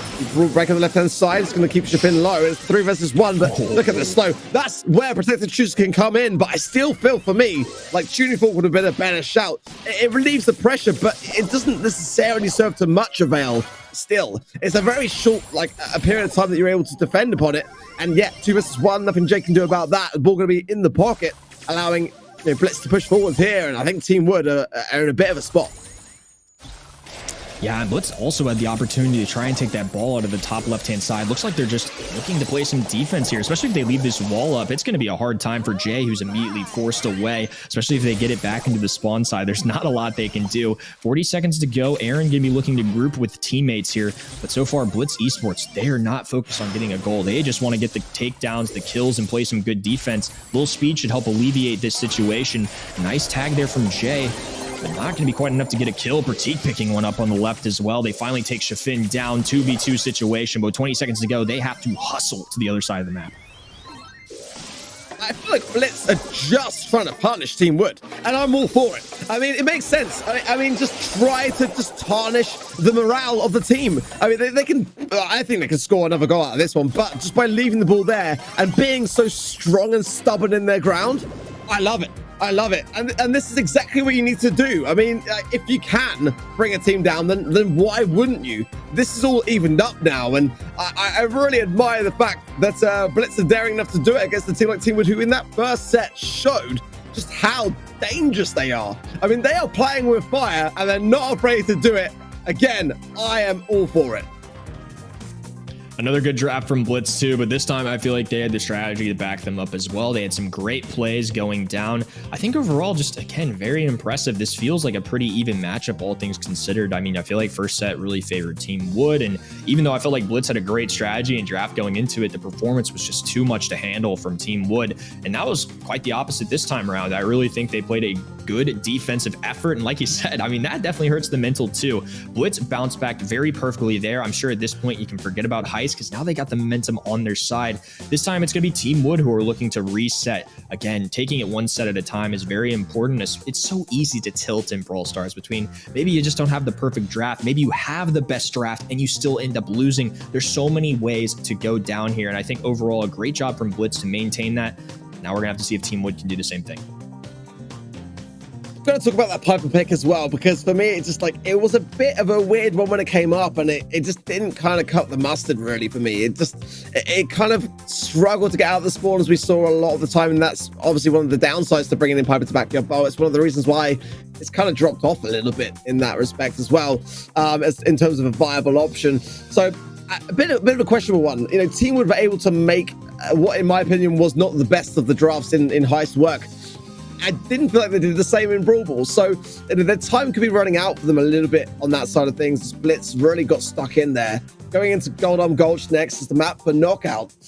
This is where I need to see a bit more from Team Wood when it comes to their drafting, I feel, because Blitz are catching up. I mean, we are now even in that idea. So, you know, Team Wood can't really afford to do it much longer, especially if they're not able to, you know, to match their might when it comes to the brawlers that they're choosing. I think they've got to be a bit safer. I feel like the Piper pick was just a bit too daring for me, and they've got to just be a bit more straight and narrow when it comes to this particular map.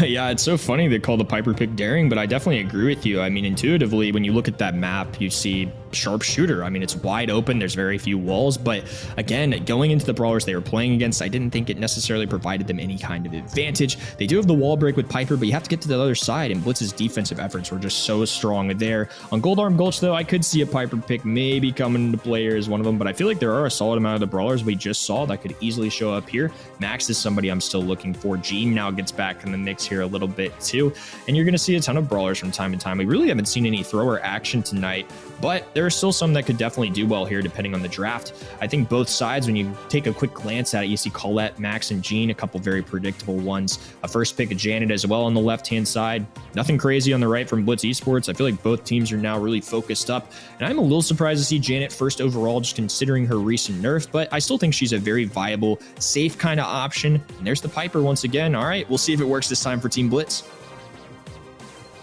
Yeah, here I don't necessarily mind it, but you've got to get the map open quick, and Ruffs could be a good one to combine with. They're going to go with the Penny, so having that turret definitely going to play a role here. Team Wood going to have to make sure that they're able to juke it. I like the bans straight off the bat, and double Gene ban showing that both sides are valuing that brawler massively so here. I think the eradication of the Max and the Carl and the Colette here all really worthy. Oh, this could be a Poco. I feel this could be a Poco coming in here. I don't know whether they're going to be able to go with it, but I don't like the Daryl pick here. Could be a Pam here for survivability as well, or just, you know, something along the lines of healing or doubling down the range, maybe, but I would love to see Poco. I think it could just be something of an overpowering thing. certainly going to be running all to on the side of the Piper now. Bonnie's going to be the brawler to match, and I didn't mind it. Being able to have both the range and the up close and personal effects for either stage of the game, it can work for me.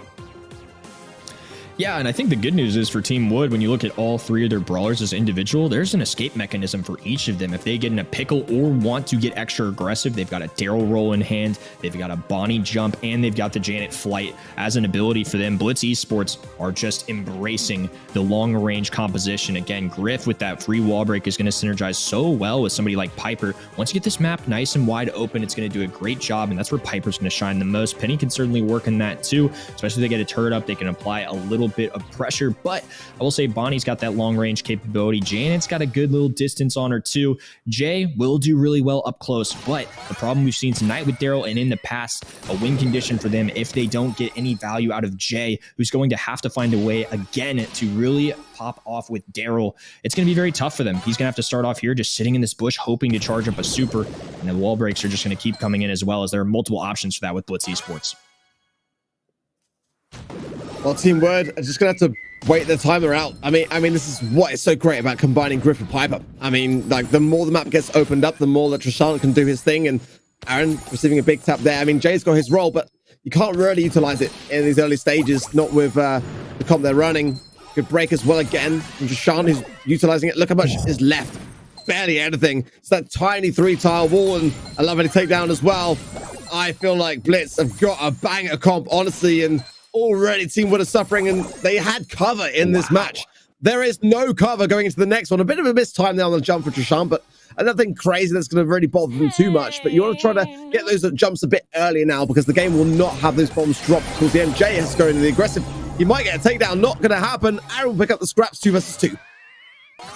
Yeah, it is funny how Brawl Stars physics work, and there's another interaction relying on the physics of that gadget. Nice shot there from Trishant. Now going to be able to give them a 2v1 situation. Going to open up this map even more. Now there's really nowhere for CZK to run unless he gets his super and can activate it. Nice connection there. Shafin looking to get a pinch as well. Trishant already popping a gadget as well, feeling confident. CZK is going to have to step out of this little situation, though, taking advantage of whatever room he has to work with. I think they're waiting to get a couple shots. They get a free tag. Nice gadget placement, though. Not enough, though. A good hero's effort from CZK, but at the end of the day, it is Blitz taking a couple very good rounds right there.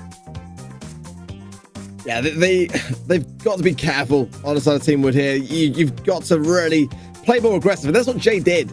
It just came a little bit too late, to be honest. They've got to do that when the cover is there.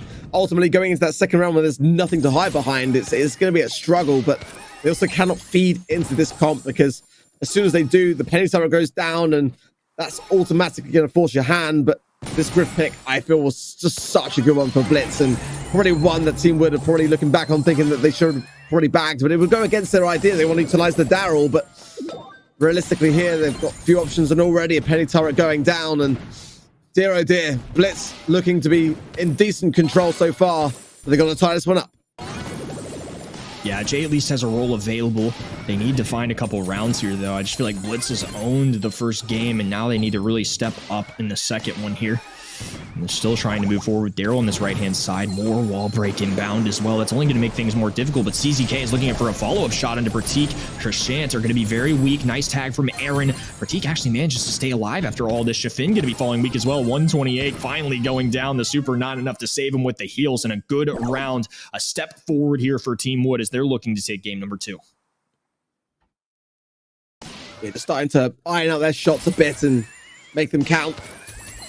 Connecting well, doubling up, tripling up on that right-hand side, and penny turret going down. Jay rolls in. Will he survive it? That's the question. 865 HP with a missed shot from Trishant there. And they're still alive on the side of Blitz, and actually the casualty is on the side of FA Team Wood. CCK goes down, and there's a chance for a reset now. 2 versus 2, though. Penny turret is going to be the third brawler in that respect. And look at the way they're handling this. CCK, though, does take a shot. Can he hang on in the situation? The break is there, but time is not on the side of Blitz now. The longer this goes on for, the more dangerous Jay becomes. Yeah, this is going to be a difficult situation to work with. A nice tag there for Trishant. Now 2, actually. And Jay is going to be falling victim to some low HP. Going to take his time a little bit more. You need to be careful not to group up too much since Penny can shoot right through with that piercing shot. And now CZK is looking to find some tags in the air. Jay looking to march forward. Is going to get taken down by the Penny barrel instantly, though. CZK looked to drop a gadget very quickly there to take a shot, possibly. And now left all alone, looking for some good tags. Not quite enough. Blitz Esports responding with another round, and they are 1 away from taking set number 3. Never underestimate the power of a salty barrel. That's all I say to that. My word, Jay got eradicated immediately so by a Ratik there. Great observation from him, great awareness, and already a swift takedown on Aaron. I mean, this is looking like a bad day for Team Wood now in knockout, at least to say. ZCK goes down as well, 3 versus 1. What can Jay do about this now? Absolutely nothing, in my opinion, unless we see the best play of the day. The Macherino pin's already being spammed on the side of Blitz as Jay knows it, pops the sunglasses. What can you really do about this one? I mean, he's outnumbered, outmatched, and surely Blitz are going to celebrate this one because it's given them a set lead. As long as they can tie up Jay, this is going to be a really big advantage for them going into these next sets. Yeah, and I mean, no sense of getting too aggressive here. Is one Daryl advantage that he has is if it's up close, it's really, really a good matchup for him. But as this storm starts to close in, eventually Jay is going to have to move here. All 3 brawlers ready to go. Griff, of course, being a counter, going to be tough to miss those shots. Well played. I mean, Blitz continue to impress, and now they're the ones that are favored heading into set number 4. Pratik and the squad have had some really good drafts, and I feel like Team Wood had a more interesting one there. I think that Daryl was a really tough one, and this is now the second time I believe we've seen this tonight, where, you know, one of the advantages of Daryl is that he's really good in those close circumstances against some of those squishier brawlers like Piper, but you have to get there in the first place. You have to charge up that super. You have to either wait on it or just somehow get very aggressive off the bat. And when they have those long distance brawlers, not the easiest thing in the world to do. I think overall, I've just been really impressed with Blitz's strategy, and they played it really well there. Yeah, I agree. I think that third pick for me for Team Wood wasn't great. I mean, it was okay, but I saw the chat erupt, by the way, when I said Poco. Like, Poco's good, guys. You know that right now. The balance changes have changed things a little bit here. I mean, you just have to go on the aggressive. You know, with a comp that you're staring at with a Piper and a Griff, that is going to get broken up quickly. So your only chance realistically is to heal your way through. I mean, a Pam would have worked out really well there for me as well. I mean, you've just got to bring the Daryl into the mix where it can really start to make things work, or you see what happened. You know, we just have the Daryl left as the last man standing, you know, round after round, and you know, they're just able to wait their timer out, and you don't want that. You want to be able to go on the aggressive. You need the cover to do that. And the more time you give your opposition in those circumstances, the more time they've got to break. So they had to really shut that idea down. They were not able to do so. As such, now Blitz are in a phenomenal position going into open zone. True, hot zone is, you know, a tough one. It can go really either way.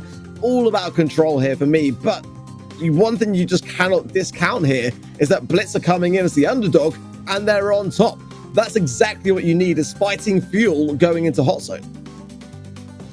Yeah, all momentum in favor of Blitz for sure at this point. I mean, they made a nice comeback after a deficit in the first set. They stepped it up in Brawl Ball. They once again did it in Knockout. I would say 2 very convincing sets as well. I didn't feel like it was really too close, so there weren't too many moments where I was really debating it was going to come out on top. You know, it came down to 3 rounds in game number 2, but at the end of the day, I mean, they picked up some early kills. There really wasn't too much of a big deal. They've just made it look easy considering the strategies, and I think Team Wood really have to hunker down here, hit the drawing boards, get a good draft, and there's a lot of great options in open zone right now. A lot of very, very new brawlers that could show up here. Somebody like Poco. Again, I guess the chat wasn't feeling you with that one, but I definitely agree. Poco, a very solid brawler, and this is definitely a map where I could see him showing up.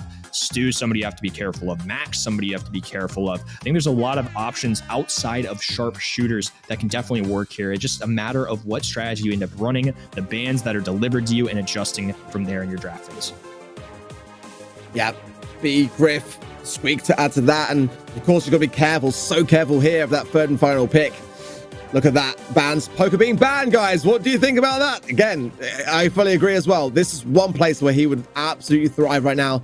Janet, Stu, Amber, Griff, and Ems here. Ems is an interesting ban. Didn't quite see that one coming myself, but I can kind of see why. I'm looking for a B here, realistically, from Blitz. The Bell is it's kind of a safe pick to have when you don't necessarily know what's coming your way. There's a lot of brawlers being banned, and the Max to combine with it, love it. absolutely love it from Blitz. You kind of got to wonder how FA Team are going to get out of this one now. They've got to go with some aggression, and I think they might struggle a little bit here. They've got to get some really solid drafting. Bonnie coming in. Could be a bow as well, but one thing's for sure, Max and B is going to be a tough thing to handle. Yeah, that's about as good of a response as you can get right there. B is somebody that clearly Blitz is good with. They've shined with it all night long, and then they pair it with Max, who's going to do quite well into a sharpshooter like Bell. And along with that, B is arguably the best answer to Max right now. And if they draft them side by side, what is Team Wood supposed to do to try and counter this? They might be able to go Crow, who in the past has been good here, but again, I think his nerf was pretty hefty, and clearly this side is valuing that as well. We haven't seen Crow at all tonight, and that slowing toxin nerf really must have hit him hard at the pro level, because they are not willing to use him at all. They're going to elect to go with Lola and a pickup of Carl at the end. I mean, Blitz have a phenomenal draft on their hands. Certainly some good brawlers for Team Wood too, but I think overall, very, very current brawlers that are great in the game right now. I think if Blitz played their cards right, they might be able to walk their way into a grand final in this next one.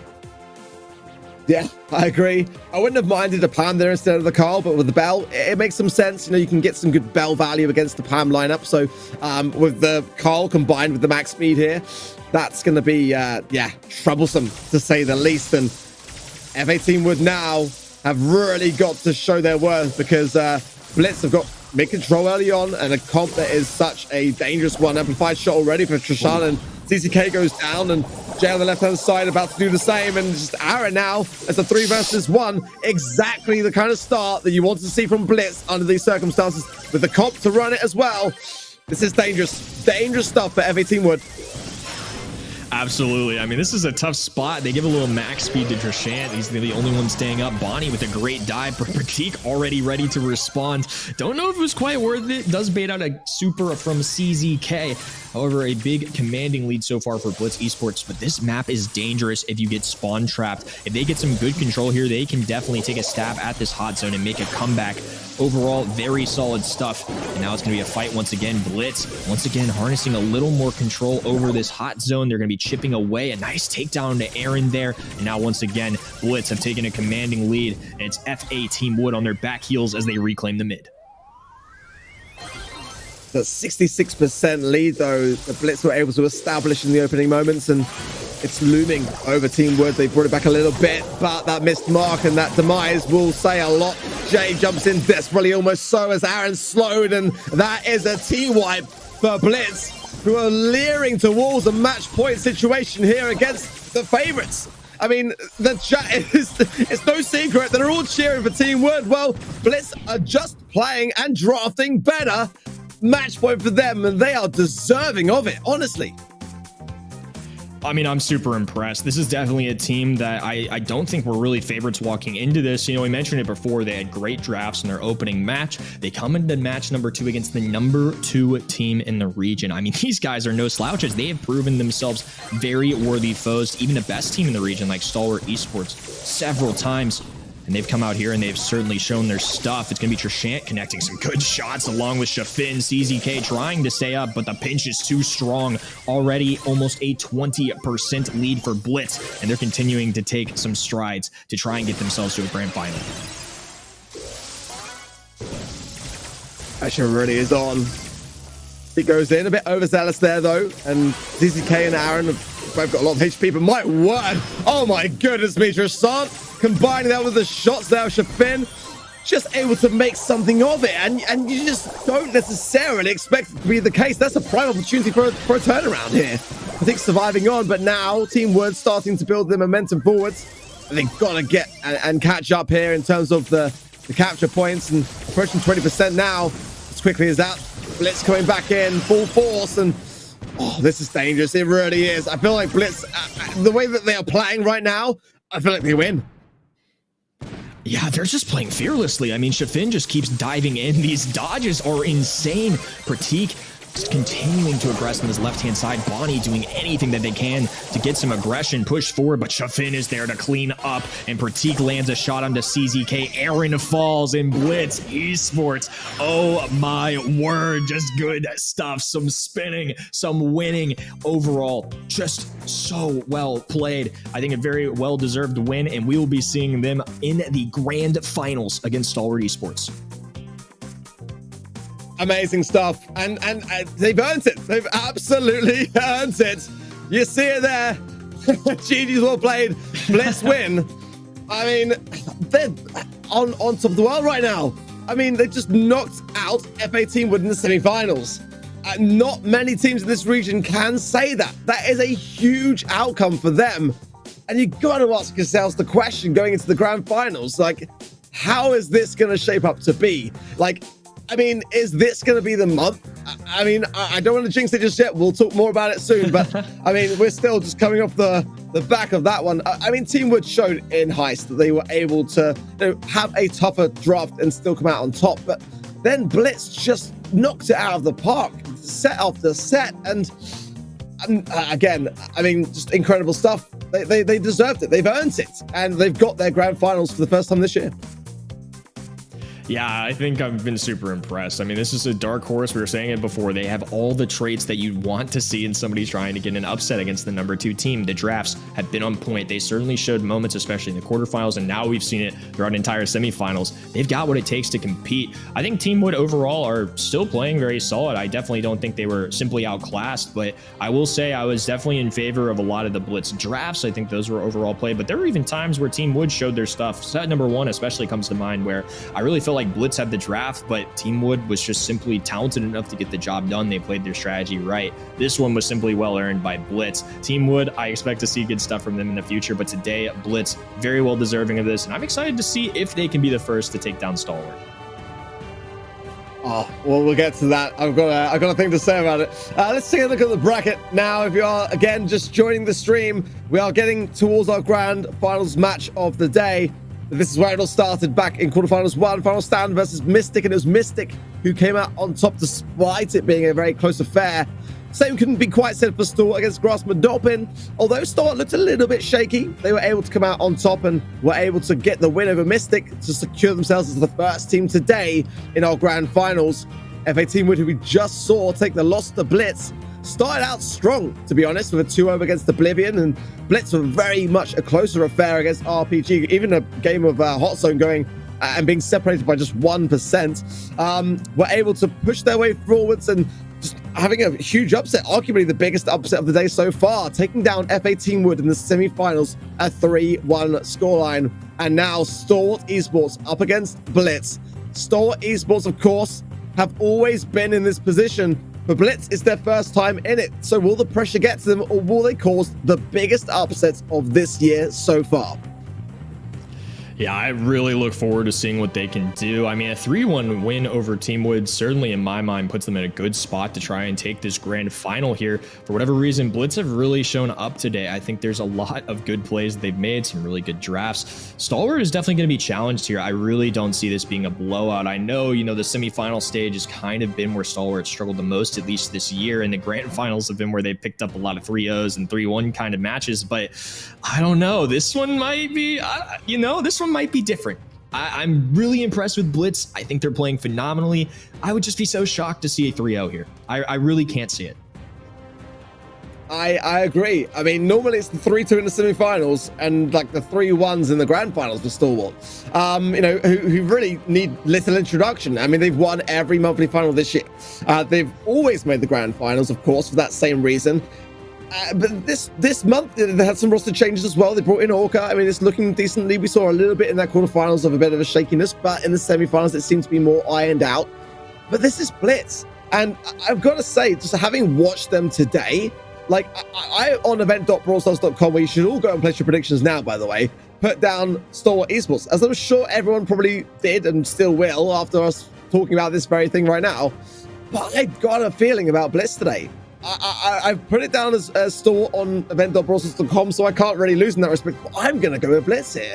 And I'm rooting for them as well. I feel like the way that they are playing and drafting today is on point, and they are going to push Stalwart regardless of the outcome. So I don't know.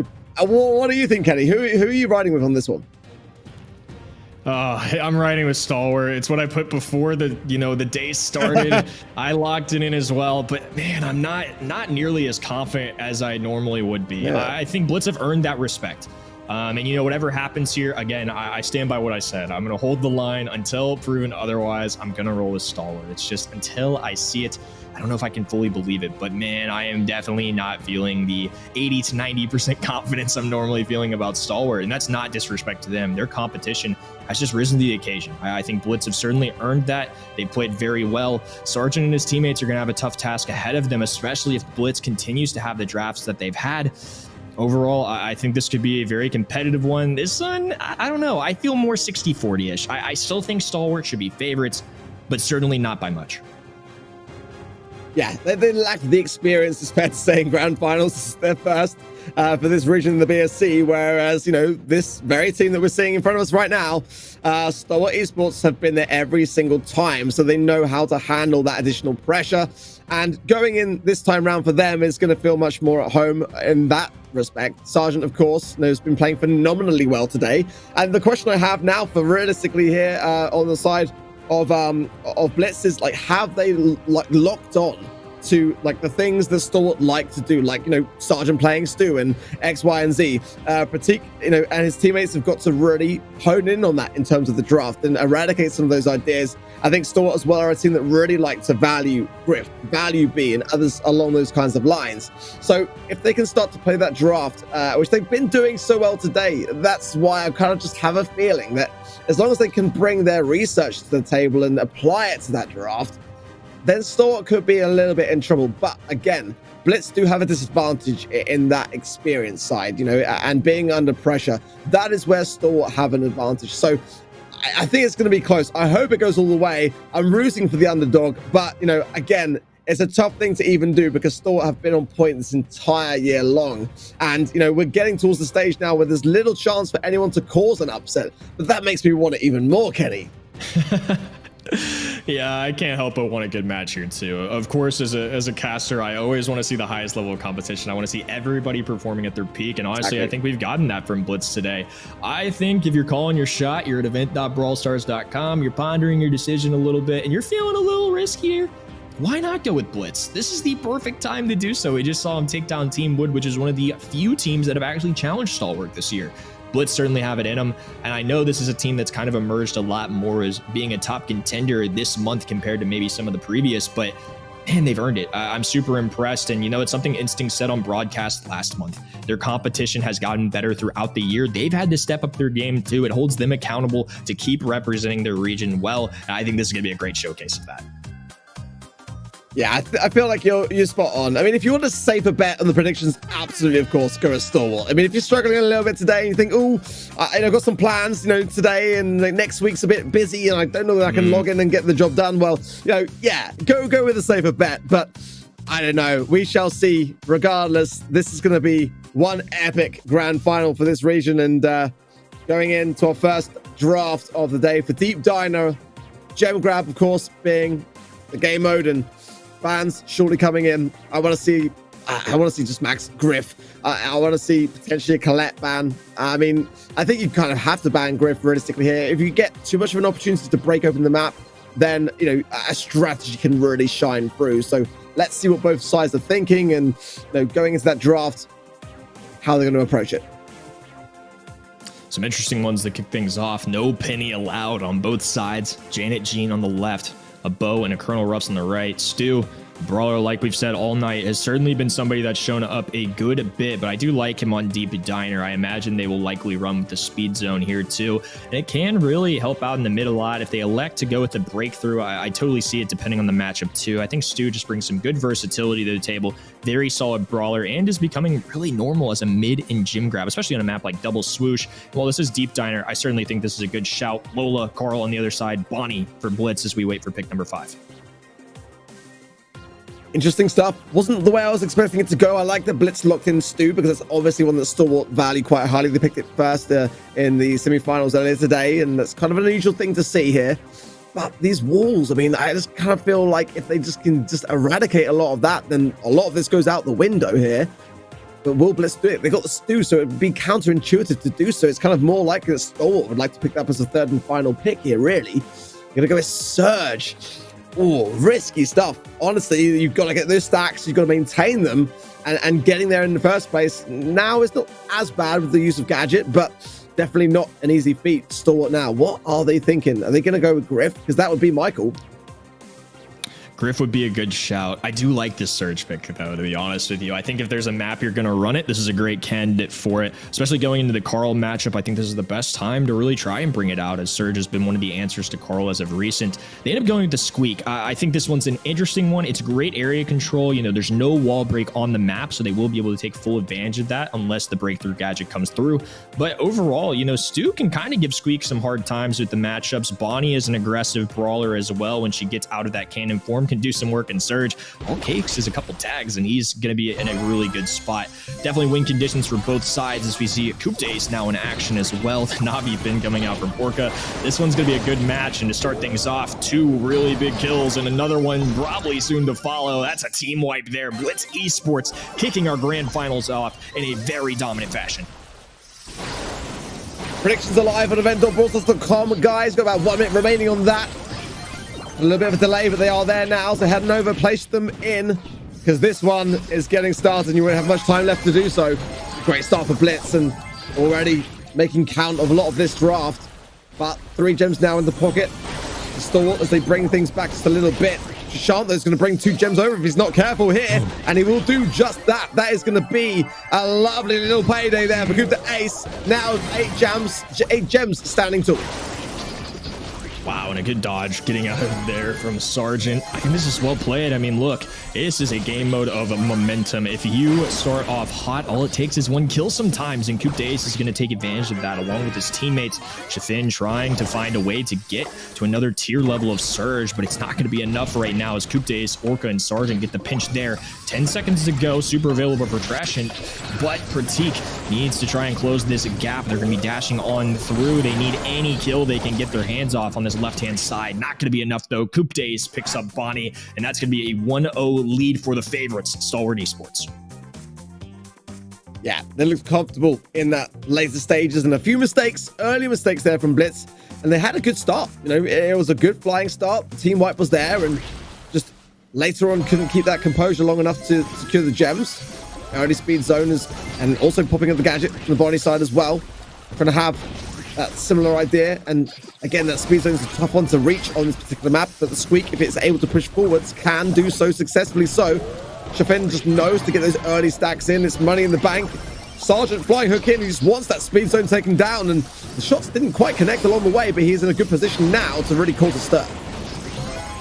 Yeah, and one thing you called out earlier, too, which has certainly been playing into effect in games number 1 and 2, is Chafin has to get to the second stage at least. He had to pop a gadget earlier. I believe he's only got 2 shots. He only needs 1 more. And at this point, he just has to get overly aggressive to get there. Surge cannot operate at power 1 for the whole match. He finally gets there, and now will at least have that stage 2 the whole time. But it took him a really long time to do so. And this does give Stalwart a little bit of an advantage here, as now they have 7 gems. A good takedown coming in from Pratik. Chafin trying to get aggressive as well. Sergeant is going to pick that up. Super available as well, and he's going to be diving out of this situation with protected pirouette. Nicely done, about even, but at least Blitz now have a fighting chance with Surge powered up.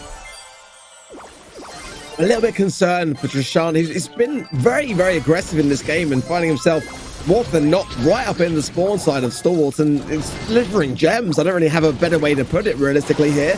Could be a bit more cautious and careful around this. Again, like, you know, you get 2 versus 1 with 7 gems there, and you're going to go down. Like, and this is where just Stalwart can come in, pick them up, play it slow and steady. And I feel like Blitz just are not approaching this in the right manner, because Stalwart are not a team that you can really do that against. Yeah, I think Stu getting a little over-aggressive there, especially as a gym carrier. That's something you have to keep in mind. Orca getting a pickup there as well. 1 second to go. Everybody should be sitting comfortably. Nicely done. I mean, Stalwart Esports didn't seem to be too terribly challenged there. I think the Surge not getting powered up early enough was a factor. I think Stu, like you said, just at times really felt like he was kind of delivering some gyms, just a little over-aggression. And Stu's an aggressive brawler, but if you're the gym carrier, you almost have to play it a little bit differently. That was an interesting interaction there compared to, say, something we see a lot of the times on Double Swoosh. I mean, we see Stu there a lot at this point, and I feel like, you know, he's got more walls maybe to hunker down and behind. Whatever it was, it seemed to be giving him a little bit more trouble, because they managed to pick up those gems, but just a lot of times 1 kill was really all it took for Stalwart to retake the lead. yeah, it felt like Stalwart there for me were just allowing Blitz to make the mistake, just kind of preying on their, not naivety necessarily, but just their inexperience in grand finals. And that is really quite smart. It's just sit back, play pretty decently. I don't think that there's really necessarily for me many moments where Stalwart just absolutely dominated in terms of their gameplay and just they were getting kill after kill after kill. But the mistakes were very noticeable on the side of Blitz. And when you're up against a team like Stalwart that have got that much experience in the BSC, they know nerves when they see them, and they know as well to let them fester, let them manifest themselves, and then just kind of pray in at the most opportune moment, get the gems, come back out. Those countdowns didn't look like to me like they were under the pressure. Like they just were able to really capitalize on the key moments in that game to just basically steal. I mean, they stole the entire game away from Blitz, who had some good moments and good control, but just got a little bit overconfident. And I think they got to remember this is Stalwart Esports that they're playing up against. Yeah, they're going to have to really bring it for safe zone. I feel like they had good moments, but that certainly wasn't the Blitz team that we saw all throughout the night so far. I think Stalwart handled them pretty well. I think still solid drafting. I mean, the Surge is somebody that does really well into Carl, for example. That's a great matchup. They clearly know the game. Their IQ is definitely there, and we've seen that all throughout the night. But, in the plays, they kind of gave away some gems there with Stu at times. They were a little overly aggressive at moments. The Surge almost had to over-aggress at the beginning because when you're going against opponents like Stalwart, they're not going to hand you a free Surge super. They know that going in there. So in theory, great composition once again. I liked what they did, but it's not an easy one to play, and Stalwart took advantage of it. Exactly that. Well, there is safe zone up next for Heist, so Blitz, have a chance to be able to rekindle this and redeem themselves in that respect.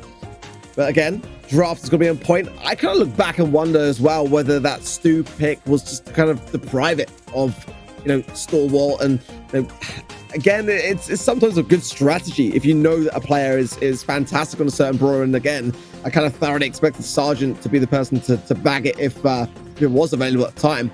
But then, it's not necessarily always the way. You kind of sometimes need to play to your own strengths and not try to take away from your opposition's strengths as well and just try to counter it. But draft will be in soon. And again, I feel like Max, potentially even Poco here, because again, that comp that used to be around here a lot, it combined both of those two brawlers that are now so prevalent in this meta. Map dependent for sure on the side of Poco, but Max is very versatile on this map, and Daryl as well, as we've seen already today. Very, very dangerous B as well. Potentially, and they're all banned out, as well as the Griff, as well as the Colette on the side of Stalwart. Carl being banned, and Daryl and the Griff for Blitz. Yeah, and I see a B ban as well. Makes me think that Blitz should go with a Max here a little bit. I mean, B is going to be one of the best answers. We get that brawler out of the way. I mean, there's a lot of good choices, and they actually go with Colonel Ruffs here. I think this is a very safe choice, but I almost would have liked to see Max there because I feel like Stalwart can really take advantage of this, especially with the B out of the way. They're going to pick up Amber with pick number 2, and I don't know, maybe they know something I don't, but I feel like Max has definitely got to be in everybody's minds here. They pick up the Lola as well. All right, going with something a little bit different. I feel like Max has shown up a ton here, at least from what I've seen in practices, and obviously a brawler that's really risen in the current meta. They're going to be going a very different direction, though, and they're going to be going for that 8-bit strategy. You'll see it once again. All right, I'm here for this, though. This is very fun composition. And again, we've seen it already today, and it made everyone turn their heads. But, we've seen this across other regions.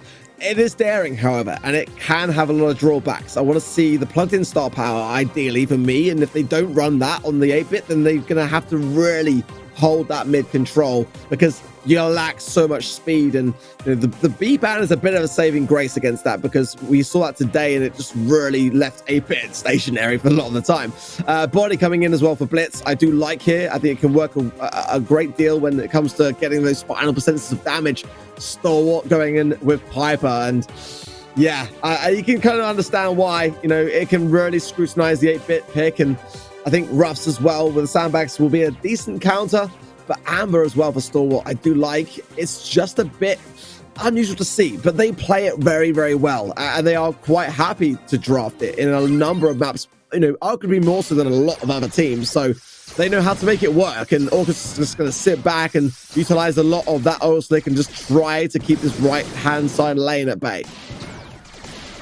Yeah, I do like this matchup in the mid, though, at least for Trishant. Traditionally, 8-Bit has done really well into Piper just because Piper can't necessarily 2-tap him and add a gadget. Look, 2 shots just connected there. He's still got 3,396 HP, and he's already creeping back up in health. Gave up a little bit of positioning, of course, and that's just part of the cost of getting tagged up like that. But overall, Piper can certainly be a great long-distance brawler, but I really don't mind that matchup in particular for Blitz at the moment.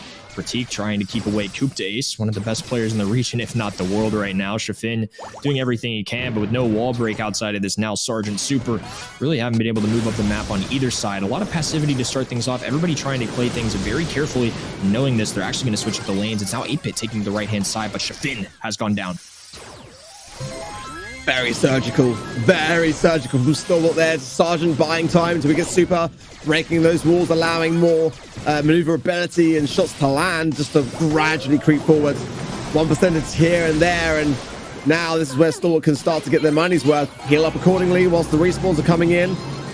There are shots to sandbag there, but Orc are able to clear up those. All the more power to them. 61% now left on the safe, and Blitz are in a world of hurt. Yeah, it's a difficult situation as now Stalwart have found themselves with over 42% damage and still creeping up a little bit. Orca might even find this kill into Pratik. A trade at that point with 70 HP or so is definitely going to be a good job there.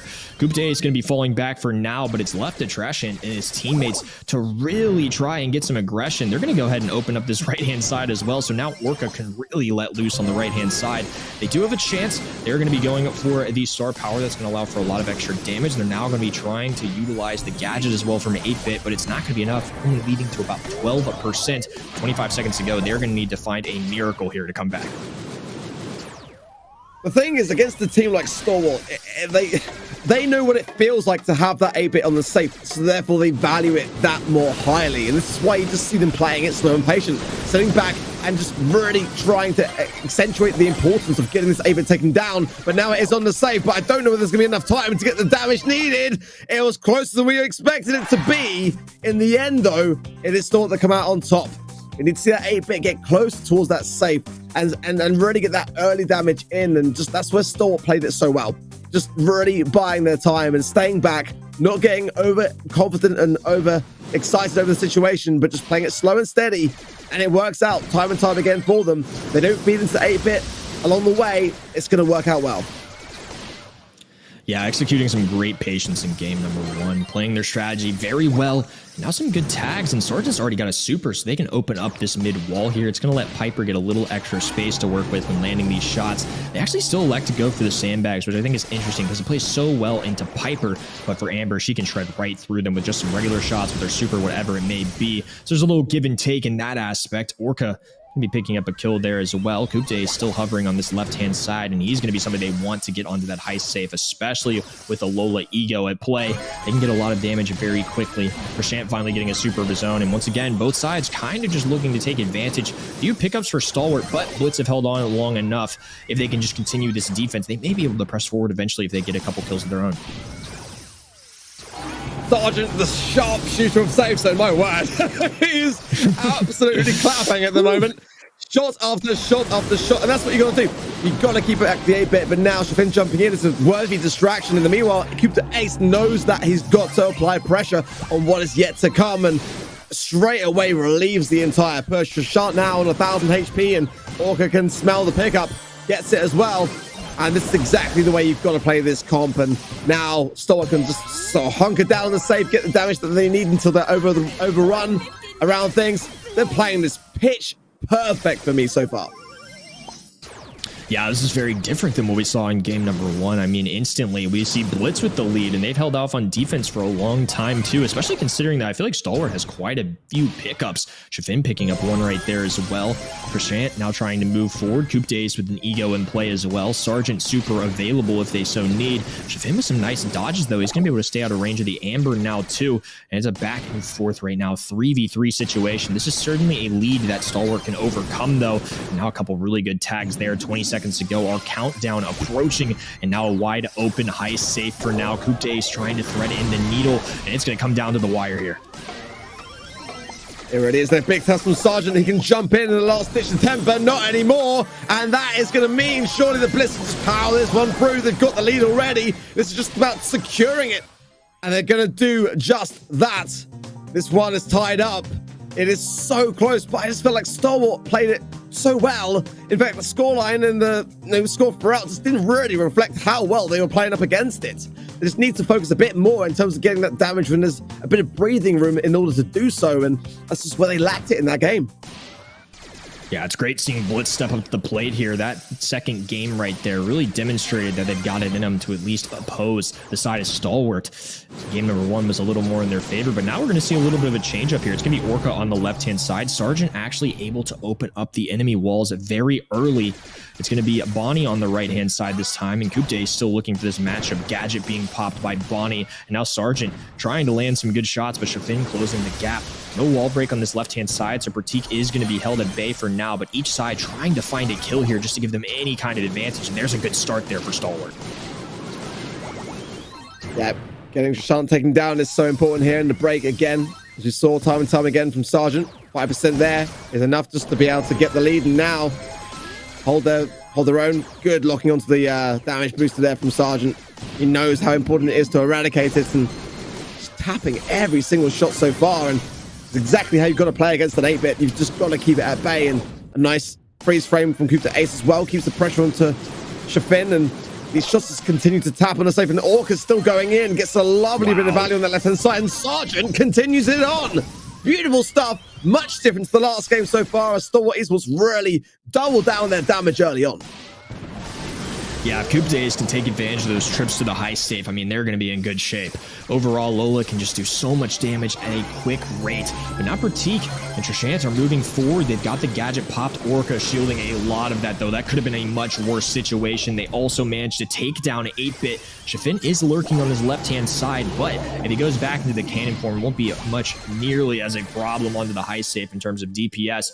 Great response there from Stalwart. Blitz immediately are halted at their push. Only 16% off of all of that hard work, and now they have to try and do it all again. But this time there's only 30 seconds left.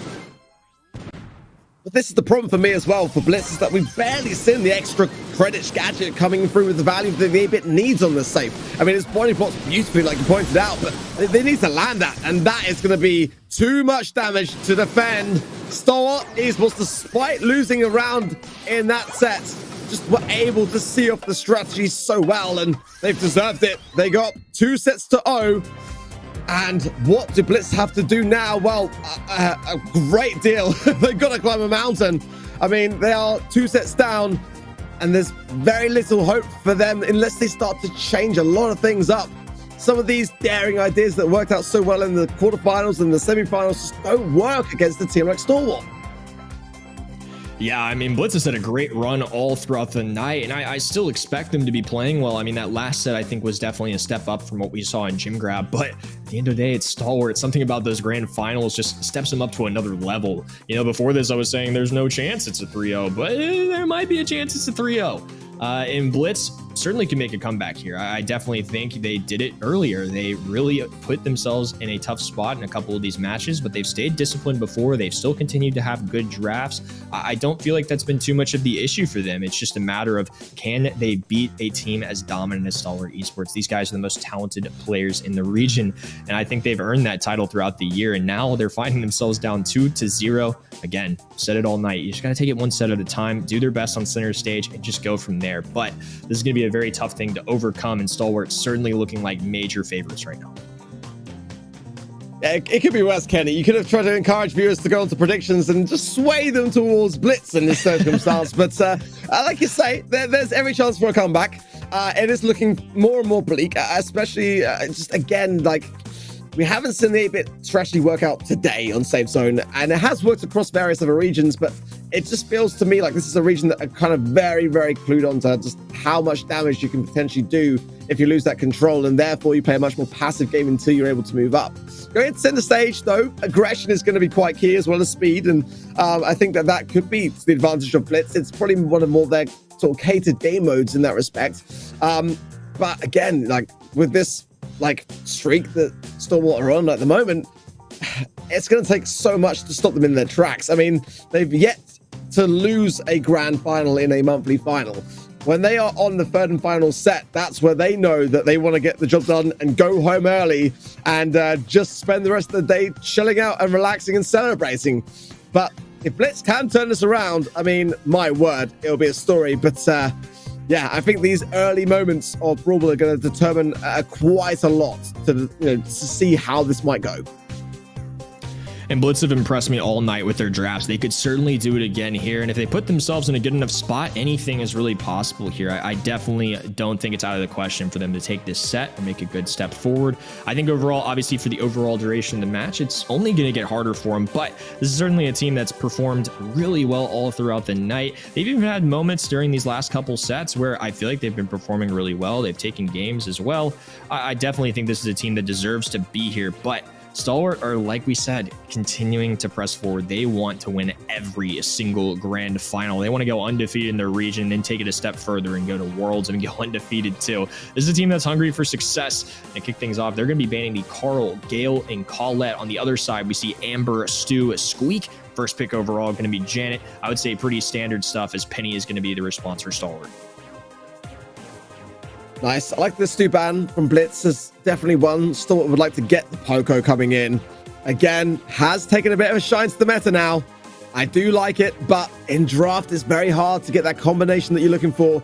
Surely the Gale ban was planned in that respect as well. Blitz have got to respond to this, and they've got to be very cautious at the same time. The drop the base from Janet is going to do a lot to show up your opposition in that bush. But at the same time, Max, I love combining with that. I wouldn't be opposed to seeing a tanky idea here myself. I mean, it can work out pretty well. We saw Ems being valued so highly earlier, but again, I was kind of surprised to see it because no sign of it so far. Jean for Blitz. I mean, Max and Jean, you can't really go wrong. This could be a tank, though. It could well be a tank here from Stalwart, and I just wonder whether they've kind of anticipated that on the side of Blitz. Yeah, it should be very interesting. I think Jean was a brawler that we almost argued for a little bit earlier on a very similar situation. If anything happens with wall break in the future here, depending on what brawler they pick, I think a Jean visibility gear goes a long way on this map. And especially when paired with a Max, that is a long time combination that's had great success in Brawl Stars. They even get the Janet to combine with that. I think overall it's a very solid composition, and they're going to go with Nita. Nita is somebody I've really enjoyed since the balance changes. She's certainly got a buff. I think she could end up being very solid on a map like this. There's no wall break available too, so Nita's going to be able to wreak havoc. I've seen pros really experiment with both star power combinations and both gadget combinations. We could see the hyper bear, we could see the shield, we could see anything really come out here, but I think overall going with the extra spawner in Bruce the Bear is going to be a very, very good combination for Orca and Sergeant right now.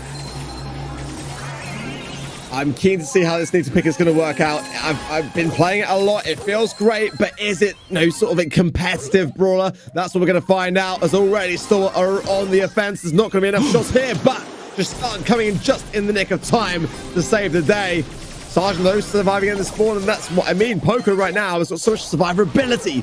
And it is bear with me, so there's going to be more healing off the back of those Bruce swipes and Nita's shots. So look out for Orc. He's got so much survivability in that respect. Yeah, I think that's going to be a solid combination to work with. I think that's a very fair point, though. Ladder and the competitive pro scene are very different. This is going to be a close call, though. The Pratik needs to rush for this ball, does kick it out. I'll recoup to Ace. We'll have a wide open pass to Sergeant, who's very healthy. Goal early on in this match for Stalwart. They're up 1-0, and now some speed coming in for Blitz. They're looking to turn things around in this reset.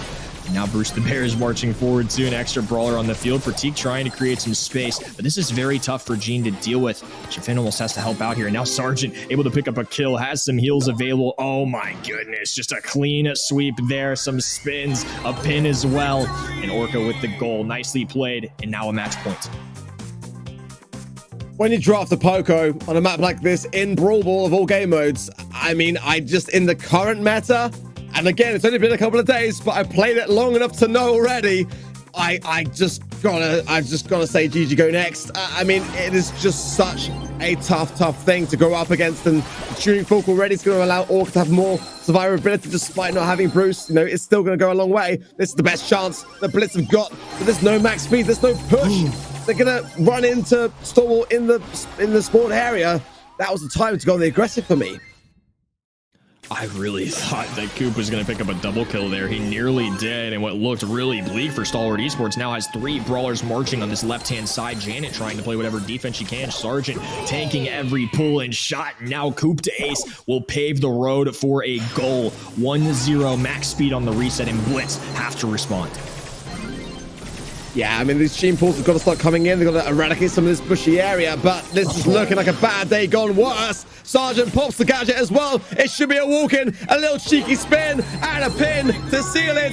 And Stalwart Esports continue their reign of the SESA and ANZ region with yet another Grand Finals win. We really thought this could have possibly been the month based on how Blitz were playing. I think they gave it a great effort, but something about those grand finals, Sergeant and crew did an excellent job. Man, that Poco pick ended up being a problem. They combined that with Nita. Bruce the Bear ended up being a great spawner to help out with that. I think overall, excellent work from Pratik. I was super impressed with them today. Just making it to the grand finals, they obviously had some great upsets. I think overall, good work, but at the end of the day, Stalwart Esports are simply Stalwart Esports. I don't know if they're going to get taken down this year in SESA. Yeah, I mean, I just had a feeling, Kenny. I just wanted to have that victory moment of being able to preempt it, predict it, and see it coming. And until then, I felt Blitz definitely had it. I felt like they were just playing so well, but, you know, Stalwart are just built diff. I mean, what can you say? I mean, there's a reason why they are on as many points as they are on the leaderboards. And like I say, I think at this point in time, it's going to take a miracle for someone to break their streak, and it was their day. I mean, they just embraced it so well, took no chances to the drafts. You know, despite Blitz having some fantastic drafts into the grand finals, Stalwart just had better ideas, I felt, brought to the plate, and they thoroughly deserved it. I'm glad we saw Nita, because again, like, that particular brawl has really taken a rise, and I don't think that is the end of Nita at all across the regions. And a similar thing with Poco and Max. That is now really going to be solidifying itself across the regions. But yeah, great to see the new meta in its true form already. And yeah, what a day else for SESA and ANZ. No upsets as far as Stalwart's concerned, but nonetheless some really worthy storylines to talk about across the region. Yeah, I feel like this is always one of the most entertaining regions to watch. I mean, there's teams like Blitz that even in month number 6 are continuing to impress. I mean, I don't want to say they came out of nowhere, because they didn't. They've been here before. A lot of these players are experienced, have some good months under their belts, but to make it to grand final is a tough task for anybody. And to do it, especially this late in the year, super impressive. They took down a team like Team Wood as well. Overall, a lot of good stuff. I think, again, it goes to show the depth of this region. Look, Stalwart have been the top dogs. I understand that. But along the road, they certainly haven't had like a free route here. It has taken a lot of work. A lot of these teams are still putting in time. And it's something that even Stalwart admitted on broadcast. You know, the teams that they're playing against are getting better. And I expect another really good month. Next month, I'm excited to see it once again. And for now, Stalwart will continue their undefeated streak. Yeah, and especially, again, when you consider the roster change, the switch up, bringing in Orca, you know, I mean, he's a fantastic player. He's one of the best in this region, do not get me wrong. But, you know, with every team that has some switching up along the way, there's a moment of teething issues, a moment of kind of adjusting. We've seen it with teams like Tribe Gaming EU in the EMEA region, and Team Kess have just done an entire roster overhaul in that same region. So, you know, changes take time to adjust. Well, Orca, what a day it was to watch you play, mate. Honestly, I really enjoyed it. Let's take a look at the bracket real quick to see how today went down for any of you that are joining the stream. Hate to break it to you, but we're done. The matches are done. So, you can watch it back in the VOD, though. Spoiler alert, though, this is what happened. Final stand Esports didn't quite make it through. Mystic did, however, with a close 2-1, and were going to face off against Stalwart Esports in that semi-final stages. And it's Stalwart that made it through, and obviously took the grand finals win today. But still some worthy storylines to talk about nonetheless. grassmuddoppin didn't quite get through their quarterfinals match, despite having done very close matchups with Stalwart Esports in the past. So we had a bit of a question mark on that one in particular, but it wasn't their day. FA Team Wood did a very good performance in the quarterfinals against Oblivion, but were not able to secure it against Blitz in the semifinals. Bit of a rough day as well for RPG, came very close to Blitz. But again, the main story of the day is Stalwart Esports, who continue to reign victorious with yet another grand finals win. Yeah, I can't give Blitz enough praise here. I mean, overall, I'm still really impressed. Just because you lose 3-0 to Stalwart Esports, look, every team has basically done that this year, right? I mean, at some point, they've taken pretty much every team's name. And when you beat Team Wood, the #2 team in the region, one of the teams that's done well into Stalwart Esports in the past, you have a really competitive one against RPG Nation, who certainly have some talented players as well. I think that definitely it deserves some celebration. I think Blitz should be quite proud of themselves. And again, this region continues to impress. It continues to be a lot of fun. Overall, what a great day to watch. Fantastic stuff. Fantastic stuff again. You know, as far as the World Finals are concerned, the golden ticket has been claimed by Stalwart Esports. So there's not really going to be any contendership there to be had. But this is a really important time of year for the region as a whole, to be able to really just show everyone what they're worth. They want to be able to show that next year they are real contenders to take down the Titans that are Stalwart Esports. And so far, FA Team Wood have been doing a really decent job at doing just that. I mean, they share effectively half of the former roster of Stalwart anyway, so it's to be expected, I guess. 529 points for them, and I think these were points that were added up prior to today's as well. So I think I saw 770 was what Stalwart were on at the start of today. grassmuddoppin, though, in a really worthy third position, 354 points for them. FARKN, who we didn't see, and I think have probably disbanded considering that Lark was with Oblivion this month round, but 315 points for them. Serenity though on 205th, and some other worthy mentions below as well. Mystic just coming into 9th as well, and RPG today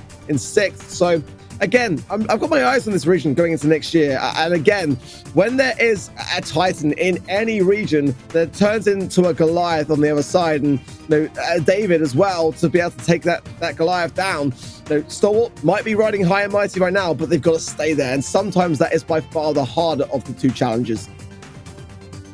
Yeah, I definitely think the team obviously to watch here and take note of is Stalwart Esports, regardless of what the points might be at. You know, we don't see Blitz on this list, I believe, either. So might be a little bit of some mix-ups in terms of names or things like that too. But I mean, phenomenal stuff. They really have proven time and time again to be the best team in the region. And, you know, we've seen some close to David's. And there we go. There's that update I was going to say, because Blitz Esports, I mean, put up a ton of points here today. They got 2nd place in a double points time, and it's good to see that reflected too. They bounced themselves all the way to 7th. Wow, that's just some great work overall. They're still sitting very closely behind RPG Nation, Serenity, and, you know, we don't know the status on RKN, especially when you see a player like Clark get transferred. But I think overall, ultimately, Stalwart Esports, very well-deserved World Finals spot. Excited to see what they can do against other regions and continue to kind of hone in on their craft as they go against some of these other teams. Yeah, this is their test now, you know? I mean, they've had,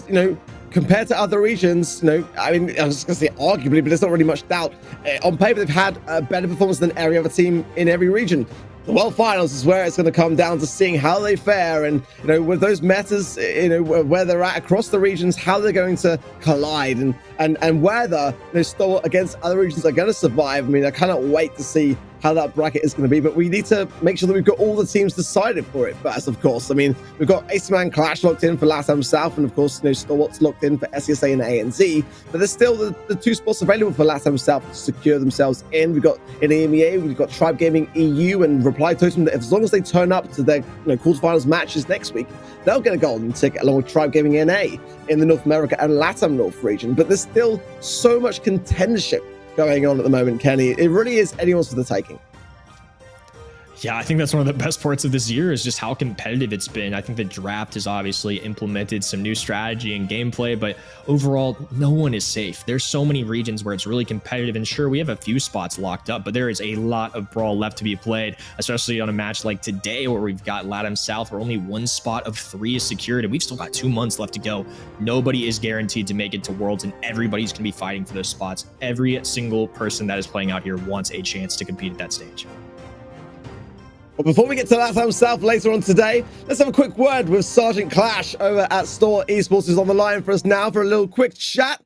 First and foremost, gotta say, huge congratulations, mate. It's been a joy to watch you guys play throughout the year, and you are still riding high, looking fantastic. Talk us through today, how it felt for you guys, because obviously bringing in Orca to your roster, at a late stage, it's a bit of a risk. We didn't necessarily see it coming. Thanks a lot, Ark. The games we had today were very smooth. The scrims were speaking otherwise. The drafting today, I think, was very on point. I have to give credit for that to Orca. He's been a great addition to the team. We're still testing out, but looking towards the paths towards Worlds, I think we'll be doing great so far from what we found out. Yeah, when Orca came and dabbled in EMEA, I knew that he was kind of like the drafting mastermind. So it's great to see that he's bringing those additions to you guys so early on. Talk us through the balance changes, really, and how you're kind of finding them, how the meta's kind of shifting. And we've seen like this month of brawlers like Poco and so you guys playing Nita in that final moments, and as well as Crow being dropped off slightly.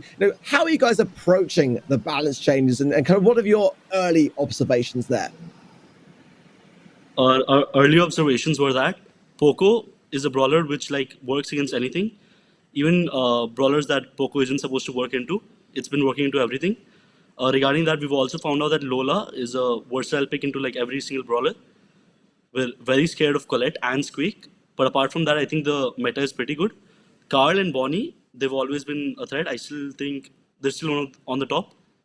So yeah, I think right now Poco and Nita are very underrated. Those guys definitely are one of the best brawlers. Well, you guys know how to play them best, and it's again been so fun watching you do so. As a team that are by far across the regions performing the best on the leaderboards, you haven't failed to miss the mark in a single grand final, always coming out on top. Does that place more pressure upon you guys when you turn up to a monthly finals, or is it just another day in the office for you guys? Speaking honestly, we were very worried about this monthly finals. The scrims were giving us some results we were not expecting. But seeing this, I think our confidence has gone all the way up. So right now, I think our main goal is just going to be on Worlds. Monthly finals, I think we've done all our best. But of course, we want to win the last and possibly all the monthly finals of the region. I really admire your honesty there, because as far as we were concerned, we didn't see it. You guys hit it very, very well. Sergeant Clash, before we sign off, have you got any messages, any shout outs to your fans and following before we sign off? Thanks to everyone for supporting us. We'll try to make SESA proud this time.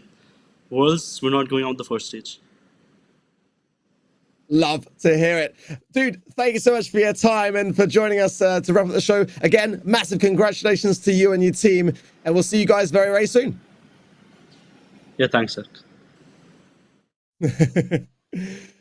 There you have it, Kenny. We're not going out in round one. We've heard it here first. I mean, I love the confidence, but I also love the honesty there, because there's not many teams that will go out and say, yeah, coming into this month, we had some reservations, and that's something that I think, is really worth mentioning, because, as far as their playing was concerned, I mean, they looked flawless today, apart from a little bit here and there at the beginning. It looks on top form.